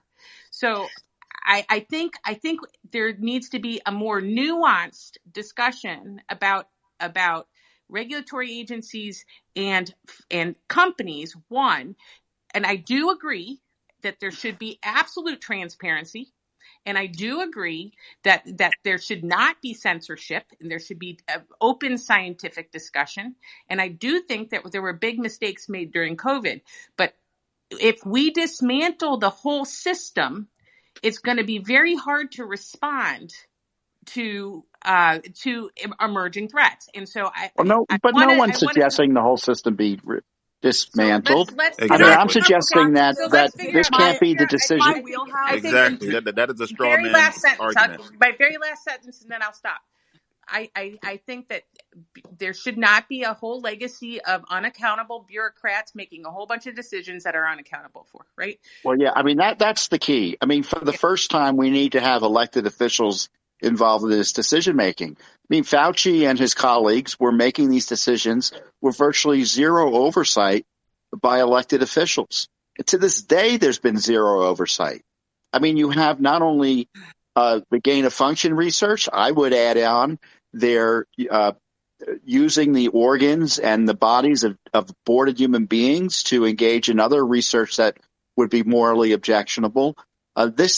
We've got a responsibility to police the scientists who have a very myopic view too often on these moral questions and the consequences of their actions. Yeah, and I would add, pharma has a long. Go ahead, Bernard. You're talking. Yeah, and pharma has a long history of dubious behaviors. I mean, J&J was pushing baby powder knowing that it had a carcinogen in it, and they got away with that. And so there was no recourse. That is actually patently false. That is scientifically that is patently false. That is patently false. But that's a totally separate topic that we can talk about. Well, yeah, we can debate that another day. But you're definitely wrong on that. Yeah. But beyond that, let Dr. Bernard finish, and then I'll bring you in, Dr. Martin. Yeah. But beyond that, time and time again, we see how pharmas express financial interest is in opposition to the public health interests, and we see that with the affordability of medications. We see that in the focus on certain research areas that don't benefit the public but benefit their pockets, and we see that in trials that maim people that have been done in the name of quote unquote science that clearly should not have been done. And so COVID is just new to the party, but it should have illuminated just how perverse and how widespread this problem is. But rather than dealing with the actual issues, again, the politics and the agendas have shadowed everything. And we can't even get to the core of the issue because of the lack of true transparent discussions about how to benefit the public as opposed to focus on individual agendas and try to take people on their bandwagon away from the actual issue. Yeah. So, Dr. Lin, I'm going to let you jump in, and then we got to steer back to the original topic here. So, Dr. Lin, jump in. I just want to say that, I mean, this is my wheelhouse. I do FDA approvals. I do regulatory work. I deal with the FDA on a regular basis. Ma Bell was broken up for much less than what we see Pfizer and Moderna, by the way, who's never gotten a drug approved but had billions of tax dollars directed that way. Okay. So you're saying that companies like Pfizer, why invent the wheel? Because they're the ones that are going to do it and not boutique pharma. And I disagree with you there, and I'll tell you why. Looking at Pfizer, who has a GDP of countries in and of itself, they are too big to fail. And that's part of the problem. So when something goes to the FDA for them, it's rubber stamped prior to even any regulatory review. Their CMC, I read it, is abysmal. The entire trial structure, I pointed out in 2020, was inaccurate, wrong, and shady. They only proved that the vaccines were 0.345% more efficacious in symptom severity lessening than saline. And it's rubber stamped immediately, while those small companies who have real breakthroughs that put in requests for meetings with the FDA get only an okay for written responses that are bureaucratically responded to with a jump through A, B, C, and D, which are irrelevant, in order to get to E. Whereas Pfizer already has their I. They can wine and dine them. They're there already, and their garbage is rubber stamped before it's even reviewed. This is a bigger deal than you think it is, Liza. You think they're... I agree that small companies with good ideas should get faster review, and that's an issue. They get no review. They get no review. I think they should get faster review. They're at the back of the line of Pfizer. They're at the back of the line of Bayer. And I know you work in the ag department, but they're in the back of the line. And I'm telling you this because I know. I have 5 drug approvals. I'm telling you this because I know. I understand. What I'm telling you though is that in this particular unique case, I'm not talking about all drugs. I'm talking about this particular unique case. I don't think a small startup company had the wherewithal to do actually, Moderna was kind of a small startup company, but Moderna had nothing. Moderna was all pre-planned. Moderna never had a drug approved in their life. I have 5 drugs. They got billions of tax dollars for nothing. They got billions of tax dollars for a reason. And I'll tell you why. Do you want to know why? Yeah, please share. I would like to know why, yes. They were stacked. They were stacked with former FDA. They were stacked with government agencies. They were stacked with you name it. And they have an entire pipeline of very dangerous perspectives on this platform, this LNP mRNA platform. They have an entire pipeline. And it was a money future potential revenue. And the only way to push this one through is through an EUA when things are lax. And they got billions of our dollars to push this through. So can I ask you a question? Do you really believe that the scientists at Moderna and Pfizer were on out a small to harm level? No. We're out I know where you're going. That's why I was going to ask. Can I just finish the question? Dr. Lynn, let her finish first. Do you really believe that the scientists at Pfizer and Moderna were out to harm people and hide data, all in the name of profit? Do you really believe that thousands of scientists around the world conspired to harm people? You're missing the big picture. When you have a big corporation, every scientist has a narrow focus, and they work on that focus, and they do so ethically. They do it for the common good. They do it ethically, and they believe they're doing it for a good reason. If you pull back on that picture, if you pull back on scope and look at the big picture, those at the helm know what they're doing. And I'm telling you, they do. And it was a hard realization for me. After decades in this field, it was very hard for me to wrap my head around it, because all of these years I thought I was doing good. And when you pull back and see all of the moving parts, instead of what you were focused on and thought you were doing the right thing for, you would be mind blown, okay? I'm telling you that the average scientist, the bench scientist, the vaccinologist at Moderna think they're doing great. They think they're doing good work. But the ones that are handling the contracts, the ones that have an agenda, the ones at the helm, they know what they're doing. And the you'll be ones very who don't have ones who don't have the scientific expertise but have their hands on the purses. Liza, you work for Monsanto. Do you think the scientists at Monsanto? I did. What? Pardon me? Do you think the scientists at Monsanto knew they were like poisoning people? I mean, come on. So no, I don't think the scientists at Monsanto thought that they were poisoning people, and no regulatory agency in the world thinks that they did too either. It's amazing to me that people think that a mid-sized seed company has enough sway to capture regulatory reviews around the world. Thousands of scientists. It's amazing to me how much.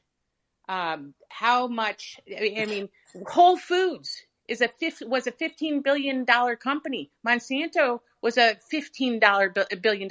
How is it that Monsanto captures the whole ag market and Whole Foods doesn't? Organic has a much bigger sway. And I'm going into agriculture, so we're gonna stop this, but. Because we're not going to. I'm happy to have another space talking about agriculture in Monsanto and stuff like that. But long and short is, we've got to deal with reality. But you're not. That's the problem. You're not dealing with reality. Bring on Sabine, myself. We are those that were spot on one, and we were. I'm here. I love talking to Sabine. I love talking to Sabine, and I think Sabine's well intended, and I think so are you. But I think we need to figure out how to move forward. You know that. How about we go to Dr. Sabine then? That sounds. Let's do that. Let's go to Dr. Sabine. Welcome back to the stage, Dr. Sabine. Thank you for having me, and heated discussion as usual. So I'm gonna answer the question of Liza with another question. How did Theranos fool everyone from CVS to the owner of Oracle to everyone? How did she do that? You're saying that a person that's the leadership of the pharmaceutical company cannot fool everyone. I disagree. Lynn is absolutely right. I have been doing 30 years of clinical trials, 300 plus clinical trials. And let me tell you, there's some great drugs that never made it to market. And there's some shitty drugs that went into market. Why? Because of that rubber stamp of big corporation and whoever is overlooking the stock at the end of the day. Now, it's very easy to fool in the clinical trial world because let me tell you, when you do clinical trials, especially let's go to the vaccines, right? All these PIs were doing vaccines. They were reporting their adverse events. They were reporting their serious adverse events to an electronic data capture. And then it went to, outsourced to the Philippines, most likely. At any point in the top chain of command in the EDC, somebody can erase that data and nobody will know that somebody changed that data. So this is how scientists are fooled. This is how everybody that's working in that circle of trying to do good, thinking they're doing good science, are getting fooled. And then there is not good science because data is fraudulently erased. So who going forward? So this doesn't change the problem. We've got a pandemic with a rapidly mutating virus that may or may not be being mutated intentionally. We've got a potential for we've got who are you going to trust to make your drugs? I think I can hit on that. I don't think the answer to Botox being safe is because the regulators were on the game. I think it's because there was litigation and market forces that would push back on that, which we don't have with COVID. So in this case, the regulators came in and imbalanced the free market and gave them liability waivers so that none of these VAERS reports are taken seriously. Whereas Botox, if you killed somebody, I think people would know, they'd stop taking it. And market forces would take over. So I think we have to look out for regulatory capture. I think that's the major issue here, regardless if you're big or small. Yeah, and the problem is doctors are out of the picture. Liza, doctors are out of the picture. You have to admit that. I understand that doctors are out of the picture. I think that and we need doctors. This is businessmen. Businessmen are running the show. Can I get back to Kevin though? Can I get back to Kevin's comment? Go ahead and respond, Liza. I think that you're right, Kevin. I think that there's a notion of regulatory capture. I think that we want to not have regulatory capture. I honestly believe that there's not this whole kind of, quid pro quo back there, but that's a separate thing. What was you said, I'd lost it. What did you say, Kevin? You said one other thing. We got to come up with other ways of monitoring safety of drugs that doesn't centralize the power, like an Uber model that can report this stuff. That's exactly right. So the question is, how do we go forward? Who do you trust? IRBs. Independent IRBs. That's fine, how you do independent it. IRBs. Fine. Independent IRBs. Okay. That's a plan, but you can't, if there was an independent IRB over Pfizer, which I think there was for these drugs. There was. The problem is they're controlled by venture capitalists. They're not ongoing. They go through an independent IRB for the first trial, and that's it. Okay. It is not ongoing. Nothing is ongoing with them. No animal studies are ongoing. No tox studies are ongoing. No safety studies. No CARC. No teratogenic. Nothing is ongoing. Why is that after 3 years? No. Pharmaceutical companies are required by law to do pharmacovigilance, and so they do post-marketing surveillance. Yes, and it's been hidden, and we had to fight in court for a 75-year block. We had to fight in court to get them to release it, and they'd only release it 10,000 pages at a time. Don't you find that to be odd? Well, the company has to print up the 10,000 pages at a time, and it's at the company. No. That's right? not They're how making it works. billions. It's not about printing it up. You realize whenever studies are done, it's dropped into the IND. Please don't scream. I'm not mad. You're interrupting. I'm not trying. Hang on, Dr. Wynn. We gotta give. This is a debate. Liza, go ahead and respond, and then we'll go straight back to Dr. Wynn here. Let's try not to scream over each other. I'm not trying to make anybody mad. I am just asking a question.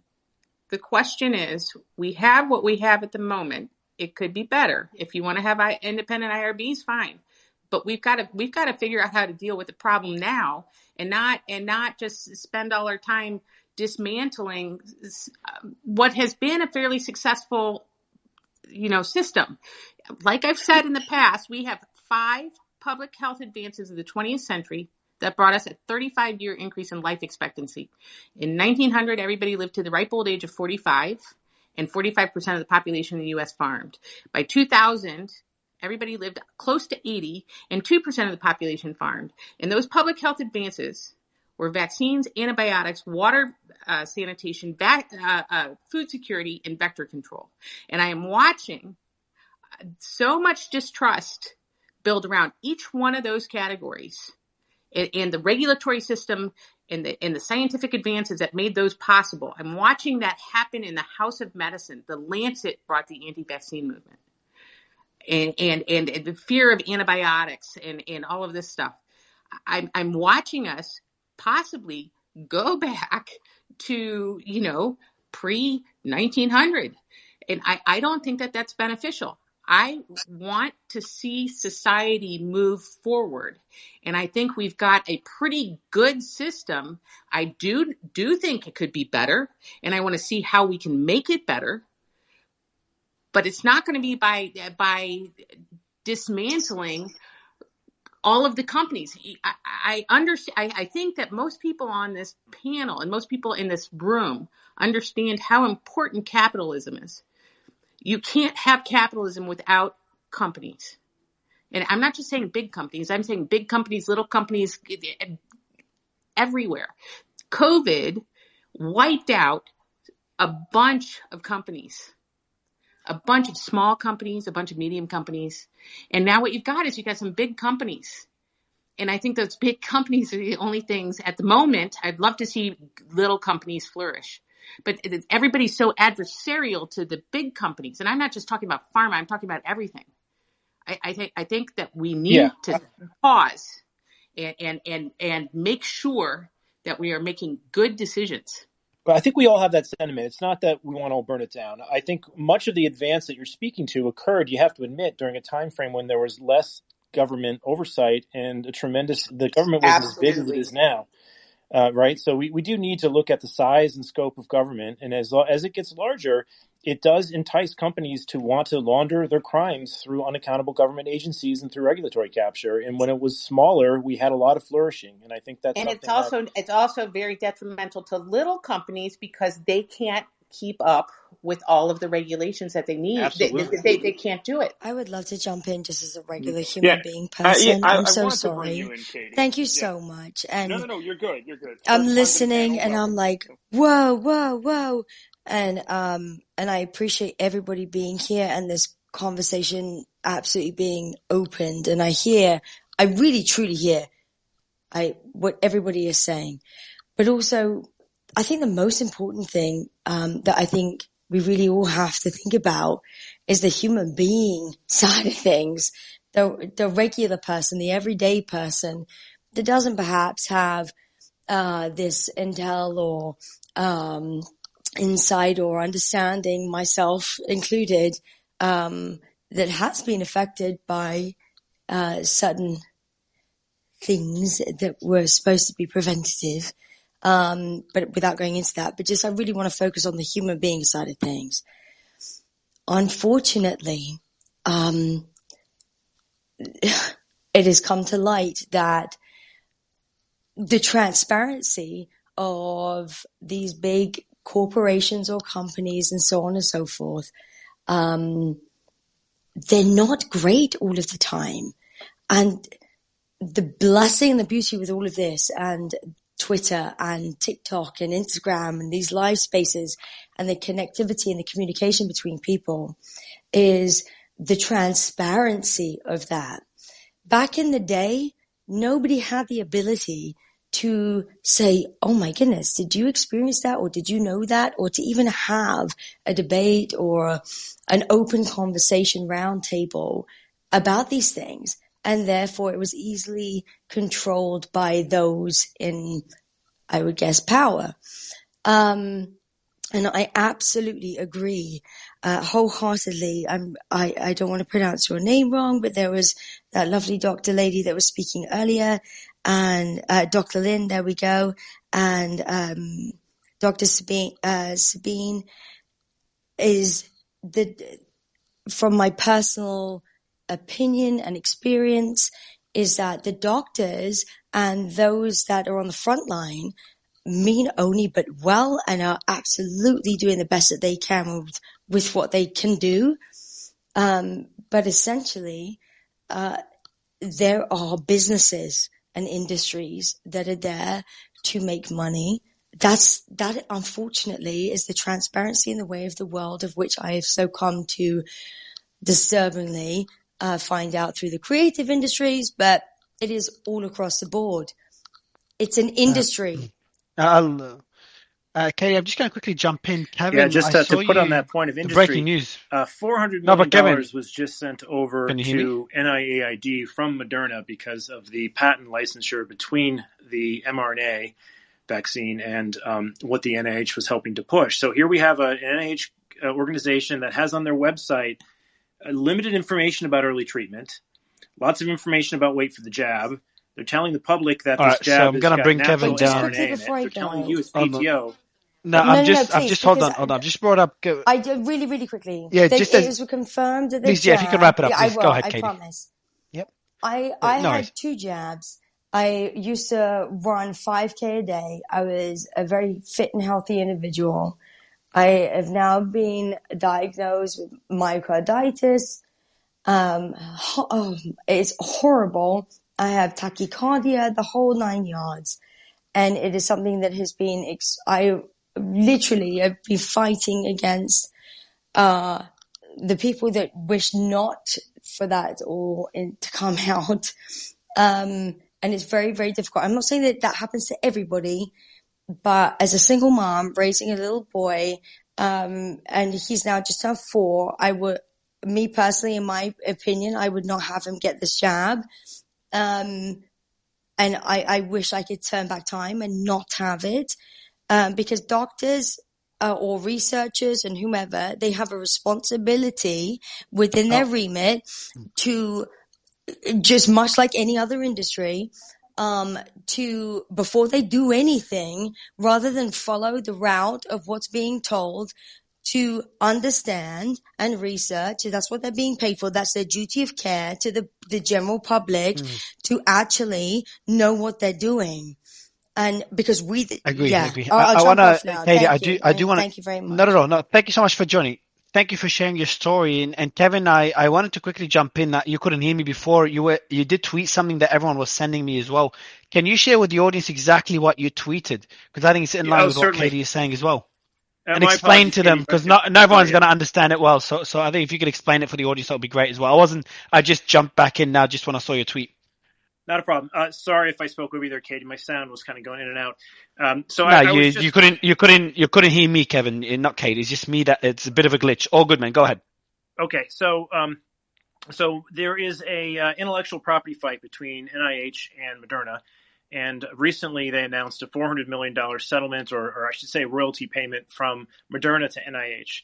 All right, so this obviously puts the NIH in a bit of a pickle because they are giving out advice on what to do with or what not to do with COVID. If you go to their website, they do not have really good advice on early treatment. I mean, they later came up with Paxlovid and a few other things, but early, for the first 18 months of the pandemic, it was basically hold your breath, wait till you turn blue, and wait for the vaccine, which they are a recipient of royalties on.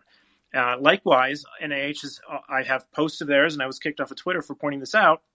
They speak to the vaccine as being natural mRNA, and it's just like eating tomatoes, right? This is not true. They had to file information with the USPTO to get this patent, specifically telling the USPTO that it is not natural and that is in fact man-modified mRNA.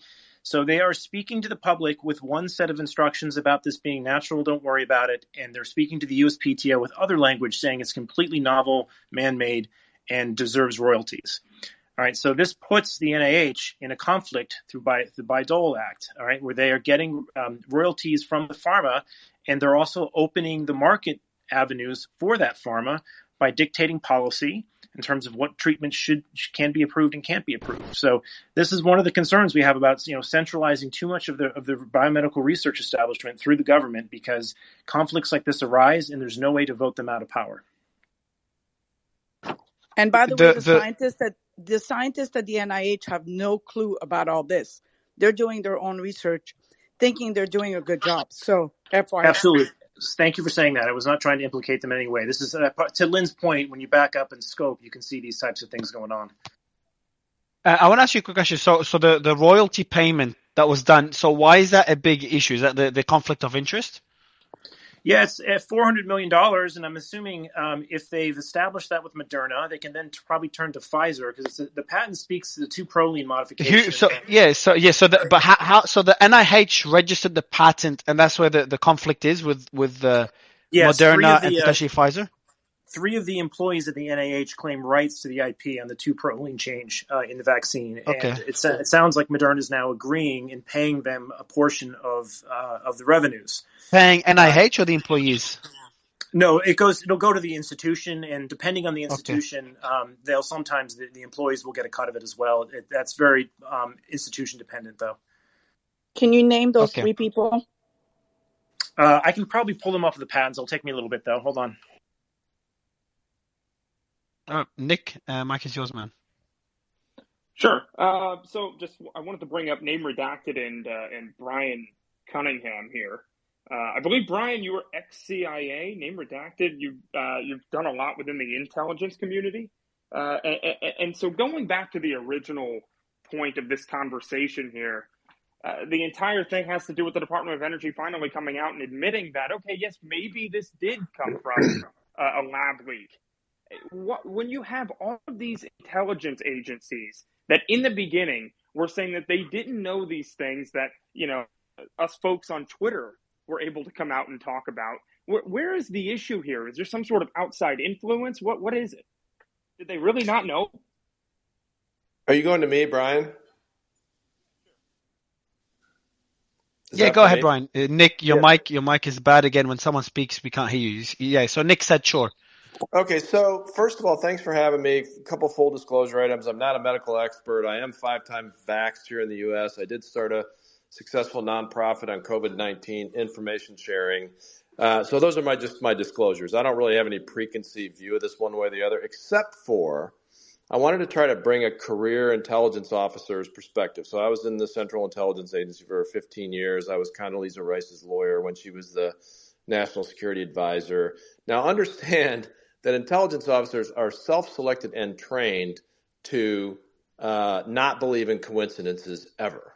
So I never thought it could be a coincidence that there was a biolab working on this virus 18 kilometers or whatever it was from Wuhan. I just didn't think that added up at all.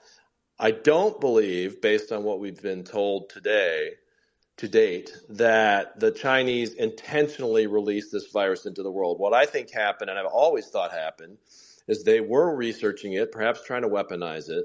It got out, and then they just massively covered it up. So that's my view. We can debate that. On the Department of Energy report, first of all, there's something like 21, 22, I've lost track, intelligence agencies in the U.S. intelligence community. It is somewhat rare that they all agree on anything. And some of you may recall, or you might have read about the famous weapons of mass destruction debacle back in the early 2000s, where I believe the Department of Energy actually was one of the agencies that dissented from the national intelligence estimate that said there were WMDs in Iraq. So the DOE intelligence operation is sometimes a little bit of a maverick, but also they have the national labs. So I would tend to say that the national labs are probably a little bit more qualified to weigh in on this kind of issue than the CIA or the DIA or any of the other three-letter agencies. So if this report has come to this conclusion, and I don't think anyone's seen it, I would give that a lot of credibility on top of the fact that I don't believe in coincidences. Do I think there was a massive conspiracy on the part of two different administrations to cover this up? No. Do I think, though, that there is a lot of Me Too-ism that goes on in the intelligence community? So when, the consensus early on was that this wasn't likely, I think a lot of people kept their mouth shut. That's a problem. But I think, we need to make China pay some real consequences for this if it turns out we can get a consensus and we have information we can declassify that shows this. Yeah. So Name Reacted, what say you on this? Well, as far as the censorship part of this on COVID and online, the apparatus that was, basically created started, well, from what I found in 2018 or post-Trump election. And the whole goal behind that was, to gear up for, to counter foreign disinformation on social media ahead of the 2020 election. And it worked. The ODNI, FBI, DHS worked with CISA, had all these meetings with social media, and, content was removed. But now post the 2020 election, that same system that they built for prior to the election, they've used it now for COVID. So in the threads and research I've done, I have the head of trust and safety at Facebook, for instance, on video talking about the extent that Facebook censored or removed misinformation around COVID vaccines, and went even as far to say that they would remove COVID or vaccine related content that didn't even violate their policy because they wanted to, quote, make sure the users knew the authoritative information. And he goes on to say that, they would get their information from, the WHO and all the, the CDC. And based on that narrative, that is what users were allowed to post on Facebook. And if anyone went outside that narrative discussing, lab leak or ivermectin or any of those people were either shadow banned, suspended, or whatnot. And now, coincidentally, right. this person. One more thing. Let me ask you this, because this. Okay.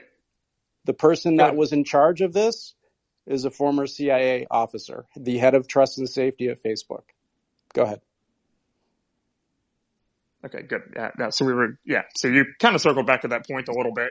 But when it comes to these intelligence agencies, including the originally the CIA, FBI, DNI, all the alphabet soup of organizations here, all of them originally, except for a few saying that they don't really have a stance yet, were, there was a consensus that this wasn't a lab leak, that they had moderate confidence that it was a natural forming virus. But how did they not know or come to this conclusion? Did they ever release any documents that No, actually there are supported I that documents. theory? actually have. There's the emails about it. Sorry, go ahead, Nate. There's one thing I want to point out that I just found this week, and I'm working on another thread based on basically online censorship.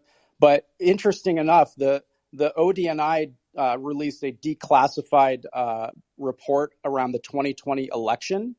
And in page 9 of this report, they literally, not only did they blame Russia for publishing disparaging content about President Biden and his son, but they also went further and said, in addition to election-related content, these online influence actors, Russians, also promoted conspiratorial narratives about the COVID-19 pandemic. So that's the only thing I found straight from the intelligence community, that they did blame Russia for, either publishing or amplifying or promoting conspiratorial narratives about COVID pandemic. And we know, based on their viewpoint, what those conspiracies were, which today are not conspiracies, right? So does that kind of make you feel like this was actually that the U.S. government here, these intelligence agencies, were trying to protect the government itself by putting out these reports, by going and influencing social media companies to ban people and such? Of I course. mean, does it seem like that they? Okay, so it seems like they actually knew, or potentially knew, probably from knew. the standpoint where they could say that it was foreign actors, because they're not really supposed to be censoring domestic people, because that would be a violation. Facebook can do it, but Facebook did get their guidance, a lot of it, from the authoritative people, right? And then, yes, the intelligence community absolutely played a hand through CISA. That's the whole apparatus they built. So yeah, absolutely. And they would blame it on Russia disinformation. So Zeke, Nick, same question for you. Yeah, so I mean, they absolutely did know, and I mean, you get the email from Christian Anderson to Anthony Fauci on January 31st of 2020 that said that he's 80% sure that the virus looks engineered, and he had a number of reasons behind that. So after he sends that email, over the next couple of days, what ends up happening is Anthony Fauci, Jeremy Farrar from the Wellcome Trust, and a few other leading virologists from around the world that the NIH had been funding and providing millions of dollars to for years, got on a conference call. And that conference call, the meeting notes of it have been entirely blacked out from FOIA requests. You cannot see what they talked about. But what we do know is that in the days after that conference call, all of those same virologists got together and signed on to this proximal origins paper. And the proximal origins paper is what, they stood up on the podium. Dr. Deborah Birx and Fauci pointed to this paper and said, all of the leading scientists are saying that there's natural origin. So this is how they sort of set the tone on natural origin from the very beginning, was getting together all the scientists that they had, been funding and, working on gain of function and these sorts of projects, and getting them to be the experts that set the tone on covering up, what they had potentially released. I'll land it there, but I can add on to that if you want me to. Well, okay, so, and just to be clear for everybody, and probably everybody in the audience knows this by this point, the original theory was it came from this Wuhan wet market and such. Where did that story originally come from that would have actually, even furthered this narrative? I know, I think SARS back in the early 2000s, I think that's where it started. So was that just handpicked as a plausible location that would be, hopefully easy to convince the public that that's where it actually came from? Yeah, No, I think that's partially it. I think the wet market, the proximity to it was a perfect excuse. You obviously have sort of the notion that, Chinese are doing all this weird stuff at wet markets with animals or whatever. And so I think it was a very convenient excuse if people weren't going to actually dig into, the science of this virus. Yes, but I think that in the two previous SARS outbreaks, so one of my very good friends was the first doctor in Riyadh or in Saudi Arabia who diagnosed one of the very first cases of MERS. that was from camels. So I think there's no doubt that these particular outbreak, at least the first two outbreaks, were zoonotic. I don't think that this last one is. Did they ever find the intermediate hosts even for those like the original MERS and stuff? Because I think like the science around that was even a little bit. There were people very skeptical about that, and obviously we have never found an intermediate host for COVID-19. So COVID-19 I think is separate, but camels and I think it was civet cats for the first two. Civet cats got it from humans, and camels got it from humans. Just so you know. Well, so knowing the physician and epidemiologist who took care of the MERS patients in Saudi Arabia, I'm not sure. Taking care of patients is not the same as doing molecular genetics research on the viruses. I'm telling you that the civet cats got it from humans and the camels got it from humans, and that's a fact. I'm sorry. Well, so he was frontline, and he's a Saudi, or he's not Saudi, he's Syrian, but he was working in Saudi Arabia and was on the front line of this and was very involved with the subsequent follow-up stuff. So long and short, Liza, Peter Daszak was on the front line of the WHO investigation. They hired him to bring him in. Should we trust him? I understand that. I understand that COVID-19 is a separate topic in this. I do think. Are you telling me that coronaviruses are not found in animals? Are you telling me that? Absolutely not. I'm not telling you that. Okay, so I think SARS coronaviruses with unique spike proteins and SEB, PRRA. No sarbecovirus in history has this construct. That is COVID. Sorry. I'm talking about SARS-1. I'm talking about SARS-1 and MERS as well. Okay. Hey, guys, can we have less yelling in here? Thank you.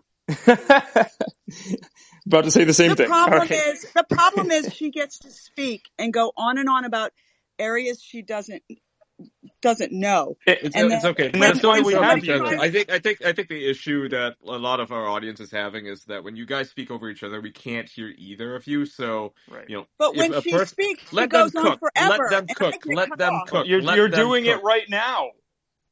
Yeah, let them cook. Like let her cook, okay? And if she's making a mistake, you can correct her afterwards. But interrupting her while she's speaking makes it impossible to follow anything. Anyway, I'd like to go to Name Redacted. What do you think of this whole situation with the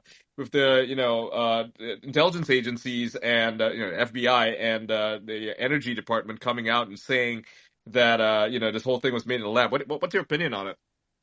I mean, that's news to me, but I mean, I think they knew it from the beginning. I mean, we saw the emails back and forth between Fauci and, the team there that they acknowledged that it was a possibility, but then somehow through the media and whatnot, it was like shut down. It was 100% a conspiracy theory, but they knew that the narrative that was pushing was wrong, right? The someone eating a bat in the wet market and whatnot, but they knew.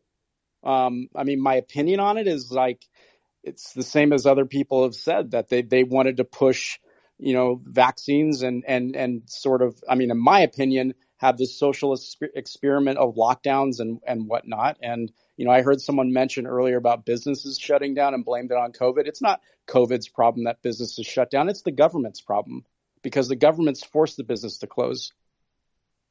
That's absolutely right. I mean, there's all these measures, these, frankly, unscientific measures. I mean, didn't, what's his face, Scott Gottlieb come out and say, yeah, we totally just, we made it up, right? We made up the whole regulation about 6 feet, the 6 feet rule and lockdowns. It was just nonsense. And even to this day, we see the Rolling Stone coming out and calling it a conspiracy theory to question any of these things. What happened to Rolling Stone? Didn't it used to be a counterculture magazine? Now it's carrying water for Pfizer. Disgusting. Are they going to start? The media is 100% controlled by the intelligence community, Department of Defense. Like they are on that same team, and they will put out whatever they are told to put out. These are just literally actors on a screen reading a script given to them.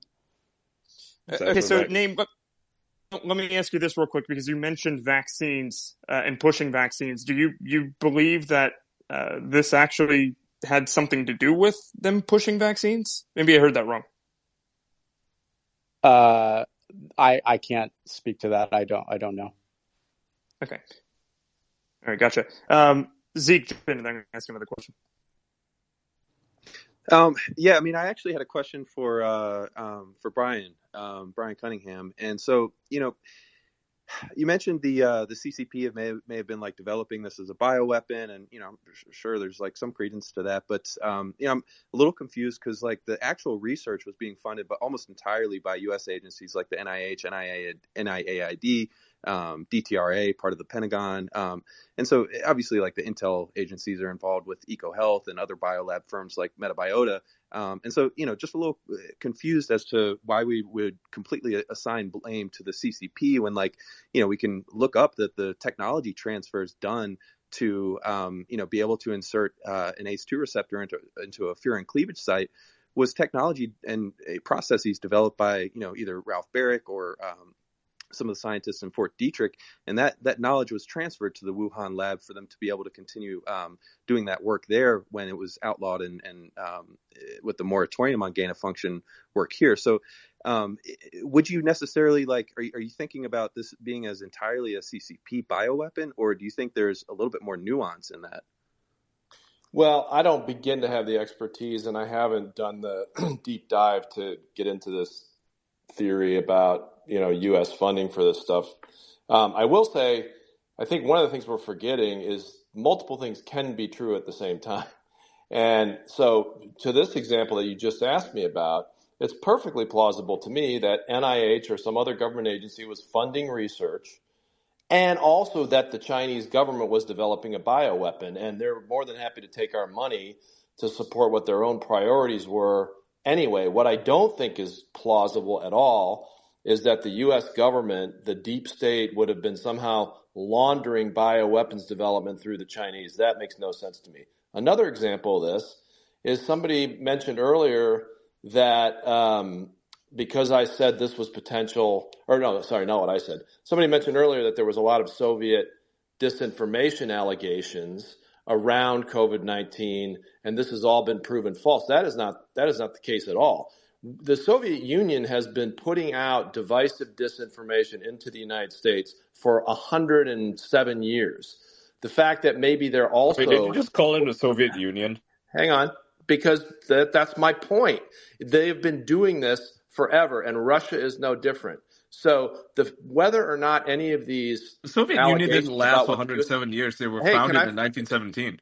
Is it okay if I finish? Or that math is almost perfect, by the way. 117 plus 107 is 2024. Yeah, you're saying Russia is the Soviet Union, which, okay, all right. It was the Soviet Union. It's now Russia. It's the same bunch of disinformation actors that it's been. So everything is disinformation now. It's all from Russia, and that everything that people ask questions is a result of Russian disinfo. If you want to replay the tape, I said specifically multiple things can be true at the same time. The Soviets, the Russians now, could have been putting out disinformation like they did about Black Lives Matter, like they did in the 60s, like they did in the 50s about COVID-19, and also some of these allegations that you guys are making could be true at the same time. Wait, hold on. You said they put out misinformation or disinformation about Black Lives Matter. How so? I'd like to hear that. Well, just go look up the 10 different intelligence reports about the bot farms in St. Petersburg that have operating on all sides of social media on every divisive issue in the United States, whether it's abortion, whether it's Black Lives Matter, whether it's COVID-19 in the 60s and the 70s. Do a little bit of history and look this up. Now, let me finish my point. I would need to see a lot more evidence of this global conspiracy that you guys are alleging, and specifically the idea that the U.S. media, from The Nation magazine to the Rolling Stone to the New York Times to MSNBC to Fox News, is controlled by the intelligence community. I have one word for you: Snowden. The intelligence community would love to be able to muzzle the press, but they can't, and that's a good thing. They do not tell them what to say. So, Brian, you mentioned these bot farms, right, that are in St. Petersburg or whatever. I mean, doesn't it make a difference how prominent these bot farms are? I mean, if you have even 1,000 bots, how much of a difference does that actually make in controlling a It doesn't narrative? make a lot of difference. Even Facebook even admitted it after they got these bot farms, which was, it turns out, not from St. Petersburg, but I believe from Bulgaria. But it's understood to be Russian funded. Didn't have any kind of measurable impact on anything. So yes, there are probably a bunch of bot farms in Iran, in China, in Russia, whatever, right? But there's no measurable impact on anything because they get like 5 likes. Who are they convincing? Well, I'm not sure how you're going to determine the impact, but my understanding is it's millions and millions and millions of messages put out with millions of bots, not a 5 likes. But I mean, that's a knowable fact. All I'm saying is I worry about a narrative on any subject, including COVID-19, which basically says the U.S. government is conspiring and so powerful that they can brainwash the American people, but our dictator adversaries in the rest of the world are innocent. That troubles me. And I think It's that's kind where of this funny that discussion is you going. did a Freudian slip there. You said our dictatorship's adversaries. Okay. Okay, so now your position is the United States is a dictatorship. I think that probably disqualifies you from a reasonable discussion. No, that's not my position. I said that you made a Freudian slip. That you made that position. It wasn't okay. Well, when you get my psychotherapy notes, you can make that judgment. I don't really appreciate the personal attacks. I'm just putting out there that this group seems to be a lot more willing to accept a massive conspiracy in the United States that is a democracy with a free press and give Russia and China a pass. And that Brian, is you troubling. just admitted, though, you haven't done the research into like the funding of the research that was done in Wuhan. Like you haven't looked into this, though. So that's why I'm a little confused as to why you're speaking on it. Not into those specific things. And I was very candid about that. But what I do have is a lifetime of experience with the way adversary intelligence services operate. And also 15 years inside the government, seeing how multiple administrations from multiple political parties deal with the media. And the dumbest thing I've heard said today is that the U.S. intelligence community controls the American media. That is ridiculous. Yeah. Okay, well, I'm going to go name respond to redacted that, on I that guess. then. Yep. Yeah. So Good. the intelligence community does not control the media. So I guess my only response would be, I'm sure, Brian, you're old enough to remember weapons of mass destruction and the onslaught of media and Colin Powell in the front of the UN and all this BS that we launched a fake war or a war on fake narrative that was false. And the media was lockstep with what they were told to push this message. And then we know the results of that. Well, let me just respond to that real quickly. And actually, I think that would be worth having an entire session about, because not only am I aware of it, but I was in the government 20 months before it happened. But I believe that was a case of the media believing what they were told by the evidence that was put out in front of them. And the evidence turned out to be wrong. I don't think that means they're patsies of the Bush administration. I mean, there were hundreds or thousands of negative stories about all kinds of aspects of what Bush was doing. They believed what they were being told by Colin Powell at the United Nations, by the way, much of which to this day has never been refuted. But that's for another debate. Okay, what about the media going on and backing up the intelligence community assessment or whatnot of Trump being a Russia agent or whatnot? It's the same story. Every time there's a hot button issue, it's the same media people or companies pushing the same line of garbage, and it's false. So and here's not to mention, I want to add to that, the Hunter Biden laptop story. 30 intelligence community officials came out and said that, oh, yeah, this is the product of Russian disinformation, and now we find out that it's all real. And the 50, media yeah, ran with that. 50. 50, sorry, yeah, 50. So I mean, we could dance around control. I don't want to nitpick, but there are not 50 intelligence agencies in the United States. I could line up 50 intelligence officials. For everything that you guys are asserting the intelligence community has gotten wrong over the last 20 years that favors, in your view, Democrats, I can come up with another matching one that favors Republicans. They get a lot of stuff wrong. That's not my point. My point is, I don't believe they're in the pocket of the political leadership, and I don't believe the media is in the pocket of the intelligence community. I How think can what you happened. say Hold that, on, Brian? hold on, Brian, hold on, yeah, When hold they're on, literal, hold these on, people are hold on, literally hold on. married to each other. Look at Anne Applebaum, right? She is the most prominent, probably voice, intelligence voice. Works at the Atlantic, as well as the Atlantic Council, and she's married to who? Like, I mean, come on, like you can't say that these people are not in bed with each other because they And she's literally are. and since you mentioned her, she has written plenty of articles critical of the intelligence community and critical of positions of the sitting president. I got to go, but this is a subject for another debate at another time. Thanks. all right, thank you, Brian. Name, I want you to clarify real quick when you I'm say going that with you. the intelligence agencies are. Sorry to mute Brian real quick. Intelligence agencies are in control of the media. Are you talking about through like pressure campaigns to kind of push No, them I to mean do it, I'm or are you talking about media executives and anchors and such? no, I'm not done. No, that's not what that's just my personal opinion. And it's just, you could just see issue over issue over issue over decades. You got again, weapons of mass destruction narrative. They all like came out in lockstep. And yeah, it was a Republican president, George W. Bush. So it really didn't matter. It did fit the military and industrial complex, like, push into starting new wars in the Middle East. And then you skip forward to like Trump as a Russia agent. They all were lockstep pushing that, except Fox News.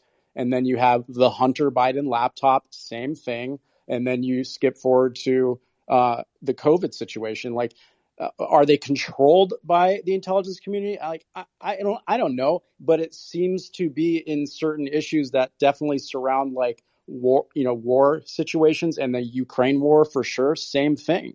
Yeah, so I mean, It's I name. mean, it's also Let's worth look at pointing out the. that a lot of the contributors that you have on CNN, NBC, they're all former intelligence officials. I yeah, mean, and it's like a John revolving Brennan door for these people. isn't John. I mean, they make these ex officials now, expert contributors to the network. They're just like Yep. hiring them on. Like John Brennan is what, MSNBC or whatnot. That's right, A and lot not of them just are at and it's CNN. not just the media; it's social media as well. I mean, as you yourself have uncovered, right? That Yep. people working at Google, people working at Facebook, and yes, people who worked at Twitter until they were fired, like Jim Baker, Yep. were members of the intelligence community.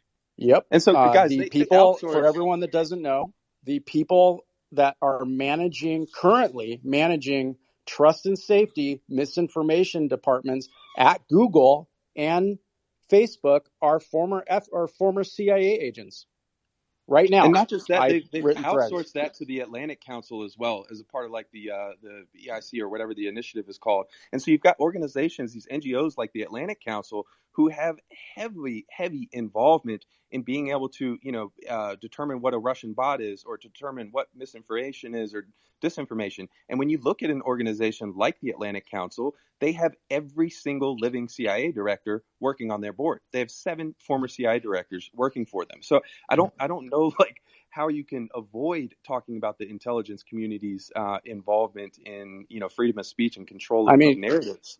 yeah, it goes back to Operation Mockingbird. They admitted this, 40, 50 years ago, putting their people into the news media. And now, it hasn't been admitted now, but I did my research and found it. It's a fact that since 2018, well, prior to 2018, there was maybe a dozen former intelligence community people at the social media platforms, but 2018 on, they've hired over 300 people, and they've made former CIA agents managers of their misinformation department. It's a fact. Yeah. Hey, do you guys like how when I brought up Anne Applebaum, the guy just sort of ran away? No I'd like to go comment. to Trash. I'm a Trash is great. moderator here. Yeah, let's get Trash on board here. Hey, Trash, unmute and speak. Yeah, so obviously Name and I, Zeke, I know you, Ian, obviously we've litigated this. Nick, good to see you guys.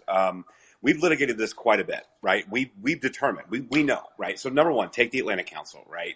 You have the Aspen Institute. You've got all these people connected within the Atlantic Council. You've got 7 former directors of the CIA that are still alive that are actually connected within that group, right? And then we saw what happened. Like, so Name put out, as an example, the thread with Bill Evanina And you can go through and you can see where the Director of National Intelligence, the Office of the Director of National Intelligence, has this censorship apparatus that is full of ex-Intel employees that are putting this complete control over media, print media, social media, and any other kind of information that gets out. Right. And we're knowing that that's coming through the Atlantic Council because, again, they're all connected to the Aspen Institute.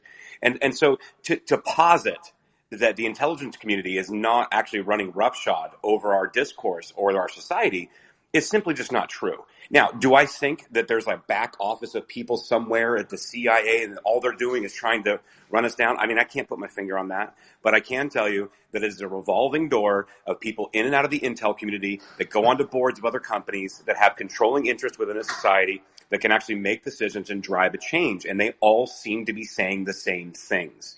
They're always saying the same things. They're always blocking the same messaging. And anything populist moving, whether it's in UK, in Brexit, whether it's here in the United States, and Donald Trump, whatever you guys want to say, any populist movement that is not establishment approved is going to be censored. It's going to be nudged. The conversation is going to be pushed to the side, and this is what's going to be presented. And so am I willing to sit here on Mario's space? And thank you for having me, Mario. I really appreciate you. Am I saying we're in the middle of a color revolution? I don't have evidence of that, but it seems pretty clear to me that we've got a serious problem that we need to address. And so, and one more thing, and I'll land my plane. Naim put out a thread recently when he was talking about this new FMIC, right? And so essentially where they dissolved the disinformation board and then they just moved the funding through the NDAA into the FMIC. And this is another censorship apparatus for disinformation. So again, Can you tell us what those acronyms mean? It's called the Foreign Malign Influence Center. It was pushed through by Klobuchar in a National Defense Authorization Act in 2020. It took a couple of years, but this department, it's under the Office of Director of National Intelligence. It just opened up 5 months ago. It literally does the same thing that the DHS Disinformation Governance Board set out to do. It's just, it's under a different name and a different agency, but same thing. And the acting director is a former 30-year CIA officer, agent, analyst. How long has the DHS's operation been around for that same purpose? Right around Patriot Act. I mean, the disinformation thing, it opened Patriot up Act? last year and shut down after a couple months. Yeah, Nick, the Department of Homeland Security was formed after 9/11 when they rolled the Patriot Act out. Yeah. Oh yeah, unfortunately, I know too much about that. It infuriates me. But no, I was trying to figure out when they rolled out this disinformation board because that's terrifying. It was last year. And it was open for a month or two. Board, this new replacement for the disinformation? September of 22. Couple months. Yeah. 5 months. Okay. No one's talking about it. Well, right. Hopefully now people will talk about it. I'll make sure people talk about it. Well, right. I have. Let's hear. This was. That thread, by the way, was just setting the ground for the foundation for what I'm going to put out in about a week. But we'll see. There's more to this.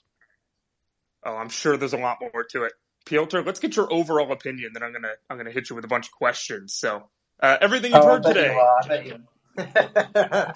I'm pretty surprised. I need to do some more research into this. I never make assessments before I have a sufficient amount of background knowledge to it. But I've never ruled out the possibility that it was a lab leak. I just found it less likely. I think, I worked in epidemiology a little bit. I was in Africa when, as I say, the Ebola virus began really becoming a problem in 2014. Piotr, I want to ask you real quick, why did you see it as less likely? I was explaining that, Nick, because there tends to be a natural development and evolution of viruses from nature. You can see there are millions or various forms of viruses and bacteria that we have no idea about that could potentially be lethal to us, but they just haven't made that transition or transcendence from rats to other types of mammals, or from mosquitoes to mammals, and so on. I've always felt that the Chinese deliberately developing some kind of bioweapon to sort of annihilate the Western world is a bit far-fetched. At the end of the day, the Chinese need the European, American markets for their own economy, so decimating them wouldn't really make much strategical or economic long-term sense. As I say, crazier things have happened.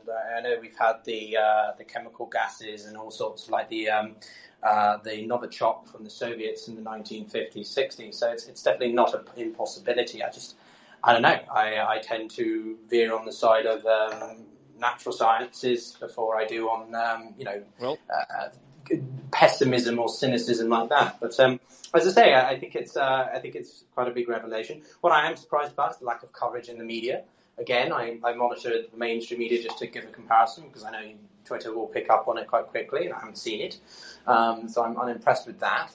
I also do think that the topics about the intricateness of the intelligence communities and people sort of having lots of fingers and lots of pies is very fair. So I think we need to get. I was listening to Dr. Drew earlier, and I think he had some very good points, and I think it was a good debate. So yeah, definitely. I think what I will say before you chuck some questions my way is I'm curious to see how this plays into the Chinese psyche. As we know, they've been in the news a lot recently, even more than they probably like. So I'm very interested to see if this plays into how they conduct themselves on the international stage a little bit. Whether that plays They into put out a they frame statement today. things. They put out a statement attacking America today, which is on my timeline if you want to look through it. It's actually in the top board there. I'm sure you've seen it. More on just addressing what you said earlier. I don't disagree with you at all. I don't think anyone in here is saying that China created a weapon to attack America or the West or anything. I mean, I'm sure some people think it, but I don't think that's what anybody on this panel is saying.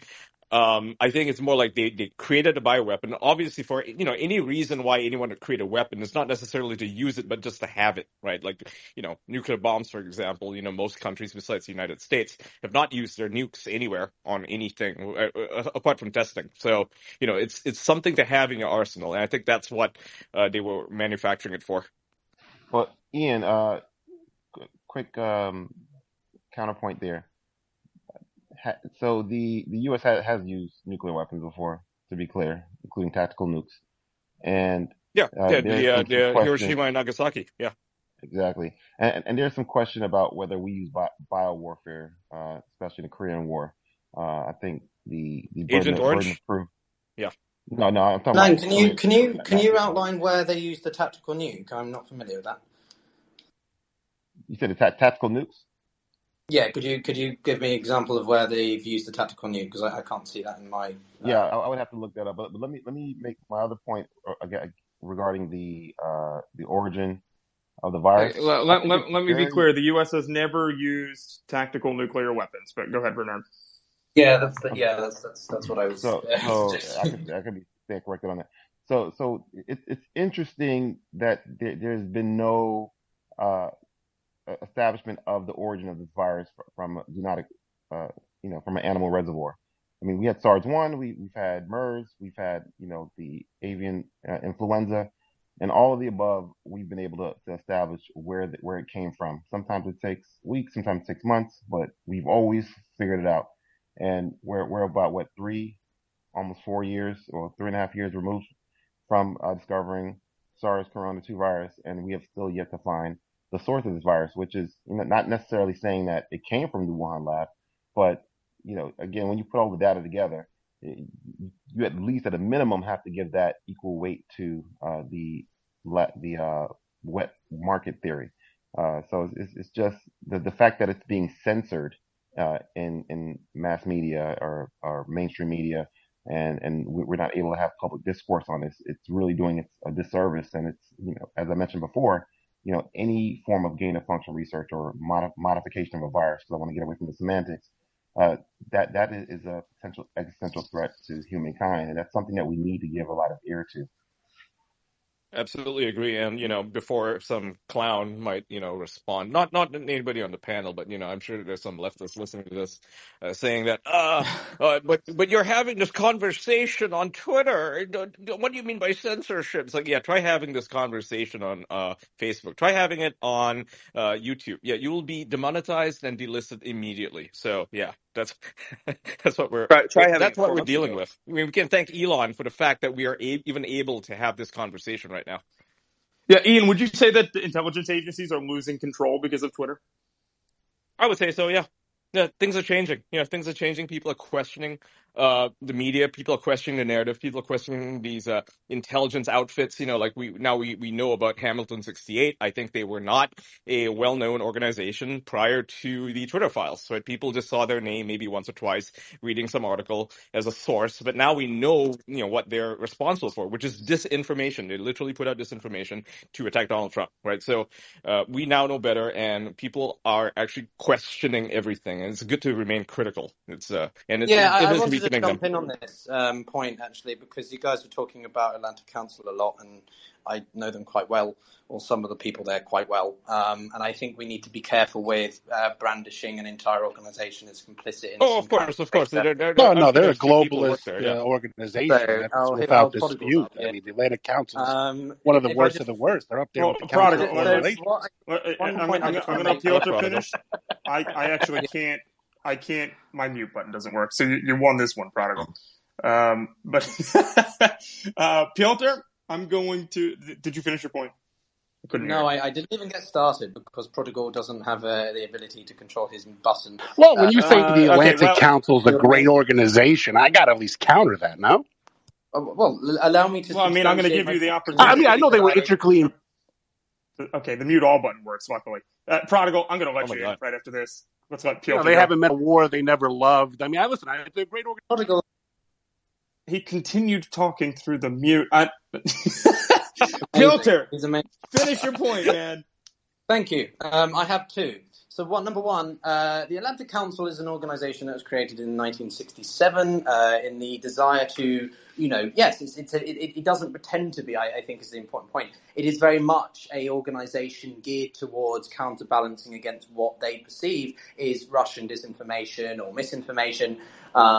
Which was the U.S. president from 2016 to 2020, and they were wrong about that, right? Like, seriously, dude, it's so disrespectful. Like, I don't do that to you. Like, seriously, man. I'm just trying to make a point. I'm not saying I'm on it or against it. I'm literally just trying to substantiate my point. So anyway, what I'm saying is that they are an academic branch of NATO broadly. Now, is there a revolving door, as people call it, where they go into government, they go into other think tanks? Absolutely. DC is a cesspit for that. And I've applied a few times to work there or in similar organizations. And I have a sneaking suspicion that because I have Russian heritage, they actively don't want me in the organization. I have no way to prove that, but it's just something that I feel a little bit sort of wary about because I have Russian citizenship. So they're like, well, could we then be affiliated with X, Y, and Z and so on? So I think there's other reasons, Piotr. Maybe. But what I do think is interesting is that they also had a woman working there called Barbara Slavin, who is a well-known Iranian commentator, and she was running an Iranian department, and because of the Islamic Republic, a lot of people were like, oh, she's affiliated with the Islamic Republic, and she was suddenly let go about sort of 3 or 4 months ago because she was pushing very hard for the Iranian deal, the JCPOA, and then suddenly, because of the Iranian Revolution and stuff like that, people are like, well, she should be, people don't want the JCPOA. They think it's a waste of time, and suddenly she's not in her position anymore. So I think that's interesting. All I'm saying with this point is that I think you must be very careful with brandishing entire organizations. Yes, there's a lot of people on the board. Yes, they have affiliations everywhere or some other places, but it doesn't mean every organization and every entity that they have a connection with is therefore sort of, part of some grander system. The other point I just wanted to answer someone's quickly. Yeah, I mean, after all, Werner von Braun is a good man, and he was part of the Nazi party, right? I mean, not all Nazis are bad, right? Yeah. Okay, I understand. Oh, God. Anyway, someone asked the difference between a tactical nuke and a strategic nuke. A tactical nuke is a warhead with a limited payload and limited yield, meaning it's localized explosion, versus an ICBM, which is strategical. Strategical nuke can only be launched with the approval of the head of state. Tacticals can be released by any military person if they want it, or generals. So that's the difference. There's never been a tactical nuke used in warfare. I'll land. Prodigal, I'm going to let you respond. I know you're just freaking. I don't really have a response. I was just wanted to counter the Atlantic Council stuff.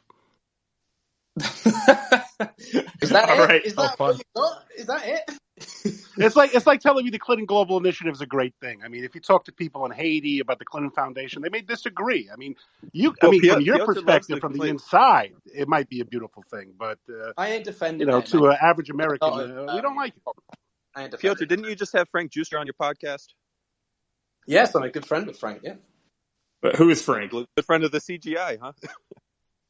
Well, Frank Giustra is a Canadian businessman. He's got good relations with Bill Clinton. He's got good relations with heavy into uranium and Kazakh mines, right?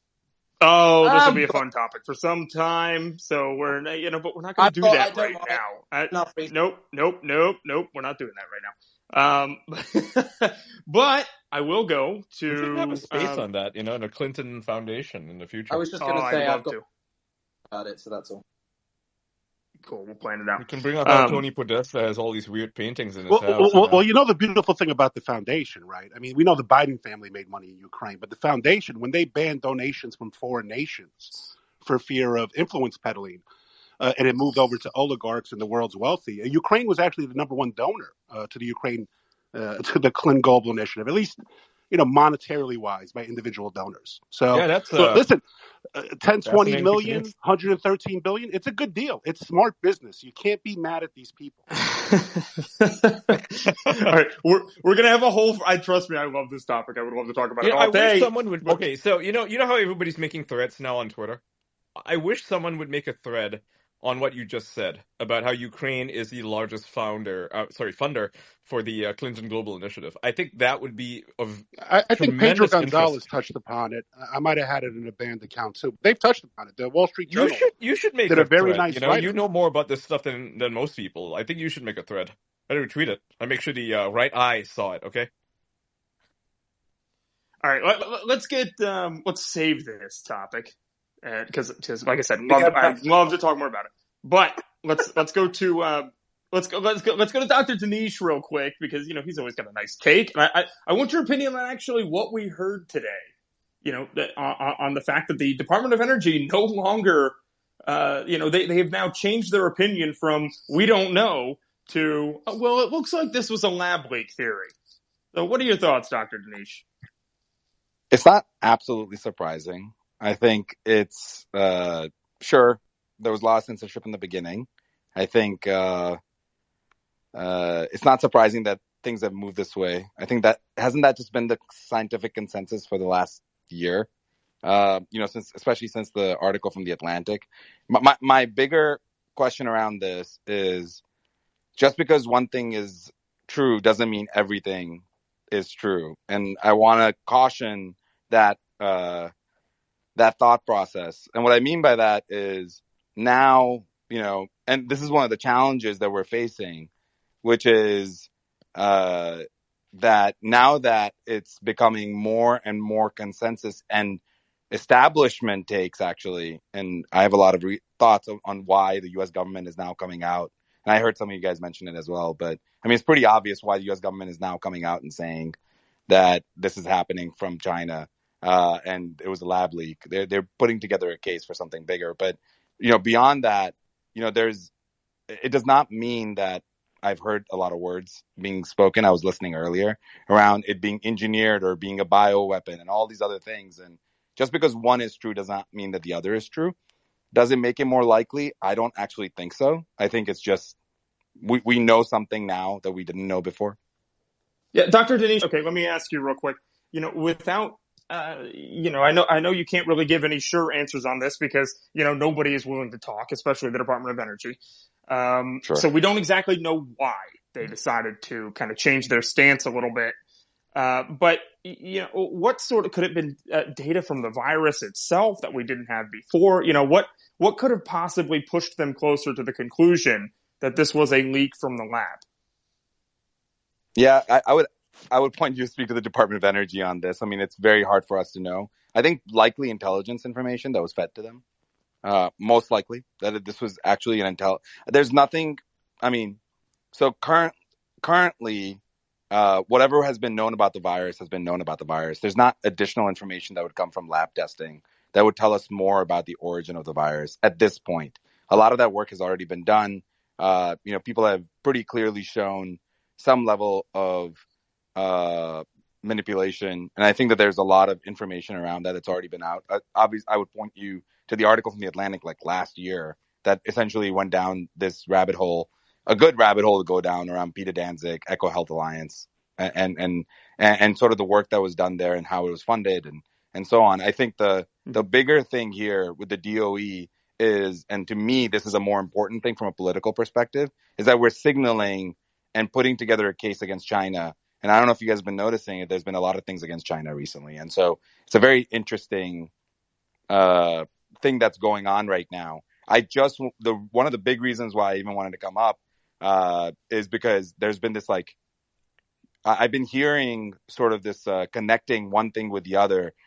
We're going from, hey, this was a lab leak that was clearly hidden by the Chinese government because they didn't want backlash, which seems like the most obvious consensus at this point. That's what the evidence proves, to all the way to this was done as a pandemic. Like, Jesus. I mean, just because one thing is true does not mean that every conspiracy theory that has ever existed is true. These were the same people that were saying that, we had, that those flying cylindrical balloons were actually aliens. Like, I mean, there's a point at which they Well, can't there's be some crazy incorrect. people out there for sure. I mean, I But, don't but think anyone on this panel is saying it was a pandemic, right? Not in the sense That's that, not true, Ian. There's actually people on this panel that did say those exact words. no, I said it was a scamdemic. I mean, I don't know about the other people, but it was an opportunity. It was an opportunity, and a lot of people took that opportunity on both sides. But mostly the billions were made by the pharmaceutical companies, right? That's how it's a scam, Actually, in that technically, they the wanted to billions blow it were out of made by the proportion. tech companies. Well, the election law changes were also helpful too, right? That's true. point out the association with the WHO and this whole idea that it was a planned visit or something related to the entrailings of the senior members of that organization and the UN more broadly, and then that leads us back to the WEF. And so I think that's where Dr. Danish is coming from, and I think he's got some good points. Right? No one's saying that this but we can hone in specifically. But I think we need to be a little bit more tentative and cautious with jumping to full scale, extreme versions. Right? Is this something that has an agenda, and there are certain people who have pushed a certain narrative over another one? Yeah, for sure. But does that mean that it's an entirely leaked something to do with bioweaponry or something that was to eradicate half the population for sort of population? I don't think anyone's saying that here. At least no one that I know of is saying that. I mean, obviously some people make those connections, but I think in order to make those connections, you have to provide the evidence, right? And thus far, the people on the stage have made, significant connections between various things, but it's not, let's not make a straw man argument out of this. Yes, there's obviously people out there who are claiming everything is fake. The war in Ukraine is fake. Buildings don't get repaired in 1 year. That's impossible. Oh my God, it's all fake. It's all to steal your money, blah, blah, blah, blah, blah. I'm talking about Stu Peters, and his tweets have been going viral lately, which is alarming. Isn't that scary though? No, it's the green screens, Ian. I wouldn't say it's scary. I would say it's disappointing and a bit disheartening that there's people out there who actually believe this stuff. Yeah. I'm not concerned about them.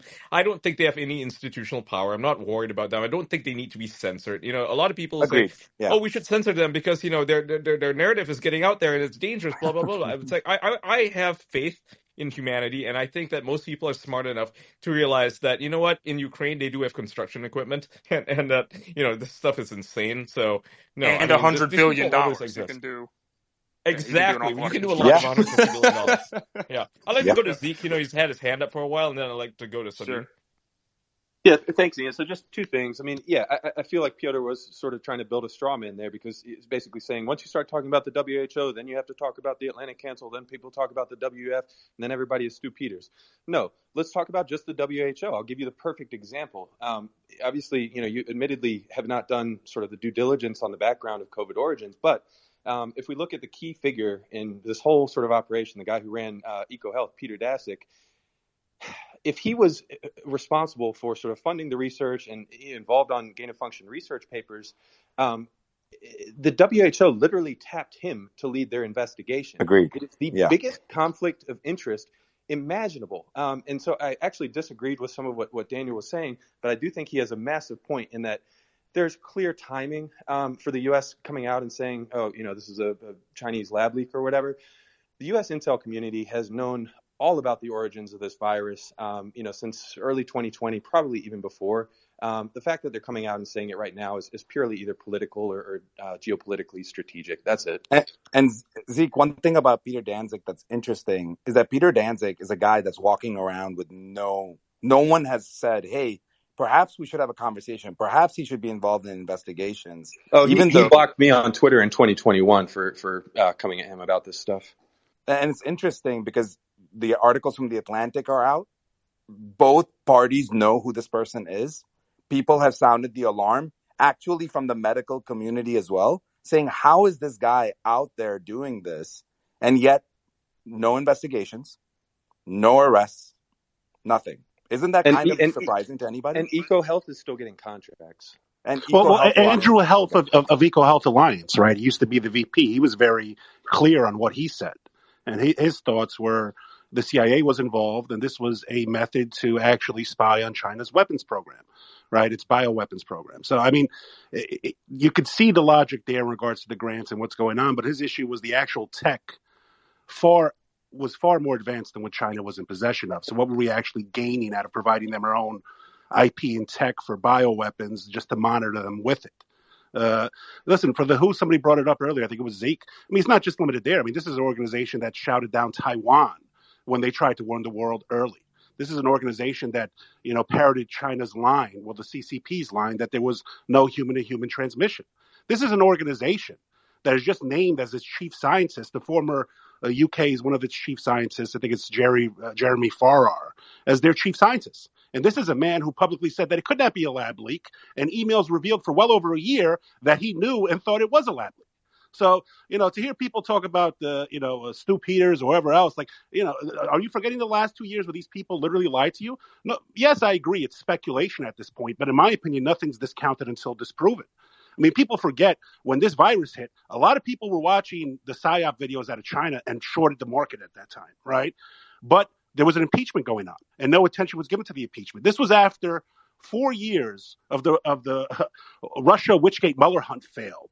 The Ukraine impeachment hoax failed, where the president, all he did was ask, what exactly are the Bidens doing in Ukraine?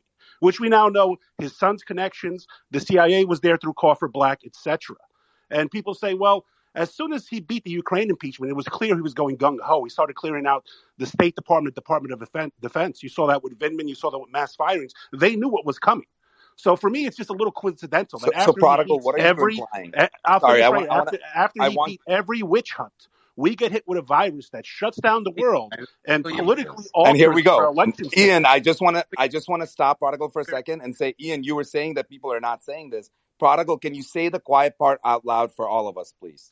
What did I say? I said nothing discounted until disproven. I mean, your side was the one saying the vaccine was 100% effective. We'll stop infection. We'll stop transmission. There's no your Don't come side at me and for my speculating. side. I can speculate all I want. There's other Chinese sources and information that claim this was leaks during the World Military Games in Wuhan. I'm sure you've seen that, right? This isn't a closed deal. The reality of the matter is, Pietro brought this up earlier. If both the U.S. intelligence community and China would view Trump presidency and potentially a Schedule F gutting the entire department that fed the Russiagate hoax as accidental to their existence and control of American politics, what would you do if you had committed treason? I'm just speculating here. These are questions you don't even want to ask. For me, another question I should ask is if the Bidens are so connected to Ukraine, is our president being compromised because he doesn't want to keep his son and himself out of jail?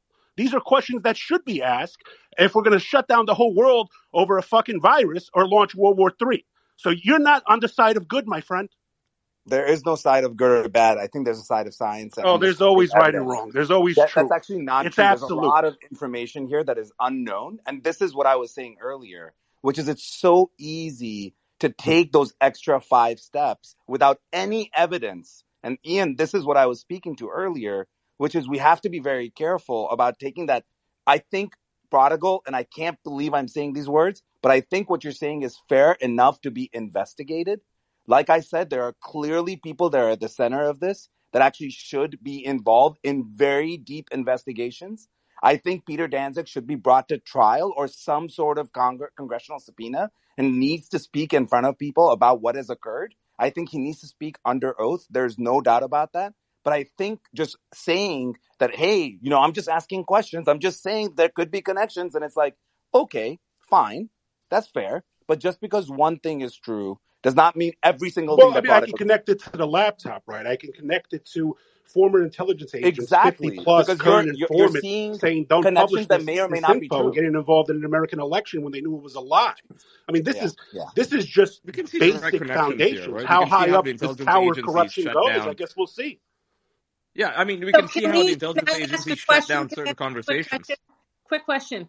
So do you think that Peter Daszak is the Ray Epps of the COVID issue? I think There's he's a covering lot of his ass. I mean, a information. lot of people make money off this. This is connected to the journals. This is connected to research, which Fauci and a number of other nonprofits effectively control. If they control the dollars for the whole industry. I mean, if you look at what the Gates Foundation, the Clinton Foundation, and Rockefeller, their stranglehold on Western medicine and health, you know, this is I don't know if it's on purpose. You know, I don't think it would be, but like I said, I would like to know definitively. I think it's highly possible it was more likely than not a lab leak, but we don't know that as a clear, right? Liza, with regards to Daszak, I would say he was sort of the most critical pawn in this initiative, whatever program, whatever you want to call it. Yeah, and just to chime in on this, I mean, again, we sort of proven my own points. It's not really a straw man argument. It's simply a case of that one individual is not the same as an entire organization. These are two very separate entities, and one specific person, if they have had any of these dealings or involvement in the way that we perhaps think they have, then I agree with Dr. Dinesh and I agree with Prodigal on this matter that they need to be, you know, indicted and put into trial, and you know, further investigation is needed. But to label an entire organisation as part of some, you know, intention to sort of create some purposeful weaponry or some alternative form to, again, say population control, I think is absurd. And that's not a strawman argument. That's simply just logic. Okay, I'd like to Okay, go to I want to go to Dr. Sabine. Trash. Oh. My God, you're speaking at the same time. Jinx, you know, okay. All right, so go to Sabine first and then we go to Trash. Okay, well, I'm just going to say quickly a couple points that I wanted to say.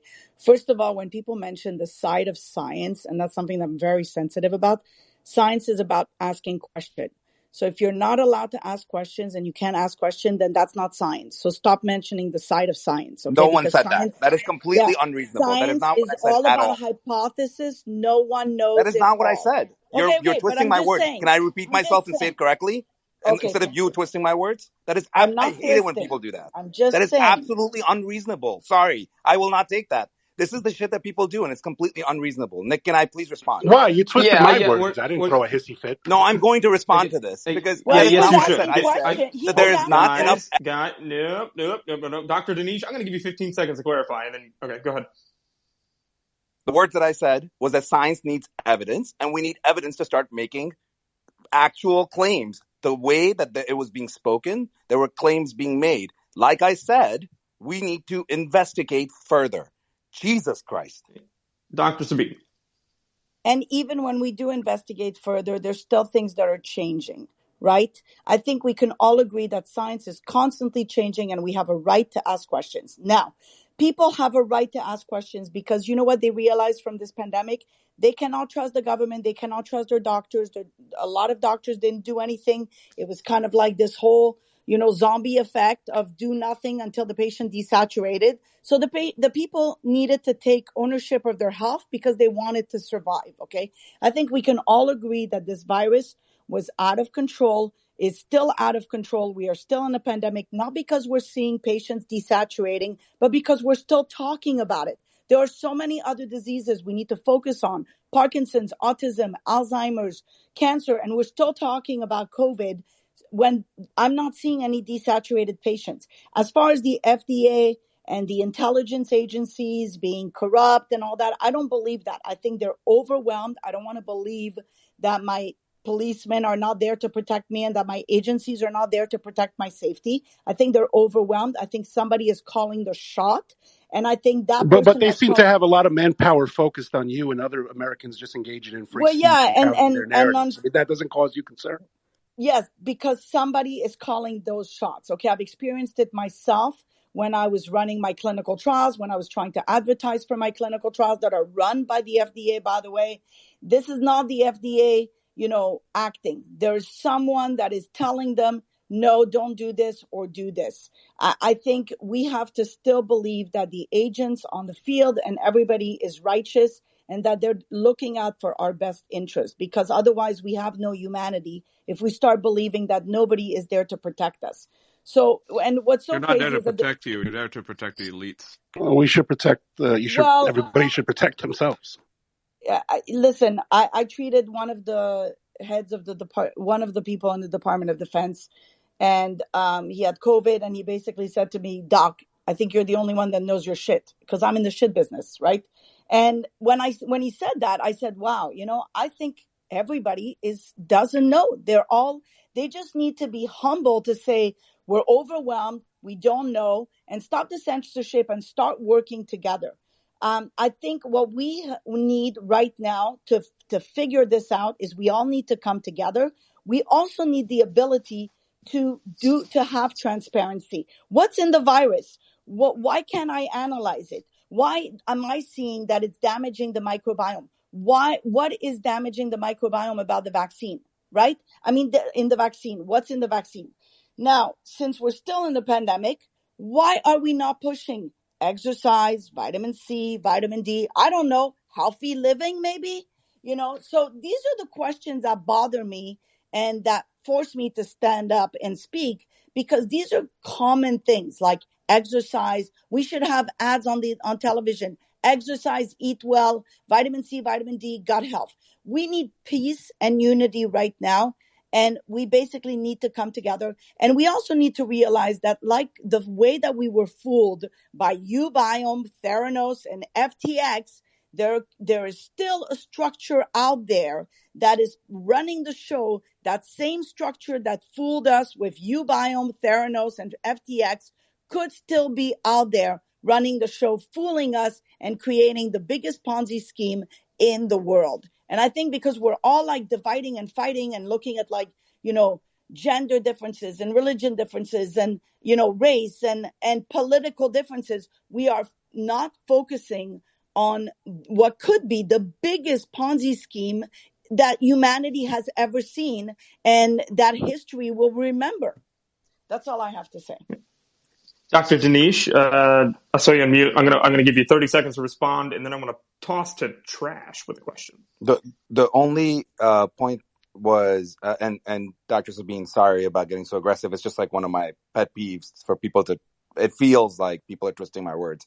But the point that I was going to make about you just said, there's a Ponzi scheme and all of these people are involved. Well, I don't know if you remember, but Theranos was actually caught by a regulating agency. So, some of these Ponzi schemes are actually caught by the agencies that we are claiming are having the Ponzi scheme. So I just wanted to put that as a retort. I agree, and I'm all for that agent to step forward and figure it out, because that's not in my realm of the world. However, we have to be looking into that. All right, great. Trash, I'm going to bring you up real quick. Let's hear what you have to say. You've had your hand up for a while. Yeah, no worries. No worries. It's a robust conversation. I just wanted to so I've been deep diving and I've been trying to trace the money. I've been trying to figure out, okay, where did this come from? Who released it? Why did they release it? So on and so forth. And so what I've basically come up with is that one through the 9 different agencies, the CDC and all the different bureaucracies that we have within the U.S., they then send funding through these NGOs. Then these NGOs send funding through all these other medical alliances. We know that Obama put a moratorium, quote unquote, on gain-of-function research, and then 12 days before he leaves office, he lifts the moratorium. Then they ship the funding through EcoHealth Alliance, Peter Daszak, right? And these are all these NGOs that are operating. It's one of many that are operating within all over the world with our biolabs. Okay, so they were probably doing some sort of directed evolution, gain-of-function research on COVID, or SARS-CoV, considering COVID itself is pretty prevalent in our society. I mean, you can grab a pack of table wipes, look on the back, and it's going to tell you it protects against COVID, right? And so they were saying, okay, what if there is some kind of like directed genetic mutation, and how is this going to be? So they were probably just looking at it. I'm not willing to say on record that it was a bioweapon per se. What it was a political weapon that was a political expedient solution once it got leaked. Now, was it leaked to 2019 military drills in China? Was it? Or was it somebody that did something wrong, or one of the many NGOs that actually have access to this material that move it around through country to country to different labs so it can be tested? Was it leaked through them? I don't have those answers. But one thing I do know, and I'm not entirely sure that China actually leaked this thing. That's actually evident to me.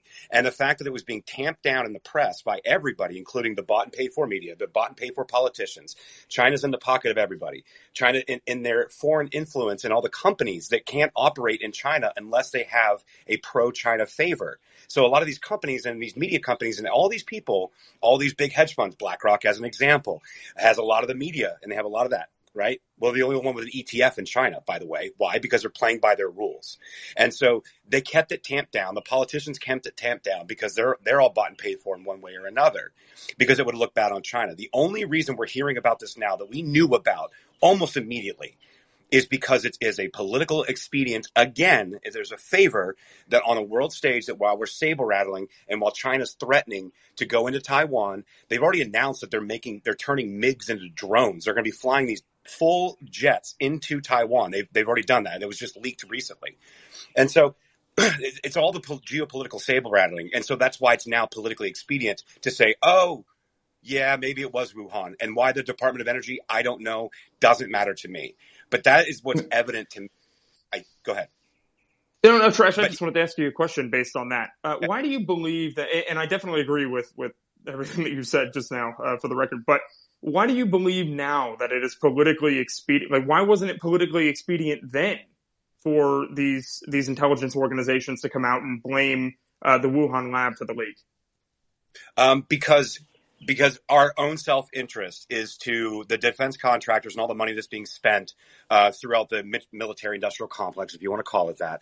All that money that's being spent, it is now politically expedient if we have a threat from China for war, because China's talking to Russia now through energy policy, and they're going to go after Taiwan and be very afraid because we're about to go to war.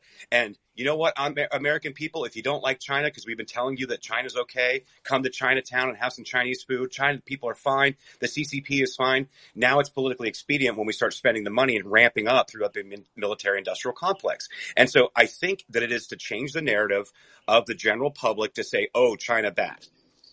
Oh, come on, So, dude. Nick, there was also an element, I think, of Piotr, hang on one second. I just want to follow up on that.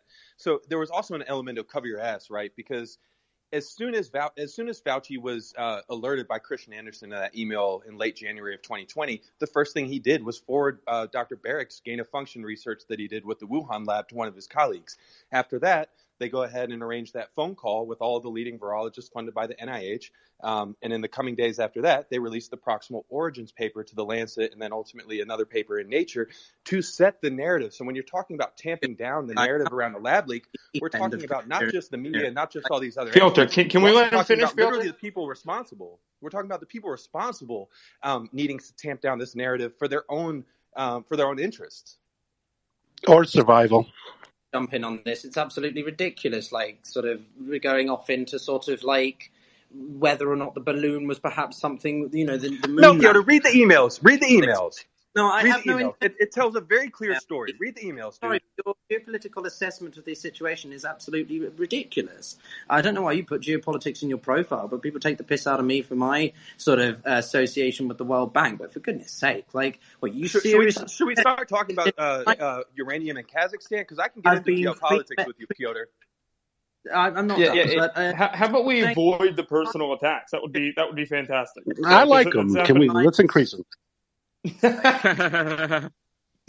So, as I'm trying to say, so you're suggesting that the entire relationship with the United States and China has been in the pipeline for years, decades. That somehow that we've always had a good framing of China. The framing around China has always been pretty negative. I don't really. What are you talking? Nobody talked about China before Trump hit people office. People were defending China. They were saying we love our Chinese people. Let's go back. Like, don't shut everything down. There's no virus. It's racist to shut down China. No. Guys, it's racist. I'm speaking here as a Chinese person. I have no love for China itself. I mean, obviously I love Chinese people, but, it's quite obvious that the United States has been trying to cozy up with China for a long time. Maybe it started with Richard Nixon. He put them on the world stage. They were nothing before that, right? And this idea... Well, Ian, did Joe Biden say we need to lift China up, or am I wrong on that? That is correct. He did say that. They're not our competition. Yeah, they're not a competition. They're going to eat our lunch. Come on, folks. Guys, we jump. Okay, so suddenly we're in the 1970s and now we're in 2022. Which one is it? Are we talking about what happened in 19? It's both. I mean, like America has tried to uplift China for Are ages we now. talking about Bill China in the Clinton, 19? you know, he gave America's steel industry. He completely destroyed America's steel industry and gave it to China. I mean, come on. The guys, like, seriously, if Zeke is seriously going to suggest that this is all because there's some sort of underlying desire to want to blame the Chinese, and somehow that this has been, hang on, so let me take a step back. So you're suggesting that the virus was actually developed by American companies and then somehow brought into China and released or established? Not brought into Well, the China, tech made is in American China, made, funded right? by You knew America. what Barrack was doing out of North Carolina. I mean, that's well known, Pieter. And I'll finish with this. I'll be short because I know you want to keep going. But to say there is no geopolitical implications, British intelligence came out early and said it was a lab leak. The FBI, which was the only agency that actually has biologists, people who actually are have careers and expertise in this, also said it came from a lab leak, and numerous other scientists who were silenced. The reason why geopolitically it's more convenient now is because Russia is going to be more reliant on China even more than they have been in the last year, especially if it's going to include more arms shipments. So if they can get the world to look at China and sort of use this as a weapon to try to kowtow China into not supplying Russia with weapons, geopolitically it makes sense, Pieter. I'm not sure if you see that. Pieter, I'm going to continue to mute you. Yeah, but I'm being interrupted by everybody else. Pieter, when he speaks, you interrupt over him, and then you get mad when he does the same thing to you. Else, but it's okay when people interrupt me, but not when I do it to other people. The double standards of this stage are absurd. Both of you don't interrupt each other. You know, show him some courtesy, and he'll show you courtesy. You're now interrupting Ian. Like, dude, just what the hell, man? It's not cool. I keep being interrupted by you guys. Like, they're double standards, man. Okay, all right, go ahead. Let's hear it. Well, this isn't Ukraine. We still have free speech, opposition media, and opposition political parties. And the Russian Orthodox Church can still operate here. So I'm sorry. Zelensky's the one comment that from the best, right? He's learning from Piotr's learning from Zelensky. That's what I meant to say. So good, isn't it? Damn it. Freedom of speech in China is so good, isn't it? So the one point that was being made earlier. Nobody's been saying that. What are you talking about? Pieter, I wanted to address one comment around Pieter's question around: is it possible that there was gain-of-function research being supported by Peter Daszak and EcoHealth Alliance in China? I mean, I think, and whether this was actually an engineered virus, again, not enough evidence to say that definitively. But there is some very damning evidence around the work that EcoHealth Alliance was doing in gain-of-function research. And EcoHealth Alliance, while yes, we talked about this earlier. It's in the paper. See, the guy Peter Daszak literally emailed the NIH and said, "Hey, thank you for raising the grant ban." From DARPA. I mean, that's right. Yeah, he was like, "Thanks for raising the ban. I guess it's no ban anymore, huh, guys?" And you. That's what the grant was for. It's for gain-of-function research. And then DARPA denied their initial grant because of there weren't the right safety precautions. That's right. Exactly. I mean, DARPA was worried about the work that was being done. And for people that don't know much about DARPA is seldom worried of anything. And so the fact that they were so worried by this obviously meant that he was going a little too far. Clearly, Piotr, you know how I am. Usually I consider myself very moderate. And, but this is, to think that is not a possibility. I have to push back and say, look, this needs to be addressed. We need to investigate it. And I think it's okay. Look, at the end of the day, worst case scenario, it was not engineered, right? And we spent tax dollars to try to figure out whether it was not. But I think these are becoming some real heavy questions that do need to be addressed. That's just my middle, I guess, moderate point of view. Because I like your reasonable delivery, right? I'm not saying that this isn't possible. I think it could very well be. What I'm saying is, though, I think we're getting a bit ahead of ourselves when we start relaying it all the way back to say what's happening with Russian-Chinese relations, the Chinese-Indian relations, or maybe over a military incursion into Taiwan. These are all very different independent factors, which may or may not be driven by this one element. But I think it's a bit of a stretch to suggest that this one element and the creation of a massive pandemic that has, predicated the world for the past few years is the driver of China's interests over Taiwan, their interests and relationship with the Russians. Pieter, that's not what they're saying. What they're saying is that the U.S., if this was from a lab, was just as involved in China in providing the tech and the expertise. What they're saying now is that as opposed to 2020, etc., where there might have been a rallying around the president if China was a geopolitical threat that had done something of this nature, right? In this instance now, it's politically convenient because Russia's looking at China to increase the type of arms it's going to be getting going forward. And now it's convenient for Western media and Western NGOs and Western politicians on both sides of the aisle to bring this up. You study geopolitics. You do realize that could be a potential. It's speculation, correct? Yeah, it's to me, it's not, because we've been saying it for 2 years, 3 years. But to all of it now switch it and try to put all this pressure on China now because of Ukraine, it seems very interesting, the timing. That's all. But look, and I think what Prodigal is saying and what others are saying is that they're not saying that. Well, they're not. They're talking about the rhetoric and the discourse around the virus, not the theory itself. Okay, so now we have to understand the history of our government, what they've done during the pandemic, and now this it's not an about face, but the fact that a large agency would come out and say this information. Nothing new has happened. I mean, this is not anything. You could tell by the leak, right? Why are there leaks now? There weren't leaks before. So now all of a sudden, now they're going to listen to Washington Post, the Wall Street Journal. Now they're going to listen to the leaks. I mean, come on. Yeah. So you have to acknowledge at least that much from that, and I think it's up to people like us to just keep this grounded in the facts, so that the discourse is not used or the propaganda is not used to promote geopolitical interests. Because I mentioned this earlier, and I think we all agree that there is major public health implications right now and in the future. And so we have to have the discourse, but it's not happening. But now that it's happening, let's not let them frame it for us. So I want to I'll let Zeke and Dr. Lin jump in just real quick, but because I have a kind of important question on this topic, but I know you guys have been waiting for a while, so go ahead.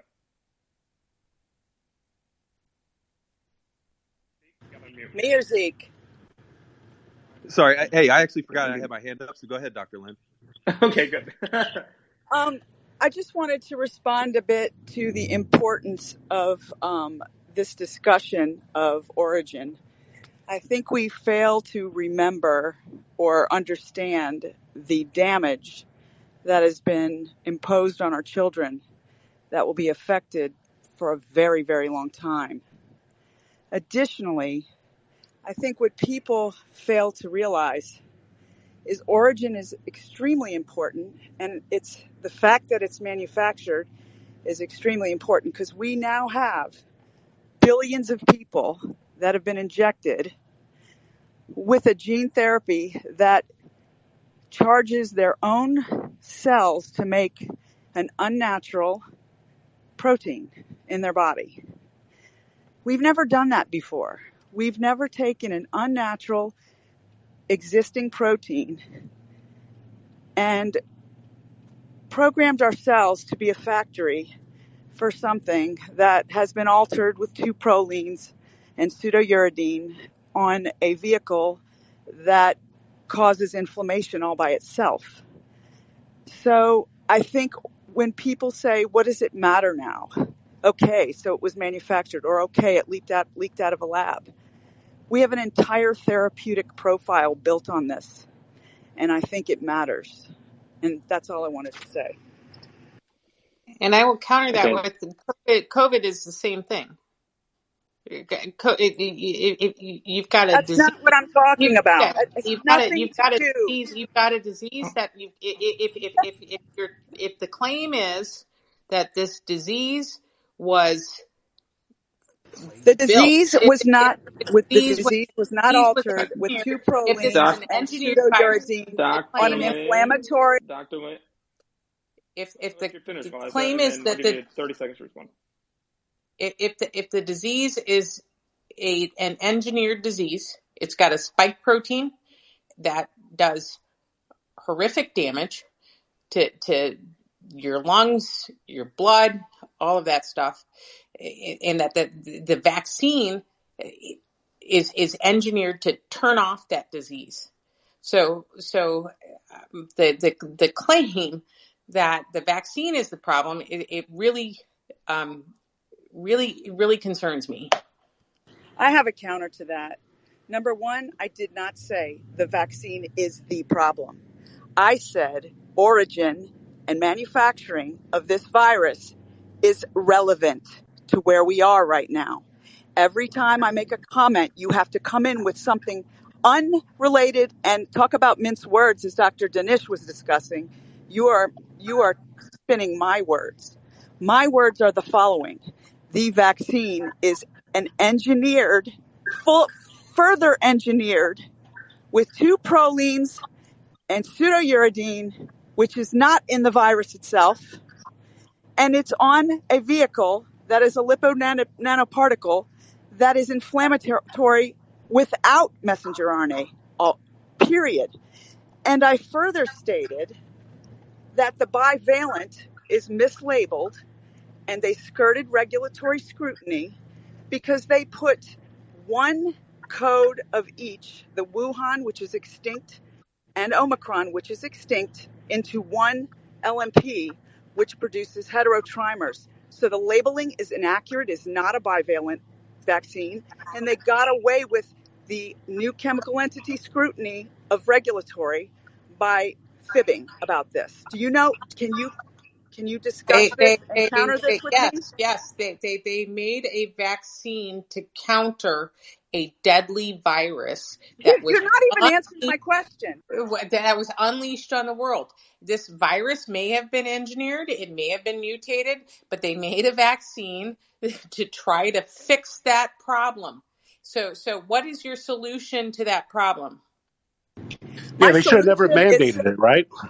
The solution is to stop the program right now because, number one, the actual infection with Omicron is not even necessary to treat. So we don't have an issue there. We don't have hospitalizations from Omicron. There is no reason, there is no benefit, only risk at this point for injecting a liponanoparticle with a codon that makes an unnatural 2-proline pseudouridine spike protein for months and months and months that you carry. They don't even know how long. We've already have proof that it can be 18 months in your monocytes and it's carried on your exosomes. I think you're speaking out of your depth.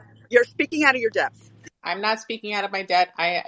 I know researchers who look at this in detail, so I am not out of my depth. I am one. You know people, I am one. Great. So can I ask you a question since it's so safe? How come certain countries with different medical boards decided not to offer certain vaccines to certain people, whereas the U.S., it was a free-for-all? If this was so safe, why were hundreds of millions of doses given out, within a small day period before they changed the dosing period for the vaccine? If this is so safe, you've seen multiple studies, and even Paul Offit had a change of heart. You've seen multiple nations basically come forward and say, this is not something you can continuously take because it makes part about the vaccine. Paul Offit said that there was no need to boost children. Correct. Nobody's buying it, right? Nobody's against the vaccine. If you want to take it at this point, knock yourself out. We don't care. But to act like this wasn't wielded as a weapon, right? The healthcare industry suffered more from the mandates than they did from COVID now. That's why they're bleeding. The same thing with a lot of government agencies, whether it's police in big cities, fire departments, etc. This is completely, you look at what this did to children and under this, the farce that we weren't going to open until the vaccine was there. They committed consumer fraud on a global scale. To this day, I've seen everything sponsored by Pfizer. I haven't seen one commercial listing the side effects we know about, whether it's myocarditis, pericarditis, stroke, death, etc.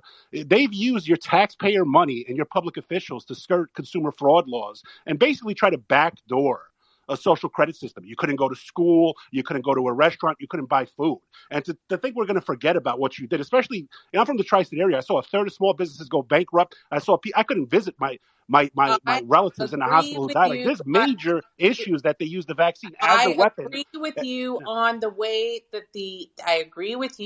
way that things were rolled out, and that was. I disagree with the policies that went around COVID. I think that the vaccines are actually okay, and I don't necessarily agree with boosting children. So you disagree with Denmark not recommending the fifth dose. You disagree with Sweden and the Scandinavian countries basically outlawing Moderna for anyone under 30. Why do you think they didn't offer Moderna to people under 30? Because it's going to be very hard to explain the adverse events and long-term side effects from this. Like, that's a fact. I think you should have been There's more multiple nations in Europe, Scandinavia in particular, where they decided Moderna is not for us. Other nations looked at AstraZeneca. Same thing with Johnson & Johnson. This debate wasn't even had in the U.S. If you brought up any of these concerns, specifically in regards to mRNA tech and what was going on, you were basically painted as a fucking right-wing conspiracy theorist. Like, there is no trust. For all these issues we're talking about, if people want a solution, you have to regain the trust. The only way you're going to regain the trust is everything you think is outlandish, it needs to be disproven. Whoever's investigating it has to be objective. These institutions can't investigate themselves because they likely held the murder weapon. Right? That's the problem we have. You still have a lot more trust in this system because I guess it didn't affect you as much as other people. I understand. I understand. And I understand that the way all of the policies that were rolled out, I understand how that impacted people. But that doesn't change the science around the vaccine. And I think that whoa. Liza, why was no mRNA therapy ever brought to market prior to the Emergency Authorization Act? Because they needed the EUA to push it through, because it is not a viable correct. platform. Both BioNTech and Moderna were going underwater in 2019. You can look at BioNTech's SEC filing. They say no mRNA. She's going to hold her ground. She has no information or scientific basis to rebut what I'm saying. We were talking about no ad hominem attacks, Nick. I'm so confused about why this is happening now. I agree. That's why I was jumping in. Okay. So I'm gonna jump to Zeke real quick because I think this is just gonna keep going here. So thanks, Nick. We're sort of trusting the science on something that was pushed through under the EUA, and you can look at these companies' filings in 2019. They say no mRNA immunotherapy has been approved and none may ever be approved.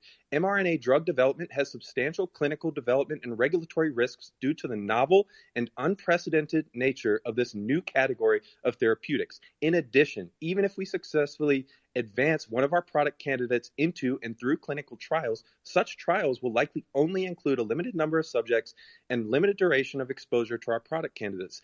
As a result, we cannot be assured that adverse effects of our product candidates will not be uncovered when a significantly larger number of patients are exposed to the product candidate. Further, any clinical trials may not be sufficient to determine the effect and safety consequences of taking our product candidate over a multi-year period. What's that? What year is this from? 2019. It's from BioNTech's SEC filing. Moderna said very similar things in theirs. Yeah, could you DM me that? I want to take a look at it. I actually put it up in the nest. It's the very first thing, awesome. And I actually have a link in there to the SEC filing. Thank you, Zeke. Well, the German newspaper recently published that they had the timeline for approval before they even completed looking at all the data and information. You act like we haven't seen this. People here look at the data leaked out of Pfizer from Germany also go back and saw outside of the vaccine there were major issues in production and quality control. You might forget this, but this was supposed to be shipped via cold chain. It was supposed to be held at a very below freezing temperature, and it wasn't. If you look at how it was dosed out willy-nilly out in the summer at pharmacies, etc. Like, there were major issues. And if you looked at the Pfizer documents, when the government apparatus there did a regulatory review, they said, yeah, we're seeing issues with quality control and delivery of these samples or the vaccines from the production facility to the site of injection. But we're going to trust Big Pharma to fix it before the rollout. Okay, I never saw... Go ahead with Big Pharma. But you can say whatever. They can't even make fucking baby powder, right? I'm going to trust Johnson & Johnson with a vaccine. They're giving women cancer left. I would like to finish my sentence. These were the biggest vaccine trials in the history of vaccine trials. There were over 70,000 the bivalent booster had what, 20 mice, 12? I forget. There were over 70,000 patients tested in these. Yeah, you're the test subject. You're right. It is the biggest one. And they volunteered. They It's volunteered. been dosed to billions. It is the biggest experiment. Because none of us volunteered. We were told a lie. You have to decide. I hear two things from this group.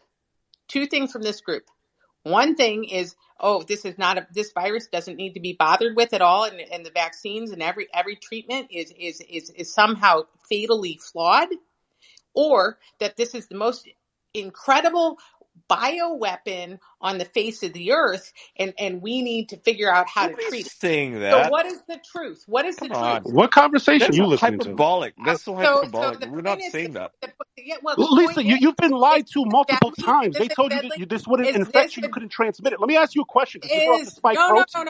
It's You can coming ask me out questions. now with immune protein that if you're getting more doses of this, you're more likely to catch COVID. So you think it's good to take a shot every 6 months and inject your body with spike protein and then increase your That's likelihood of getting not what I infected with said. COVID. So your That is point is you need to take this more and more so that is you keep getting not what I infected and said. the spike That protein is just keeps not what I damaging said. your body. Is that Yeah, what's the your point of message? taking boosters if they weaken you and make you more susceptible to all illnesses because it destroys your immune system? I mean, what's That the is point of that? not what happens, and that's not what I said. There's multiple studies. You can look up top. I pinned a bunch that shows you're 2 to 5 times more likely to be infected if you get 3 or more doses. And they're still doing the trial, the data right now on the rollout since we're up to the 5th. I read these studies, right? I'm I sure you do too. So I studies don't know too. what you're Yep. talking about. It's in There's New like York I read 20 Health. these studies studies up too. there The New York Department of regarding Health actually lies, put in it out regards to there. menstrual cycles. They found spike protein in breast milk. I mean, what are you They talking have about? not. Seriously, prodigal Liza, yeah. man. Who's next? Who's next? We can't have dead air. Yeah, no dead air. That's what Let's I'm have saying. Jenny. Supposedly Jenny's there had her is dead hand air. up, and so does Millie. I'll go to Jenny first, and then go to Millie.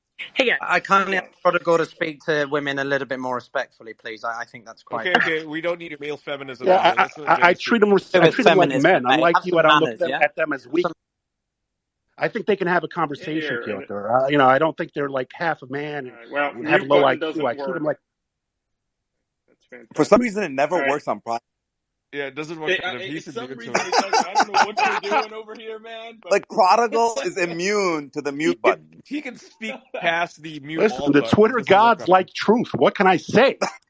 Elon likes you. He put a special flag on your account. Lets you speak all the time. Okay. Let's go to Jenny and then go to Millie. Yep. I apologize. I might be a little controversial when I mention that Bayer Ag is responsible for the death of 22,000 children because they didn't pull drugs off fast enough, and that's Bayer Ag. So if you want to go through their connection with Monsanto, you can. But one of the most important things I think is that Charles Lieber, he worked for Harvard. He still does. He's the godfather of nanotech, and you guys mentioned the lipid nanoparticle. Now he was hired by Wuhan, by the CCP. While working at Harvard as the chief professor of chemical and engineering, he was hired to start a lab in Wuhan by the CCP working. The DOJ knows this. The DOJ and the DOD have known this for a long time. So what we're missing is Lieber and his connection to the Wuhan Institute. And I think that that's something that has to be brought out. And for some reason, it's been greatly hidden. If you guys go back and remember, there was the kids that were arrested at the airport for some biological specimens that they were taking across, and he was prosecuted. The DOJ only prosecuted him for screwing up on his taxes. Now, this man sold secrets to the CCP for decades while working in our nation's highest institute. So this is something that it goes very deep. It is something that we need to look at. The fact that there's biotech in there needs to be completely understood across the board. And if you go look, I put everything I know in the little bubble down there. And you can go into these cases in the Department of Justice.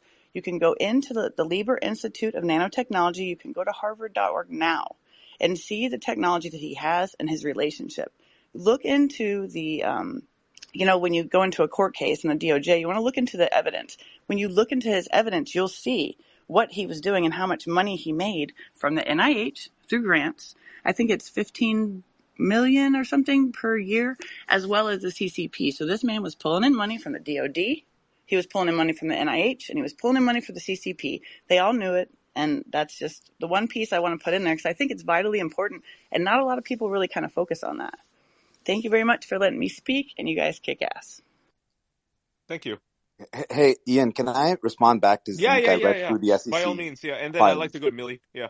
Yeah. So, Zeke, I reviewed the SEC filing that you spoke to, and we're just keeping things honest. As I said, I will always be in the middle. I try not to push anything. It's important that somebody does something different. So read through it. It was under risk factors, what you had mentioned. Just so everybody's aware, people that have read SEC filings before, the point of risk factors is actually to talk about the worst case scenario. You're actually letting your potential investors know that, hey, this is how we could potentially fail. So using that portion of an SEC filing is sort of a little bit, and again, nothing wrong completely, but it's a little disingenuous because ultimately what they were saying, if you look at other parts of that same filing, it says, oh, this is the greatest thing since sliced bread. And Zeke, I'm sure you agree with that. That's how those are written. Sure. And so this was legitimately saying, hey, a risk factor could be that this could happen.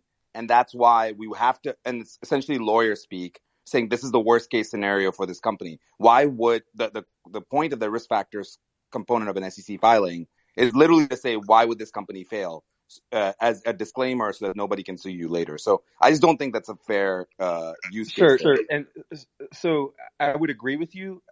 If they had not been struggling for BioNTech, I believe, over a decade, and mRNA, or Moderna a little bit less than that, if they had not been struggling to bring these mRNA product candidates to market, and if there had not been so many issues along the way with the technology, I would agree with you a little bit. But the fact that, like, normally risk factors in these parts of SEC filings do not get this elaborate about the fact that we may never bring a product candidate to market. We may not know, even if we do bring them to market, what the effects are over a multi-year period. So I would agree with you in that sense. But, like, these are some very specific risks that they're raising about some very specific technology that had never been implemented before. And both these companies would have failed without this pandemic. Yeah, no, that makes sense. Okay, I'd like to go to Millie. I think Zeke really spoke to a lot of what I was going to say, and basically how it's important to distinguish that this COVID-19 vaccination is not a typical vaccine. And that's one of the things I think we hear a lot, where people will point the finger and say, oh, you're an anti-vaxxer, oh, you're against vaccines. Well, this is a new situation. We're talking about the mRNA gene therapy vaccines that are new. Typically, traditional vaccinations require 10 to 15 years of research before those vaccines are even made available to the general public. So that was one of the things early on when this virus got out. People were talking about, well, how long is it going to even take them to create a vaccine to deal with this COVID-19 virus, right? Well, they had this mRNA gene therapy vaccine technology that's really new and has not that much testing on human beings. And then they just really coerced most of the general population into taking it. I heard someone earlier say, oh, well, you had a choice. Everyone chose to get this vaccine.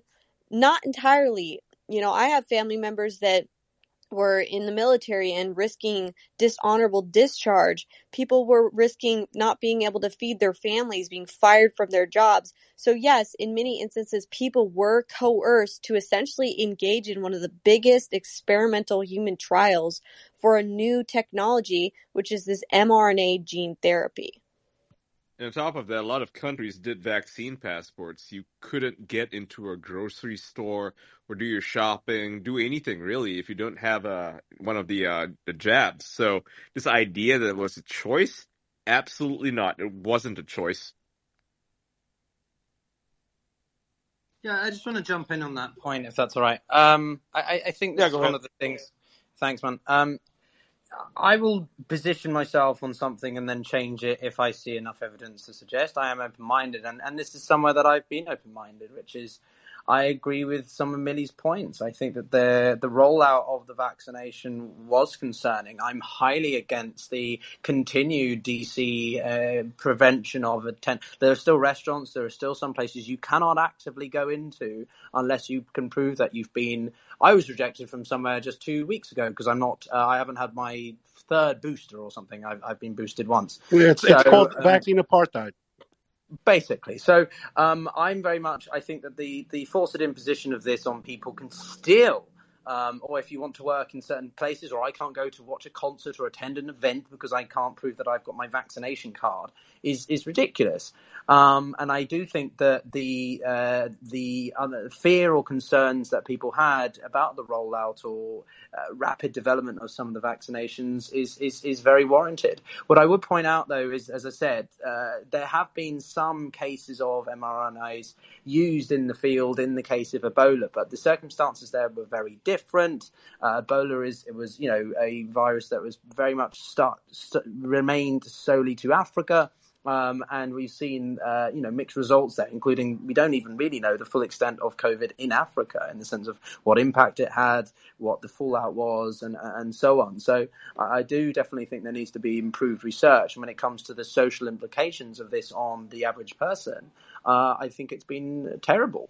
But that's, that's where I perhaps differ. I begin to differ on some of the other things that we've gotten a bit heated about today. Yeah, I mean, the only thing I'll add to the vaccine is another reason people are suspicious is because this went against medical and scientific knowledge and literature for decades, right? You don't introduce a global vaccine rollout during an ongoing pandemic. And then you explain to me, listen, we'll argue about the mortality rate. Even Leanna Wen has changed her tune on CNN. Nobody's arguing this isn't highly transmissible.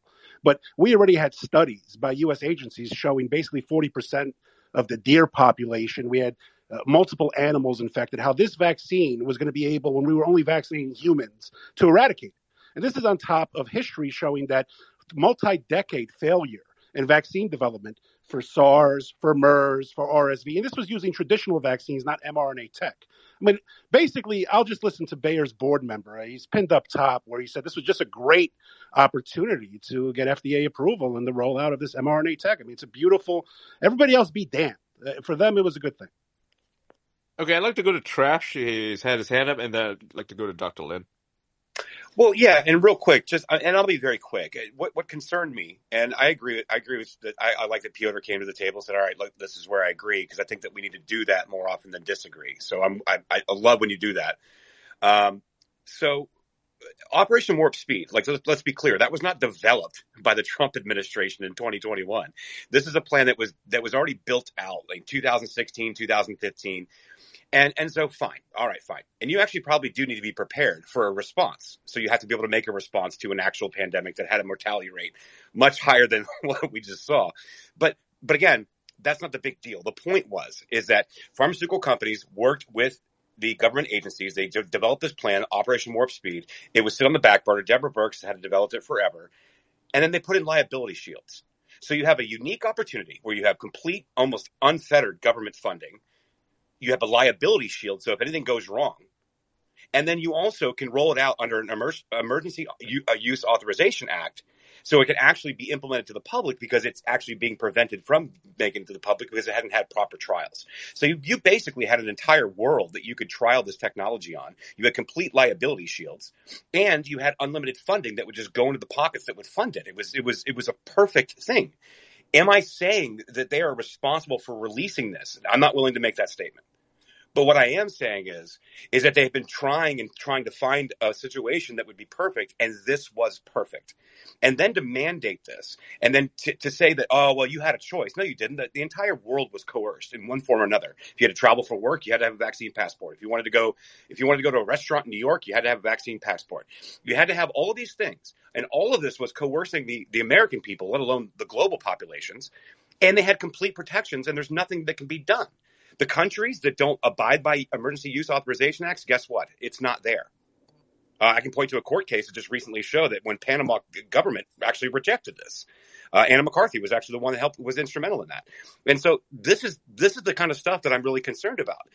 The long-term effects of it, I'm really concerned about. The fact that we were able to just test an entire population of a globe to see the effects, to get the trials that they never could actually complete, and then have complete liability shields, and then unlimited funding, unfettered access to cash. I'm sorry, you're not going to make an argument that this is okay to me. It's never going to happen. Okay, I'd like to go to Dr. Lin, and then I go to Zeke. Well, I just wanted to kind of back up what Trash is talking about. It's a means to an end. The end being One Health, if you look into what One Health is, and a digital ID.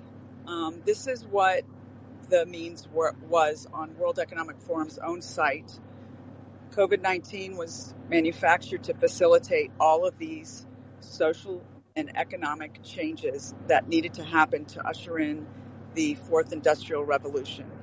It really isn't that hard when you do a deep dive as to what the main goal is. And now WHO is going to push their pandemic preparedness tyranny on every country in the world that will take it. And ultimately, this will mean digital IDs and One Health passports for everyone by the very people who determined that these vaccines were warranted in a disease that had an IFR of 0.9 and that we knew early on was mainly in the elderly, but they decided to go ahead and coerce and push and mandate college students to get multiple doses. And all of these things that made absolutely no sense. Don't be healthy. Go get jabbed and get free Krispy Kreme. None of this made sense. And if you want to defend it, you don't make sense because it's simple scientific fact that the policies that were enacted during this so-called pandemic, which was very, very short-lived, by the way, were the opposite of what anyone should do in a pandemic.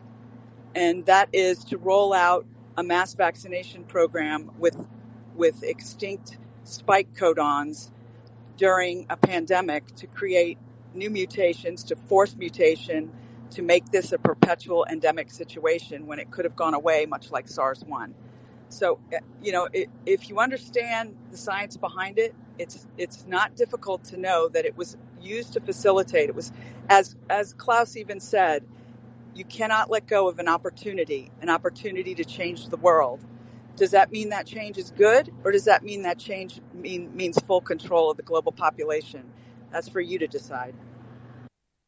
Yeah, Doc, the only thing I'll add to that is the reason why they went from the carrot to the stick very fast is two. They didn't want a control group. They failed miserably. And the second is, if you're going to usher in a public safety social credit system, everybody has to be in it. So they were always going to do this. They were always going to starve you, destroy your career.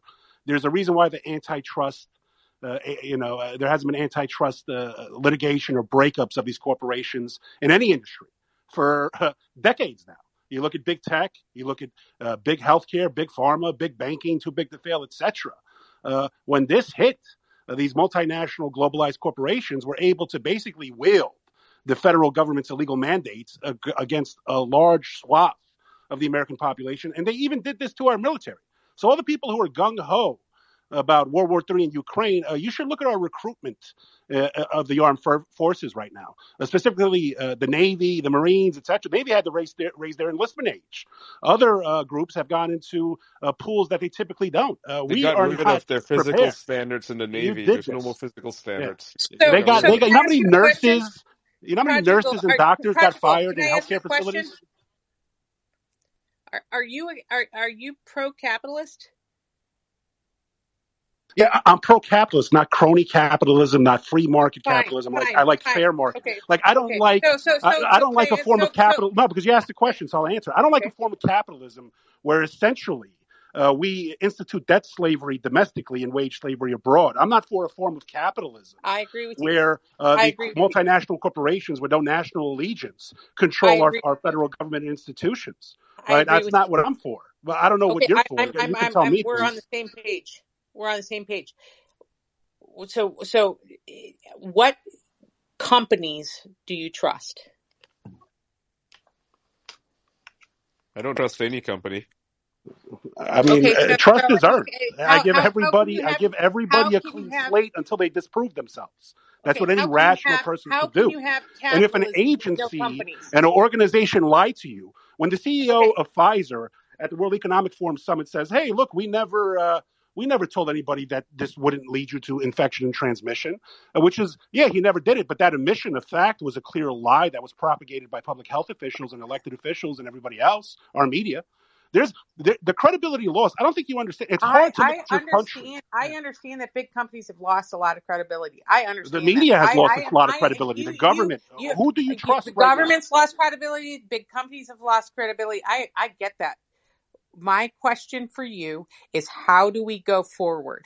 Because we have what we have. If you take out all the big companies and all companies just in general, because you don't trust them, where is capitalism? I think you're arguing an How do you extreme. have I'm for no. trust My busting. question. Let me finish I'm my not for question. eliminating the companies. I'm from Okay. eliminating monopolies and oligopolies and everything else, Fine. I controlling am too. markets. I don't like monopolies. I don't like oligopolies or anything like that.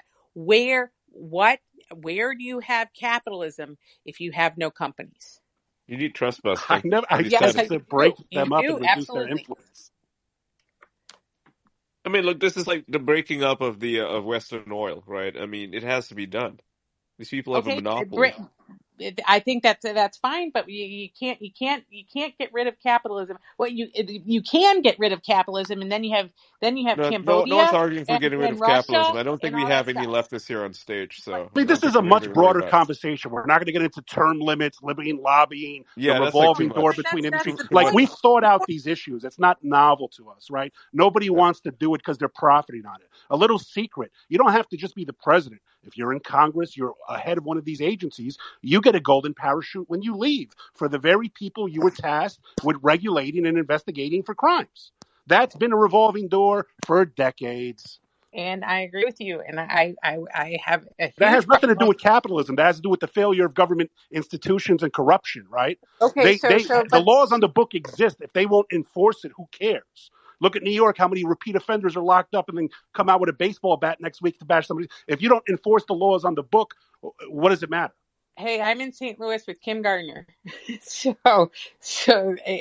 got a big, huge problem because a 50-time offender has just run over a little girl and taken off both of her legs because he's been out of jail multiple times. So I'm on your side with that. But what I am saying is we need to take a big look at the big picture and understand that this is not just corporate greed or we're in this together. We're in this pandemic together. We're in this political environment together. We've got to figure out how to meet in the middle. Okay, I'd like to go to Patrick and then Zach. Thanks, Miles. Hey, I've got a question for Liza.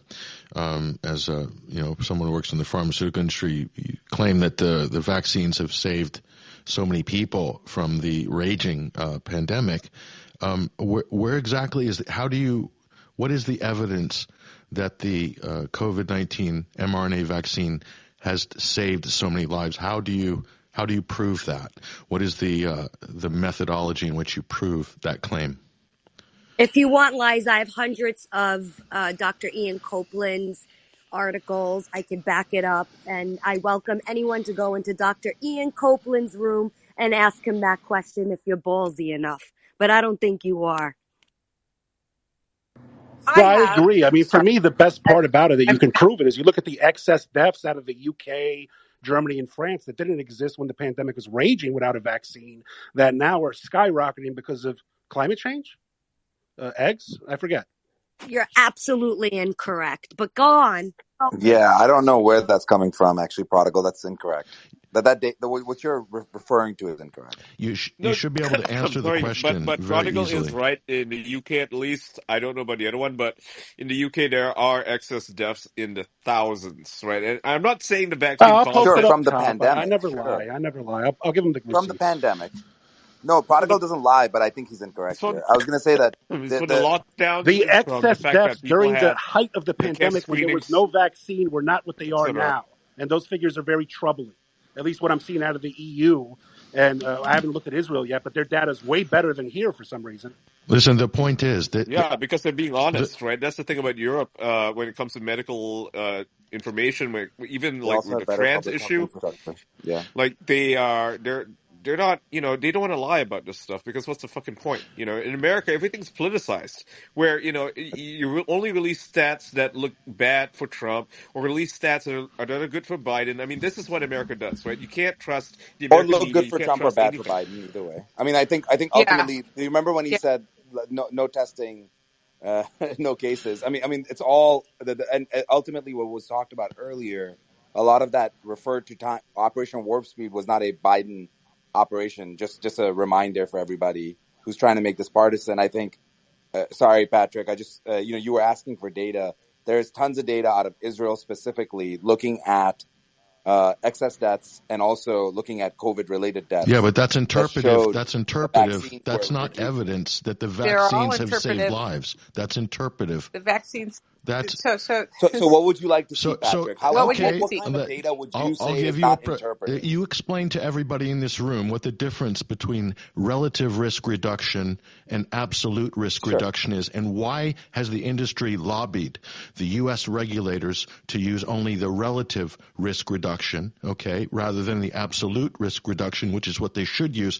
The absolute risk reduction is 1% effectiveness, less than 1%. The relative risk reduction is the trumped up 95% effective. You know that's true. Well, you know that's have true. to use relative risk Why are you reduction using? because Why it's is the the difference in industry? event rates between Why two is the groups. industry using a trumped up number that even the FDA has ruled is not supposed to be used, but only is used because of the lobbyist power and pressure that was put upon the regulator? So relative risk reduction, for people that are not familiar, is the difference between two groups in event rates specifically. And it's expressed, and this is the point that Patrick's making, as a proportion of the event rate in the untreated group. Is that the point that you're making, Patrick? Just want to make sure I'm actually understanding your exact point. Your point is that they are saying they're using a higher than expected event rate in the untreated group? Got on mute, Patrick. Patrick? Yeah, but this whole conversation is nonsense because the data is flawed to begin with. No, when they count anybody who dies within 30 Prodigal, days, we it's talk about COVID all death. kinds of things that are right? nonsense. When they don't count you as vaccinated. Oh, well, the mute button worked that time. Okay, sweet. Patrick, I'm going to let you respond to that first. You've absolutely pulled the wool over the public on that, and everybody knows it. There's multiple peer-reviewed papers about the fraud of using relative risk reduction to show, quote, vaccine effectiveness. Would you take something that was 1% effective? Because it's less than 1% effective, according to the absolute risk reduction. And nobody can argue with that. That's already been vetted multiple times. Well, I don't like those types of arguments where like nobody it's can a argue scientific that. Clearly, argument. people are It's going a to argue. scientific argument. Relative risk reduction. Oh, now we're speaking about the science. Yeah, wow, look at that. It is actual science. It is. Don't argue with the and science, how scientific guys. is the PCR test for generating your case data? How scientific? Is it a diagnostic test? No, it's not a diagnostic test. Of course it is. It's not. What it are you says talking on the about package right it's not a diagnostic test. The guy who invented it, who won a Nobel Peace Prize, said you can't use it as a diagnostic test. And you built a whole global pandemic. How did he win built a a Nobel whole Peace global Prize pandemic. Yeah, he won a Nobel Peace Prize for you build a whole global pandemic narrative on data from a fake diagnostic test that was used as a research aid, not as to diagnose. And Drosten's paper, has already been investigated and is being deemed a fraud. You do. Kristen Drosten's paper on the PCR test was peer-reviewed in less than 24 hours. It normally takes 8 months. You explain how that happened. I'm excited about the fact that we have a platform where people can have free speech and say whatever they would like. That's my only. Well, he's agreeing with Fauci. If you look up top, Fauci agrees about the PCR. Patrick, I don't know what to say. I mean, like you're literally. I'm giving you facts. Again, this is like I'm giving you facts, but they're very uncomfortable facts. This is not. He agrees with Fauci. That's what I'm trying to tell you. Patrick, I'm happy. Patrick, you were not in Ground Zero, Elmhurst Hospital in New York City, watching people die. Oh, but I spoke to somebody who was, and they shoved a lot of people. You spoke to somebody killed. who was. Listen, excellent. You Ground spoke Zero. to somebody who was. Excuse you me, were Liza. not in Ground Don't use Zero. your demagoguery. You were not in Ground Zero. You don't use your dead demagoguery victim narrative to shut this argument down. They killed more people with ventilators at Elmhurst that should not have died, giving them midazolam, end-of-life drugs, medical-induced, chemical-induced comas. They ran up their death count. Patrick, you weren't That's not true, there. Patrick. I'm so sorry, guys. I don't know. It's hard to argue with somebody. I like Patrick. Okay, good. Nice and quiet again. Okay, Patrick, I like Patrick's style. I like his style. I'm sure. I just I'm sure you do. But he's speaking untruths completely. I'm happy to. I am speaking truth. What are you talking about, Patrick? Guys, chill. He's not speaking untruths. First of all, look at what Prodigal put at the top. Okay, like the CDC's data says, that it's only 1%, guys. Like it's that 95%. That's not the point that I was actually referring to. I was referring to the commentary specifically around PCR testing not being a diagnostic test. There's been a ton of this being pushed around. We use PCRs as diagnostic tests all the time. Yeah, We've but what used it for amplification RSV. levels pre-pandemic? How many cycles did they run it pre and during the So pandemic? again, now this is a complete. Do you guys see how this is now? Again, we were talking about No, strawman I just arguments. jump in at I this gave a point. really. I'm sorry. I'm going to say this again so that it's clear. I gave a very specific example of something where PCR was used specifically for diagnostics before the pandemic. RSV. Liza knows. Spice knows. We did it all the time. Patrick, you were What were the incorrect. Can you say you were amplification levels? incorrect? How many Can we cycles actually did you admit do? on stage for the whole world to say that, hey, maybe you were incorrect? I'm happy to talk about relative risk reduction versus absolute risk reduction and why they actually use relative risk reduction, which, by the way, is how most of this is reported anyway. I understand that some people felt that that was incorrect. I agree that absolute risk reduction was 1%. Nobody said that, but relative risk reduction is actually the right metric at that time. And it was That's because we bullshit. actually did not know the That is hazard risk bullshit. of the pandemic at that time. That was the Yeah, point. that's why So they mandated it for kids when we knew early on that the I do not coronavirus or agree with COVID-19 mandates. was So, less so, harmful to so there's children no than the there's seasonal no flu. point at That's which why we we should have did that, mandated it right? for anybody. We should not have Hey, mandated it for anybody. All right. So I wanted to address each one of the points because I think what I was saying again, when you make 10 points, sure, 2 of them can be true and 2 of them can be completely incorrect. To They're claim always correct. that hospitals, I'm sorry. I mean, I'm happy to shut up then. Do you guys want me to stop? I'm happy to stop. No, talk. I'm just saying, continue. Continue. So I mentioned specifically about PCR testing. That was an incorrect statement. When it came to relative risk reduction, I actually agree with Patrick that now that we understand the hazard rate and the rate of adverse events from COVID much better, it makes way more sense to talk about absolute risk reduction.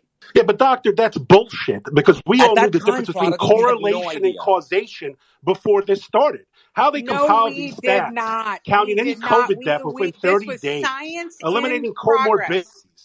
This was done in the U.S., right? So even the premise that we were basing our actions and our belief system on was completely fucking wrong. And that's eliminating the fraud incentives for increased payments for COVID treatment. I'm not even going to delve into that, but how they were compiling the stats to have gunshot victims and stage 4 advanced cancer victims who are terminal going to die any day, pumping up these numbers. And now they come out and say, well, look, you know, the people in the hospital, 60 to 90% aren't there really because of COVID. They just tested positive. They pumped this pandemic fear porn for years while trying to institute apartheid. Like, are you not seeing the bigger picture here? I'm just curious. Asymptomatic I spreaders. am seeing the bigger picture, and I actually do agree that we went too far. I don't think that a lot of they're still I agree denying with you on the children fear porn. organ transplants based on this fucking There's a vaccine. woman This is with a still heart ongoing. Prodigal. problem, Just right? like let's So Prodigal. You specifically made a lot around of organ There's a points, woman with a transplant. heart Doctor. problem in Australia who's trying to get a heart transplant, and they're denying her that because she doesn't have a booster shots. I mean, and this is ongoing. And you know what's worse is the fucking hospital bioethicist responded to the Twitter thread saying that this is his recommendation because he doesn't think that she's worth it because she's, That's not what unwilling to Nathan protect said. her I life. actually know Nathan. I don't think that's fair. Ian, do you mind No, the if guy's I? a fucking ghoul. He's a fucking monster. And every time I read these Can I? bioethicists tweeting, putting stuff out on Twitter, it's like they're death panels. They think they're better than everybody else making these That's not true. decisions. They're That's not fucking true. So disgusting. No, Ian, they should all be can I just fired. at least lay No, out the case? they should all be To fucking be honest, fired. I think Go it's a ahead, They much Doctor. more have no Okay. complicated. goddamn place in medicine at all. They do not value human life. They look at people as if people are numbers. I think that's a fair It's point. even worse than that, Ian, Ian, I'm because if you sorry. look at I want to Wisconsin, respond to Ian's commentary specifically about that because I do know Nathan, and I think I saw the messages between you guys, and I wanted to respond to that. Ian, is that okay if I specifically address that Yeah, one? go ahead. Yeah. Yeah. So one of the challenges that Go exists ahead is and that defend Dr. Mengele, too. I'm not going to. I actually don't agree with Dr. Mengele, but that was not the point. The point was specifically about that, what he was referring to that I think perhaps was misguided in terms of the way that he said it, was when people are making these decisions about organ transplants, there's always other patients that are waiting in line as well. And I think so we do this, for example, and it's awful, but we have to because it's a scarce resource. And so and again, I don't actually know where I even stand on it. I just want to give it daylight what he was trying to say, What he Oh, was I trying to understand say. it's a scarce resource, and obviously you wouldn't want to give, a heart to Well, someone now who's imagine like that there's another almost dead or patient. something, or so like a drug addict. But this person, It's the a only long reason, process when you're on the list and are selected. You have to go through a number of yeah, procedures, tutorials, etc. So there were people who were lined up to get these organ transplants who were outright refused. You know, it's a little bit more than that, right? So again, I actually don't know where I actually stand on this, and I have to be honest, is because I don't think I've actually sat down and thought through it in complete yeah, detail. because like there's a difference between rejecting someone for a heart transplant because they're like a drug addict, and they're addicted to Yes. fentanyl or something. Obviously, they're not a good But if you're candidate. going to be immunocompromised, Ian, right? If you're going to be immunocompromised, now people can say whatever they want about healthy people getting the vaccine. I think there should be informed consent, especially now with the actual virulence of the virus. But I think that when it comes to someone who is on transplant meds, which are severely immunocompromising, I think it is worthwhile asking, are they putting the organ at risk? And is there another patient that would be at less risk and therefore increased chances of that organ that is being donated being used appropriately? And there are people waiting on the list. I think it's not it's not as clear cut as you're making it sound, Ian. That's my opinion. I don't know if there's a clear answer. I'm just saying I it's don't not think as it's clear fair cut. to her, given that we don't have the kind of statistics to make that determination that her not getting the COVID vaccine would put her at more risk than, say, someone who did get a vaccine. I mean, these are assumptions that So she and if all there these other was data, bioethicists are making, which is unfair to her, right? I mean, I think this that's is a fair. new, That's this why is I a was saying it's a completely new little bit more vaccine. complicated. There's not There's no enough high data for quality it. data. So Yeah. they shouldn't Yeah. even bring it into consideration. I think that them No, denying I agree her with that. Yeah. this heart, given that she has waited for so long, is fucked And we up, don't have right? data actually on transplant success with patients that contract. I mean, you can imagine, just so COVID is a vascular disease, right? And so when you put a transplant, you actually like reconnect all of the circuitry and vessels and the plumbing. And so if they have some sort of microvascular impact from COVID itself, which we know it does, especially in long COVID, that is the logical basis behind it. But again, I don't think I there's get large that scale there's a studies. logical basis behind it, but there's no scientific basis behind it. There's There's no no empirical objective data. No, basis you're behind right. it. There No, is there's no no empirical evidentiary data. basis behind it. That's I my agree. issue with it. They shouldn't be making these decisions like that. It's not fair to And anyone it's like who's on that the person's list. entire life. Yeah, no, I Yeah, understand. she's probably going to die now because she's been Ugh, rejected, right? yeah. And they've signed her off as a death panel. That's why I call them ghouls. It's like they're making these determinations not based on any scientific evidence. They're simply basing it on their logic, and it's But not Ian, fair. it's even worse than that. I mean, there's lawsuits in Wisconsin. They had a point system that even if you were a white child, your odds of getting life-saving COVID treatment, not the vaccine, actual treatments, whether monoclonal antibodies, etc., was reduced compared to non-whites. You automatically got 4 to 6 points on a 10 to 12 point scale. I forget. I got to look it up. That's right. Just if Yeah. you were a minority. I mean, this is stuff that's not even based on public health. These are the same people who wouldn't let you bury your dead, kept your kids out of school, but told everybody else, yeah, you can go and have the Summer of Love 2020 riots in the street because, that overrides this deadly virus that's killing everybody. I mean, we couldn't bury our dead, but I saw George Floyd buried more than the Queen of England. I mean, this is, you ask, where's the trust? These are supposed to be medical, scientific institutions, non-biased, objective, and it's clearly not the case. And if you're saying it is, then, we're never going to agree, right? We're living in two different worlds. And Prodigal, I think that is where the institution of medicine has failed. Thank you. Well, we can all agree on something. I'd like to go to Zach, and then I'd like to go back to, let's see here. I think Zeke wanted to speak, and then Patrick. Thank you, Ian. And I want to thank everyone. We're arguing because we care, not because we don't care. And it's really important that the left and the right can come together and sort of have this discussion. I do have something to add about randomized control studies. Look, these are the gold standard for any drug, except when it comes to vaccines and biologics. And it's very curious why, vaccines have to be tested against other vaccines instead of having a control group. And so I went out in search of a doctor that had actually done an RCT. And what I found absolutely shocked me. So I'd like to just play this because I think it will be shocking to a lot of you guys that haven't seen this before. I'm sorry, Zach, who's speaking? Yeah. What's up? Here. Who's the doctor you're referring to? This is Dr. Paul Thomas, and what I'll just give you the synopsis. He actually attempted to perform an RCT, and in this video, he got shut down, and he got his license threatened for removal, and the only way that he got it back was on the condition that he abandoned his vaccine research, and he ran a clinic, and so he had a population that was unvaccinated. And the regulatory bodies came down so hard that if I were to just say this myself, people would probably not believe me, which is the reason why I want to show you guys in his own words what happened. No, I believe you. Yeah. So if I can go ahead and show the video, or at least play it. Yeah, go ahead and play it. Yeah. Doing a vaccine versus no vaccine study, and what happened after that? Why don't you tell us? So 2016, I published the book, The Vaccine Friendly Plan. The Oregon Medical Board started coming after me just month after month with new complaints. In 2019, they said, prove that the vaccine friendly plan is as safe as the CDC schedule.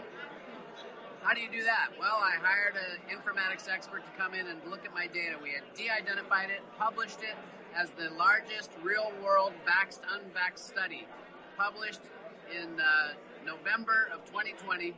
5 days after it was available online, the Oregon Medical Board yanked my license. It was an emergency suspension. I was a threat to public health. So I lost my license for 7 months, got it back on a technicality because they actually removed my license without any charges, which is illegal. So I'm back practicing with some restrictions. I'm not allowed to talk about vaccines. I'm not allowed to see well children. I think because apparently they're worried I might corrupt the minds of parents who want informed consent. That's all we do in our office. We provide the pros, the cons, the alternatives, and parents get to decide. That's no longer acceptable in this country. You have to follow the CDC schedule, or most practices will kick you out. You're not allowed to come to that practice. That's not good medicine, folks. Anyway, watch Against the Wind, Doctors and Science Under Fire. You can get there at doctorsandscience.com. Thanks for your attention. Ray, what's your... Anyway, so that's, hey guys, that's the video. I just want. I'm sorry, Zach. Was this regarding the COVID vaccine or all vaccines? It sounds like it's all pediatric vaccines. This was pre-COVID, so this was for all vaccines. This is pre-COVID. Yes, and so okay, yeah. So this physician did not believe that children should get vaccines. He wanted to do a test to see whether, like the polio vaccine and other ADHD and all these things that he was seeing was, what was the incidence of these a broad spectrum of diseases with the vaccinated population versus the unvaccinated population. And they yanked his license and said, you have to not talk about vaccines if you want your license back. And that was the condition that he agreed to in order to continue practicing medicine and run his clinic. And I'm not going to interpret what that means for you guys, but I just wanted to add that aspect, that little data point for you guys to consider. Yeah, just to be clear, unlike the COVID vaccine where there needs to be more informed consent, when it comes to children and their vaccine, it's pretty well established that is the clinical standard that's been going on for years and years, and there's little to no data behind why children should not be vaccinated. In fact, the one proponent of the theory that MMR vaccines were connected to autism not only does not have his license anymore, he actually had to redact his study because it was completely falsified. Yeah, and and for all of you who are talking about the Lancet, that article was published in the Lancet and was not retracted for 12 years. Didn't they also publish an article by like some porn stars or some porn writers? Yes, so that was the hydroxychloroquine article that got because Trump said I got COVID, I took a hydroxychloroquine, this, that, and the other, and they 6 weeks later came out with an article that said that in 96,000 patients around the world, hydroxychloroquine didn't work. And it turned out... Was that also the Lancet that did the 180 on the Barrington Declaration? I'm confused. Is that the same Lancet? Yes, it's the same one. But the hydroxychloroquine article was... the data came from a group called Surgisphere. And when people around the world said, well, we don't understand how 6 weeks after this disease outbreak happened, you have confirmed data in 96,000 people around the world that Yeah, when we this, don't even have testing. yeah, exactly, that around the world that a hydroxychloroquine doesn't work. So show us your data. And they couldn't show the data. And it turned out that they didn't have the data. And the people who made up the group, Surgisphere, was a cardiologist, a science fiction writer, and a porn star. Or she may not have been a porn star, but like a stripper or something. Sex worker. But Yeah. what that did, though, was so hydroxychloroquine, I actually don't think works for COVID. I think in vitro it works, but in real life it doesn't. Well, they've The done reason, studies now, Liza.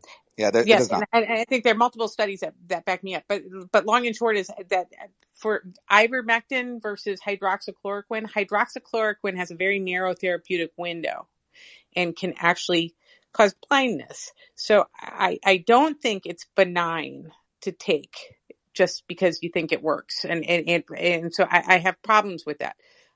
Because my philosophy is first do no harm. Ivermectin, I don't care. I don't care if somebody takes it or not. So anyway, long and short is that the mainstream medical journals got politicized.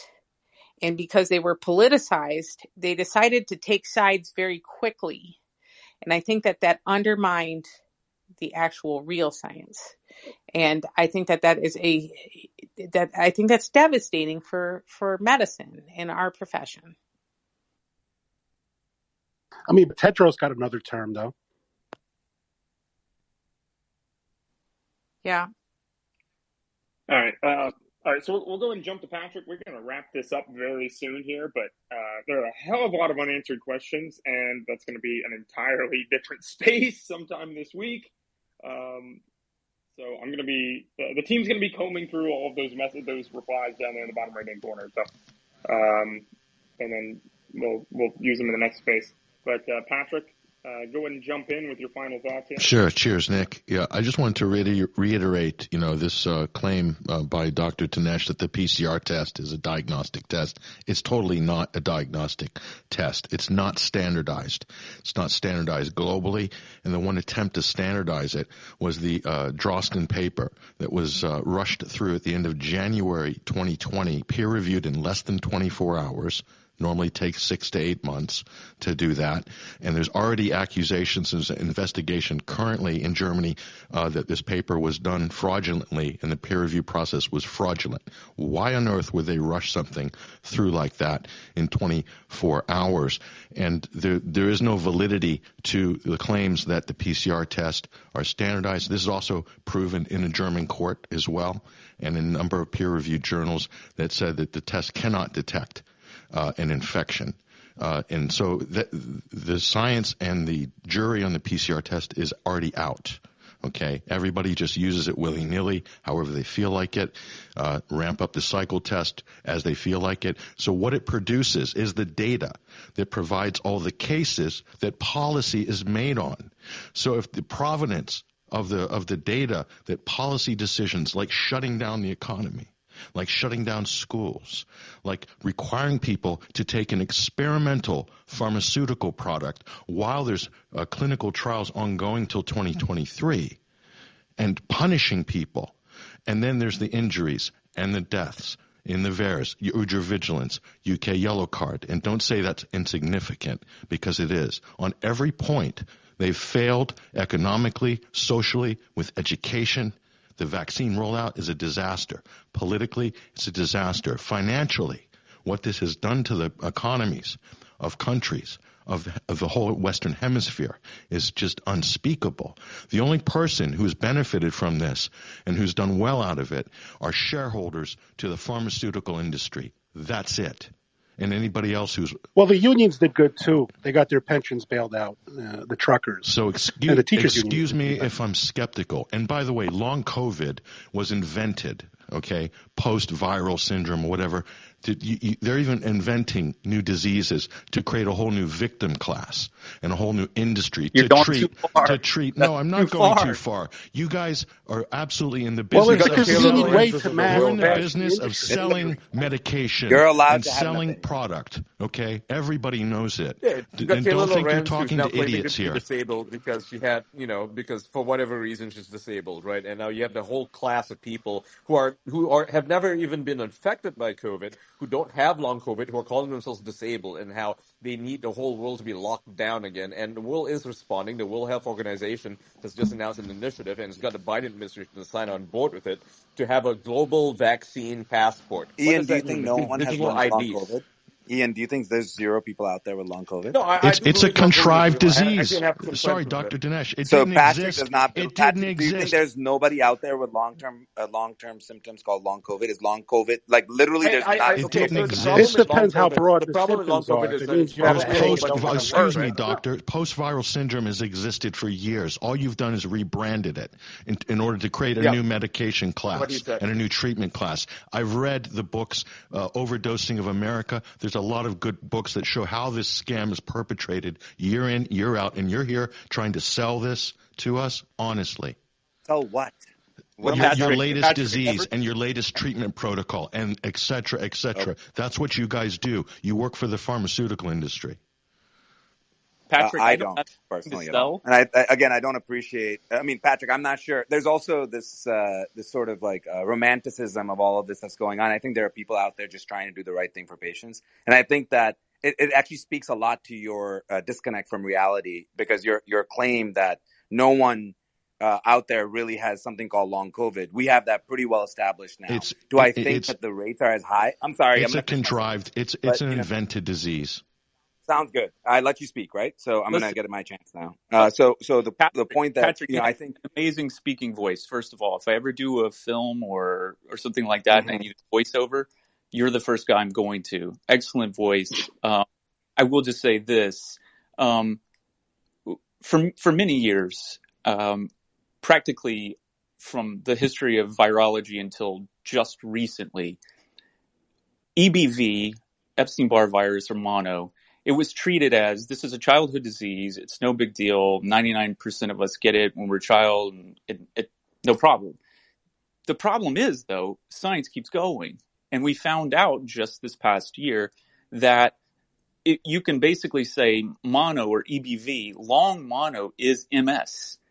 And so the number one threat to, you were talking about organ transplants patients earlier, the number one threat to them is cytomegalovirus, which again is one of these viruses that's treated like it's no big deal in childhood. And if you have a healthy immune system, you can control it. The problem with COVID is that it depletes your T cells. And I'm just warning you, whether you believe me or not, it's fine. I'm just telling you, if you don't have T cells, all of these viruses, bacteria, fungi that your body is keeping suppressed, cancer, things of that nature, that's one reason why you see such an explosion of post-viral illness, because guess what? You don't have T cells to fight them. Your immune system has been aged by approximately 10 years. I'm not a lockdown guy. I'm not a vaccine mandates guy, so you can't say that about me. I'm also not selling you anything. I'm actually trying to tell you something that would protect your own health and well-being, because this thing is neuroinvasive. And until that's why we called it Chinese AIDS. I mean, there's a substantial overlap. And again, I was one of the first to say this. I've taken a lot of flack for it. This is why people think it was engineered, right? I mean, didn't one of the guys who discovered AIDS actually say that it looked like it was engineered? Yes, and there was also one of the first people to sort of pull the kimono back, so to speak. In March of 2020, was one of the leading geneticists at the leading research hospital in Prague. She was asked on Czech television what she thought about the virus when she looked at it under a microscope. And she said, if you're asking me, I'm just telling you, I'm not trying to cause controversy here, but it looks modified in some way. To that end, Ian, great point. If you look at what is China doing right now, the drug that they're deploying right now is a drug that was manufactured for HIV. And so I'm just trying to warn people that we're talking about this as if it's already over, rather than we're It's only... airborne AIDS, guys. I mean, like, even on day one, when scientists first discovered, COVID, and it was infecting everybody, one of the first few things they found out was that it destroys your T cell count, right? Completely. Well, yeah, there was also the Australian trial that failed because people in the vaccine trial were testing positive. So I'm for HIV. confused. Do we think it's nothing, or do we think this is airborne AIDS? I'm so confused right now. Are you guys gonna? And by the way, I shared. No, I just made a reference to an Australian failed vaccine rollout. That's all I referenced.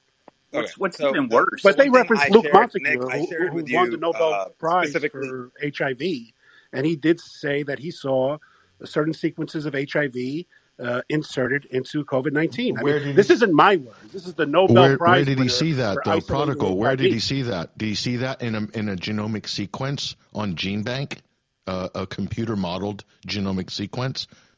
That's where he saw it. I mean, I don't recall. That's a metagenomic sequence. He's dead now. It's not a genomic sequence from nature. It's been computer modeled in silico, which means in the computer. So this is what they're arguing about: computer models. Understand wanted that. To also address. I know before Kyle jumped in, wanted to address the commentary around long COVID. I think it's incredibly important to actually use evidence again, and this is from BM. I shared it with Nick. Nick, if you could post it, that'd be great. I can't post it up directly, but BMC Neurology, again, not in the U.S., nothing connected to any government organization. This is a study that was done independently on patients that they called long haulers, because that's what they called them in Europe. And this specific study looked at 3D VBMs. So they looked at, again, as I mentioned, it's a vascular disease. People that complained of brain fog actually had reduction in cortical volume, specifically gray matter. Patrick, I posted the site up top for you. I'll see if I can find more info. I have more information. So this is really Prodigal, if you want anything on the back channel, I can give you more on metagenomic sequencing as well. And I'd appreciate it. Just wanted to address that commentary that long COVID is nothing. I think that's absolutely ridiculous. We have multiple studies, not just one or two, multiple studies from across the world looking at brain scans across multiple different types of brain scans, showing that there is a reduction in cortical volume, specifically gray matter volume, and that there are early signs of vascular inflammation in the brain. So to try to act like it's nothing it's okay. You have your opinion, and that's okay, but it's an incorrect opinion.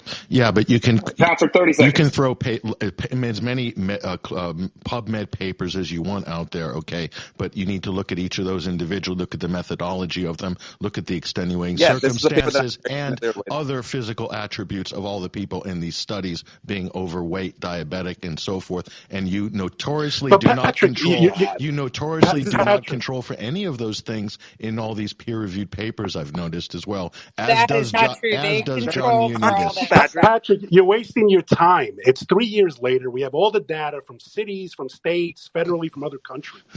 At this point, they are well aware that the average COVID death was above the lifetime expectancy in most nations, and they shut down the entire country. 81 years old.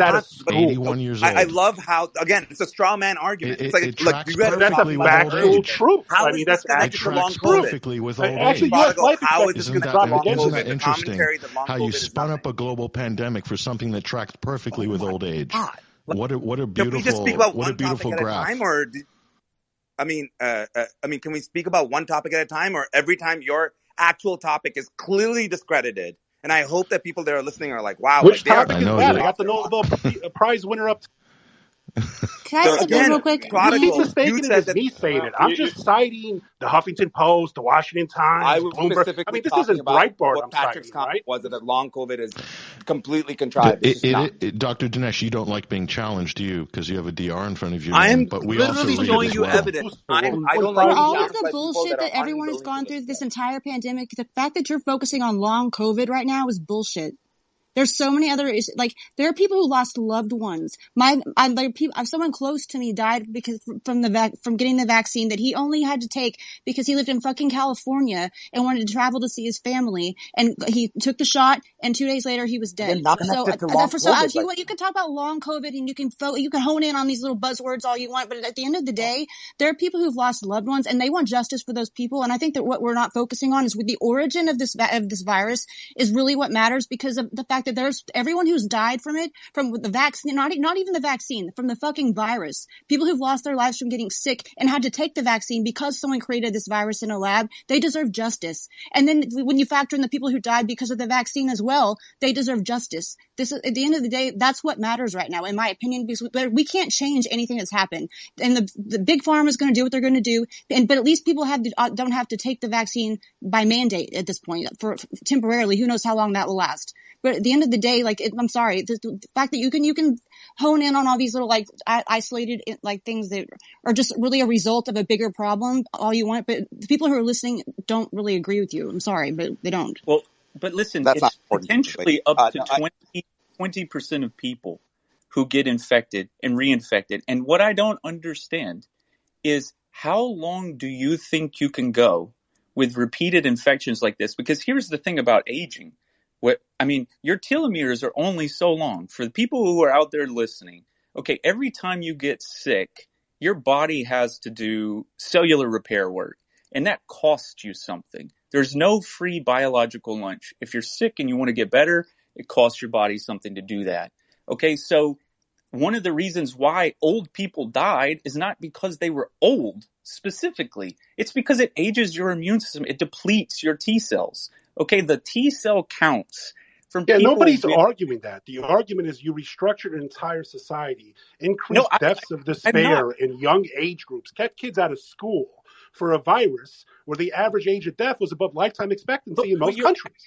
When you say focus on one issue, when this issue dominated all issues in all aspects of your life, you cannot say that. And when you talk about infection, right, multiple studies and multiple experts have come out, initially warning about ADE, then now it seems tolerance is the issue. But studies are starting to show that not only are you getting negative efficacy against COVID in this virus, but they aren't doing studies to see how your immune system, innate immune system, is doing against all other potential viruses, right? There are issues here when you're talking about it like it's settled science, and it's not. And you kept kids out of school, and you starved people into submission. And until we deal with this, Tara's right. We all know this. I mean, you could frame it, spin it, however the hell you want. But what was done, in my estimation, was crimes against humanity. And all these people still championing this bullshit. Let me tell you something. In all of human history, if you studied it, other than Carthage and the Phoenician colonies, have I never seen an adult population sacrifice their children? I mean, you have mentally stunted and handicapped an entire generation, ignoring the test scores, ignoring the studies that say you age their brain 3 years as if they were in a war zone. There needs to be a real mea culpa moment, or there's going to be issues overall, because nobody trusts anything anybody's saying anymore. And that's not because of us. But yeah, this is not an us versus them problem. This what's annoying to me? When they starve my friends and they kick out the military and they shut down family businesses that last generations, and I can't bury my dead. No. At that point, lines were drawn. Brother, what's annoying to me? What's annoying to me is that we still don't have a proper vaccine, not one that can actually cure and stop this. Right? It doesn't fucking work. Which pisses me off. It's like, so we went through all this hell, lockdowns, losing our jobs, et cetera, et cetera, et cetera. And what was it for? It made the world worse, because now they have more control over us more than ever before. If it wasn't for Twitter, God knows where we'd be having these conversations, right? And that's the world we live in right now, where, the people are poorer than ever, right? The transfer of wealth from the middle class to the BlackRocks of the world has been immense, unprecedented, to the point where they can actually usher in this whole great reset bullshit that they keep talking about. And now with all this crap that's going on right now, whether it's Ukraine, whether it's these environmental disasters, whether it's these, poultry farms burning down, it's like, oh yeah, so we are going to end up eating the bugs because we won't have a fucking choice. But Ian, and I respect and agree with you that we're in the worst of all worlds timeline, in the sense that we locked down, we didn't have a winning vaccine, and not only was it not winning, but there are lots of detrimental side effects, especially depending on your age. What I'm trying to say to you guys is if you think we've sacrificed everything to Moloch, there's much more. I have very small children, one of whom was just born recently. And I'm trying to tell you, if you see cortical brain mass shrinking in adults already have a functioning immune system that has seen many pathogens over the course of their lifetime. These children are experiencing rapid immune system aging. The reason why you can't always see it is because they're so young. Are you blaming all that on COVID? Kyle, are you blaming all that on COVID? Are you serious? Are you really serious? What about the lockdown? But the insane part is he's not no even addressing the multiple studies that have shown immune imprinting is a big issue with this. It's a big issue, right? This isn't something that's theoretical. They are showing it. They're showing negative efficacy, etc. So what are you going to do? Give the kids shots every 6 to 8 months till their immune system shuts down, ignoring the serious adverse events that usually occur within the first 2 to 3 weeks. Right. So what's your solution? We don't have the data. So if you're not giving us the actual data to make a logical, multifaceted decision regarding what is a net good or positive for this group, I can't listen to you. So, Practical, what's your solution? What's your solution? I mean, you could absolutely increase indoor air quality. The things that we know about the virus is this, right? It spreads poorly outdoors. We are so weak and impotent that we can't have things outdoors. There was a study done on the SEC football season where they thought this was going to be a super spreader event week after week. Oh my God. And what actually happened was instead of it being a super spreader event, the virus counts went down each week because it was held in an outdoor stadium. The indoor air quality, ventilation, things of that nature. If you're going to UVC, which, when Trump talked about they have these lights, these disinfectant things, that's what he was talking about. He may not have articulated that very well, but that's a real thing. And just say to yourself, how in the world did Dana White at an organization that it's a combat sports organization, how did they develop a place where they could have fighters from all over the world come and not one of them get COVID? It is possible without locking people down. But you're right. Kyle, everybody is going to get COVID. When it's in the deer population, in 40% of household pets, in freaking gorilla type pets, dude. Everybody's going to get COVID. And if anything, since the vaccine rollout, certain nations hit new records in both COVID cases and COVID deaths. So when you're making this type of argument, I'm just curious, what are you actually basing this on? I'm basing it on all of the data that has been done on indoor air quality, the engineering work. No, but you're saying, you make it sound like you're going to COVID is here. You're not getting rid of COVID. He's out of the bottle, my man. The solution is to stop provoking viruses in a laboratory. That's what the solution is. It's for scientists to stop fucking with viruses and like leaking them, whether accidentally or intentionally. I'm not saying I know which one way or the other, but what we do know is that they could stop doing that or be much more like cautious about it. We know that the CDC is notorious for having serious problems with their biosecurity, and they're leaking, like sending things like smallpox to children's hospitals by accident. Like we know that they are having ventilation systems. No, hold on, or having ventilation systems. Vaccine damage is real. No. I'm speaking. No, I am. Lab leak is speculative. Let's talk about what's real. And there's people getting injured and dying what's now real is that from a vaccine, and not from a theoretical lab leak. Okay. Prioritize. What's real is the fact that they are provoking viruses in laboratories to study them in ways, and they're not secure enough to do that because human error is rampant. The vaccine rollout is real. The vaccine injured are real. No, sir. They're in the millions. Yes, they are. They're in the millions. Yes, they are. And what I'm saying is that in 2014, if you go back and watch, it was a hearing done because the CDC was shut down because of their poor biosecurity, the poor lab safety. That's not a problem, though. That's not a problem. The problem is getting injected into everybody's arms. That's the real problem. Well, no, but the mandate. That's the real bioweapon. That's the real problem. So, sir, I'm And so the real problem is don't mandate it and then give people the option to say, no, I don't want the vaccine, or they can take it if they want to. Then that's the only solution, is don't mandate it. Or, and additionally, they could not provoke viruses in the first place. And this is not speculation. There's it is Harvey speculation. I'm sorry. There's no evidence that Harvey that's in Feinberg. nature. No, but we have Harvey evidence Feinberg. of vaccine injuries and deaths. There's a big difference. So Harvey Feinberg talked about it in a symposium in Germany in 2014. He was talking about the fact that it's called the attribution effect, and he said that people are more likely to accept a something that happens, like a virus that occurs in the wild, than they are from something that happens in a laboratory. It's called the attribution. It's called theoretical. The attribution effect. It's theoretical. It's called the attribution effect, and he talked about it. Vaccine injuries are not theoretical; they're real. I'm not saying they are. My ex-boyfriend's father died from the vaccine. I'm aware of it. Trust me, I'm on your side on this one. So trust me, I'm aware.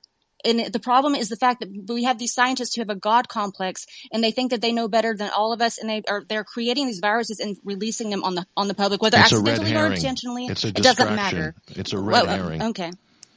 And it's causing whatever it's it is, whatever it is, people die. Gaslighting, keeping people away from the real problem, which is right in front of our eyes, and everybody knows it. Whatever it is, people are dying. Patrick, to be fair, we can walk and chew bubblegum, right? If the whole world shut down based on a pandemic, and we know that U.S. agencies in China and other countries are funding this type of gain-of-function research, which is risky, which could cause a problem if it leaks out. This needs to be delved into just as much as anything else. No, it doesn't. Right? I agree with Tara on this point. I agree with the sentiment, Prodigal, but it's not a threat. It's a theoretical, speculative threat. The vaccine rollout globally, an experimental pharmaceutical product with a nanolipid package that is toxic, that is causing massive deaths and injuries as a result of this unregulated, but they could only product. do that under that the guise is a of the cover of COVID, right? The vaccine rollout is a biblical event, okay? Lab leak is theoretical. We got to prioritize. I don't disagree, Patrick, we have to prioritize. It was rolled out under the guise of COVID, right? It was rolled out under a fake pandemic, health safety, global emergency. A fake pandemic, it's cause and effect. A PCR pandemic. Okay, understand so wait, Patrick, COVID is real. COVID has killed millions of people. It happened. Okay, you can have. How do you determine a COVID death? No, sorry. How do you determine? No. Can I speak? You're like literally trying to steamroll everybody. Please let this lady speak. Please let me speak. Yeah. Okay, long COVID is real. I know one or two people with it. It's very sad. I mean, they're having brain fog. They have all sorts of weird things. Doctors don't know what to do. Hopefully, it will resolve after some time, or they'll come up with treatments. But it is real. I will, let's come to maybe a common place here. I think that we need to work on safety in our labs just in general. I am, dismayed if Wuhan labs were not at the level they should be. I also think we have to really think about the fact that pandemics come a lot from animals. I'm not saying this one. I'm just saying in general. We have H5N1 out there. If it spreads to humans, we are in trouble. And we need to really talk about how we deal with things, how we keep ourselves safe. What are the mechanisms, whether we should be banning sort of, animal places like the Wuhan animal market, et cetera. What can we do to stop these things? Because ultimately something could come along that will really kill us in percentages that we don't even want to discuss right now. Fear-mongering. Now, I agree with Kyle. Theoretical fear-mongering. You're totally fear-mongering. You sound like Bill Gates. Come on, Patrick. Patrick, can I please finish? I agree with Kyle. I do think indoor air discussions need to be had and in a much larger measure. I think there are things we can do that we haven't done, and I think we have to look into that. So maybe there are places we can all agree, but we should really be worried about the fact that because with air travel and because of the way our world works, that things could happen that will have what I would actually term a global effect that would be, I don't know that we could ever recover from. So I personally, I agree with some of you on pretty much everything, but all of you probably on nothing, not everything. But one thing I was going to bring up is, I think we actually have to have a broader discussion around how the peer review process goes, how we're actually publishing some of this data, because right now, someone's publishing an article that refutes something else in another article. And I think that we need independent bodies. And again, I think, we can't assume that pharma will have our back, right? We know that is not true. There's many, many examples of that. And so ultimately we need more independent organizations. FDA cannot be a revolving door. Tyra, I understand your point, but there's a reason why people are incredibly skeptical right now. And it's because, for example, the head of the FDA worked at Verily. There's all of these other revolving door policies. And if you keep looking at this, it is all rotted to the core. And it's okay to say that. By the way, without this type of platform, a lot of doctors would not say that. But now doctors are saying it out loud that there is a real problem. You know how we plan for the next pandemic? We go back and fix all of the institutions around science and have a deeper conversation around this. I think, Yeah, just but wanted to doctor, that a little all bit on the the gain of world function. leaders at the G20 just signed the declaration doubling down on vaccine passports and everything else. So And it's that's all correct. fine and dandy. We're talking about this, but it seems that a lot of our leaders and unelected bureaucrats and all these other people seem to be guiding policy overwhelmingly against what the population I wants. challenge you. For example, the new potential WHO, not even a treaty, guidelines does not say that the United States had to give over control to the WHO. It doesn't say that at all. I can read you the specific I didn't say language. that. I said they No, what signed I'm a saying is, but declaration at the G20 I doubling understand. down on these very Hold it. harmful I policies. am going to That's what I challenge said. you The then to video's up speak there. out when you hear people who are on this stage have said you should speak out and say, no, that is not true. Because one of the things we have to do is hold ourselves to certain standards as well. So I appreciate the vaccine. I've taken the vaccine, but I'm not going to sit here and shill for pharma companies necessarily. I'm not paid by them. And I agree with Dr. Nish that, basically everything is a revolving door. Oil and gas is a revolving door. All of our senators, congressmen, everybody goes into lobbying. I mean, it's sad, okay? So I think we all have to challenge ourselves, maybe even more than we want to speak out against the people we might even agree with. Does that make sense? Thanks. Sure. Good debate. I still have to, continue this hour-long rap process, it seems that we're doing here. So Zeke, anybody that I go to right now, I'm going to give you 60 seconds. That's how we're going to do this. Welcome to the stage, Grant, by the way. Zeke. Yeah, appreciate it. I mean, Patrick, I think the biggest thing for you that you might want to look at is, Fauci's guilty conscience after he was made aware that, this looked like potentially an engineered virus. The way that they organized the cover up and the immediate aftermath of him being made aware that it was an engineered virus literally says everything about the fact that, it was a real virus and they were really trying to cover it up. Kyle, I think you actually do sort of have a point about indoor air quality. Have people in my family affected by, black mold and things like that. So yeah, we can focus on things. This is a solution. We can start looking at things like that. There's a couple other things, but I forgot, and wanted to thank you guys for having the space and appreciate you letting me speak today. Thanks so much. Absolutely. Thank you for coming, Zeke. You've been, really great here. Look, we've heard a lot from we've heard a lot from you guys on stage here. Yes, we have. So what are you gonna do? I guess. Are you asking me a question? What's your closing thoughts? Oh. Well, I think I said enough tonight. Yeah. So let's just close it down. Grant, you want to say hi for 30 seconds? Yeah, give me a second, guys.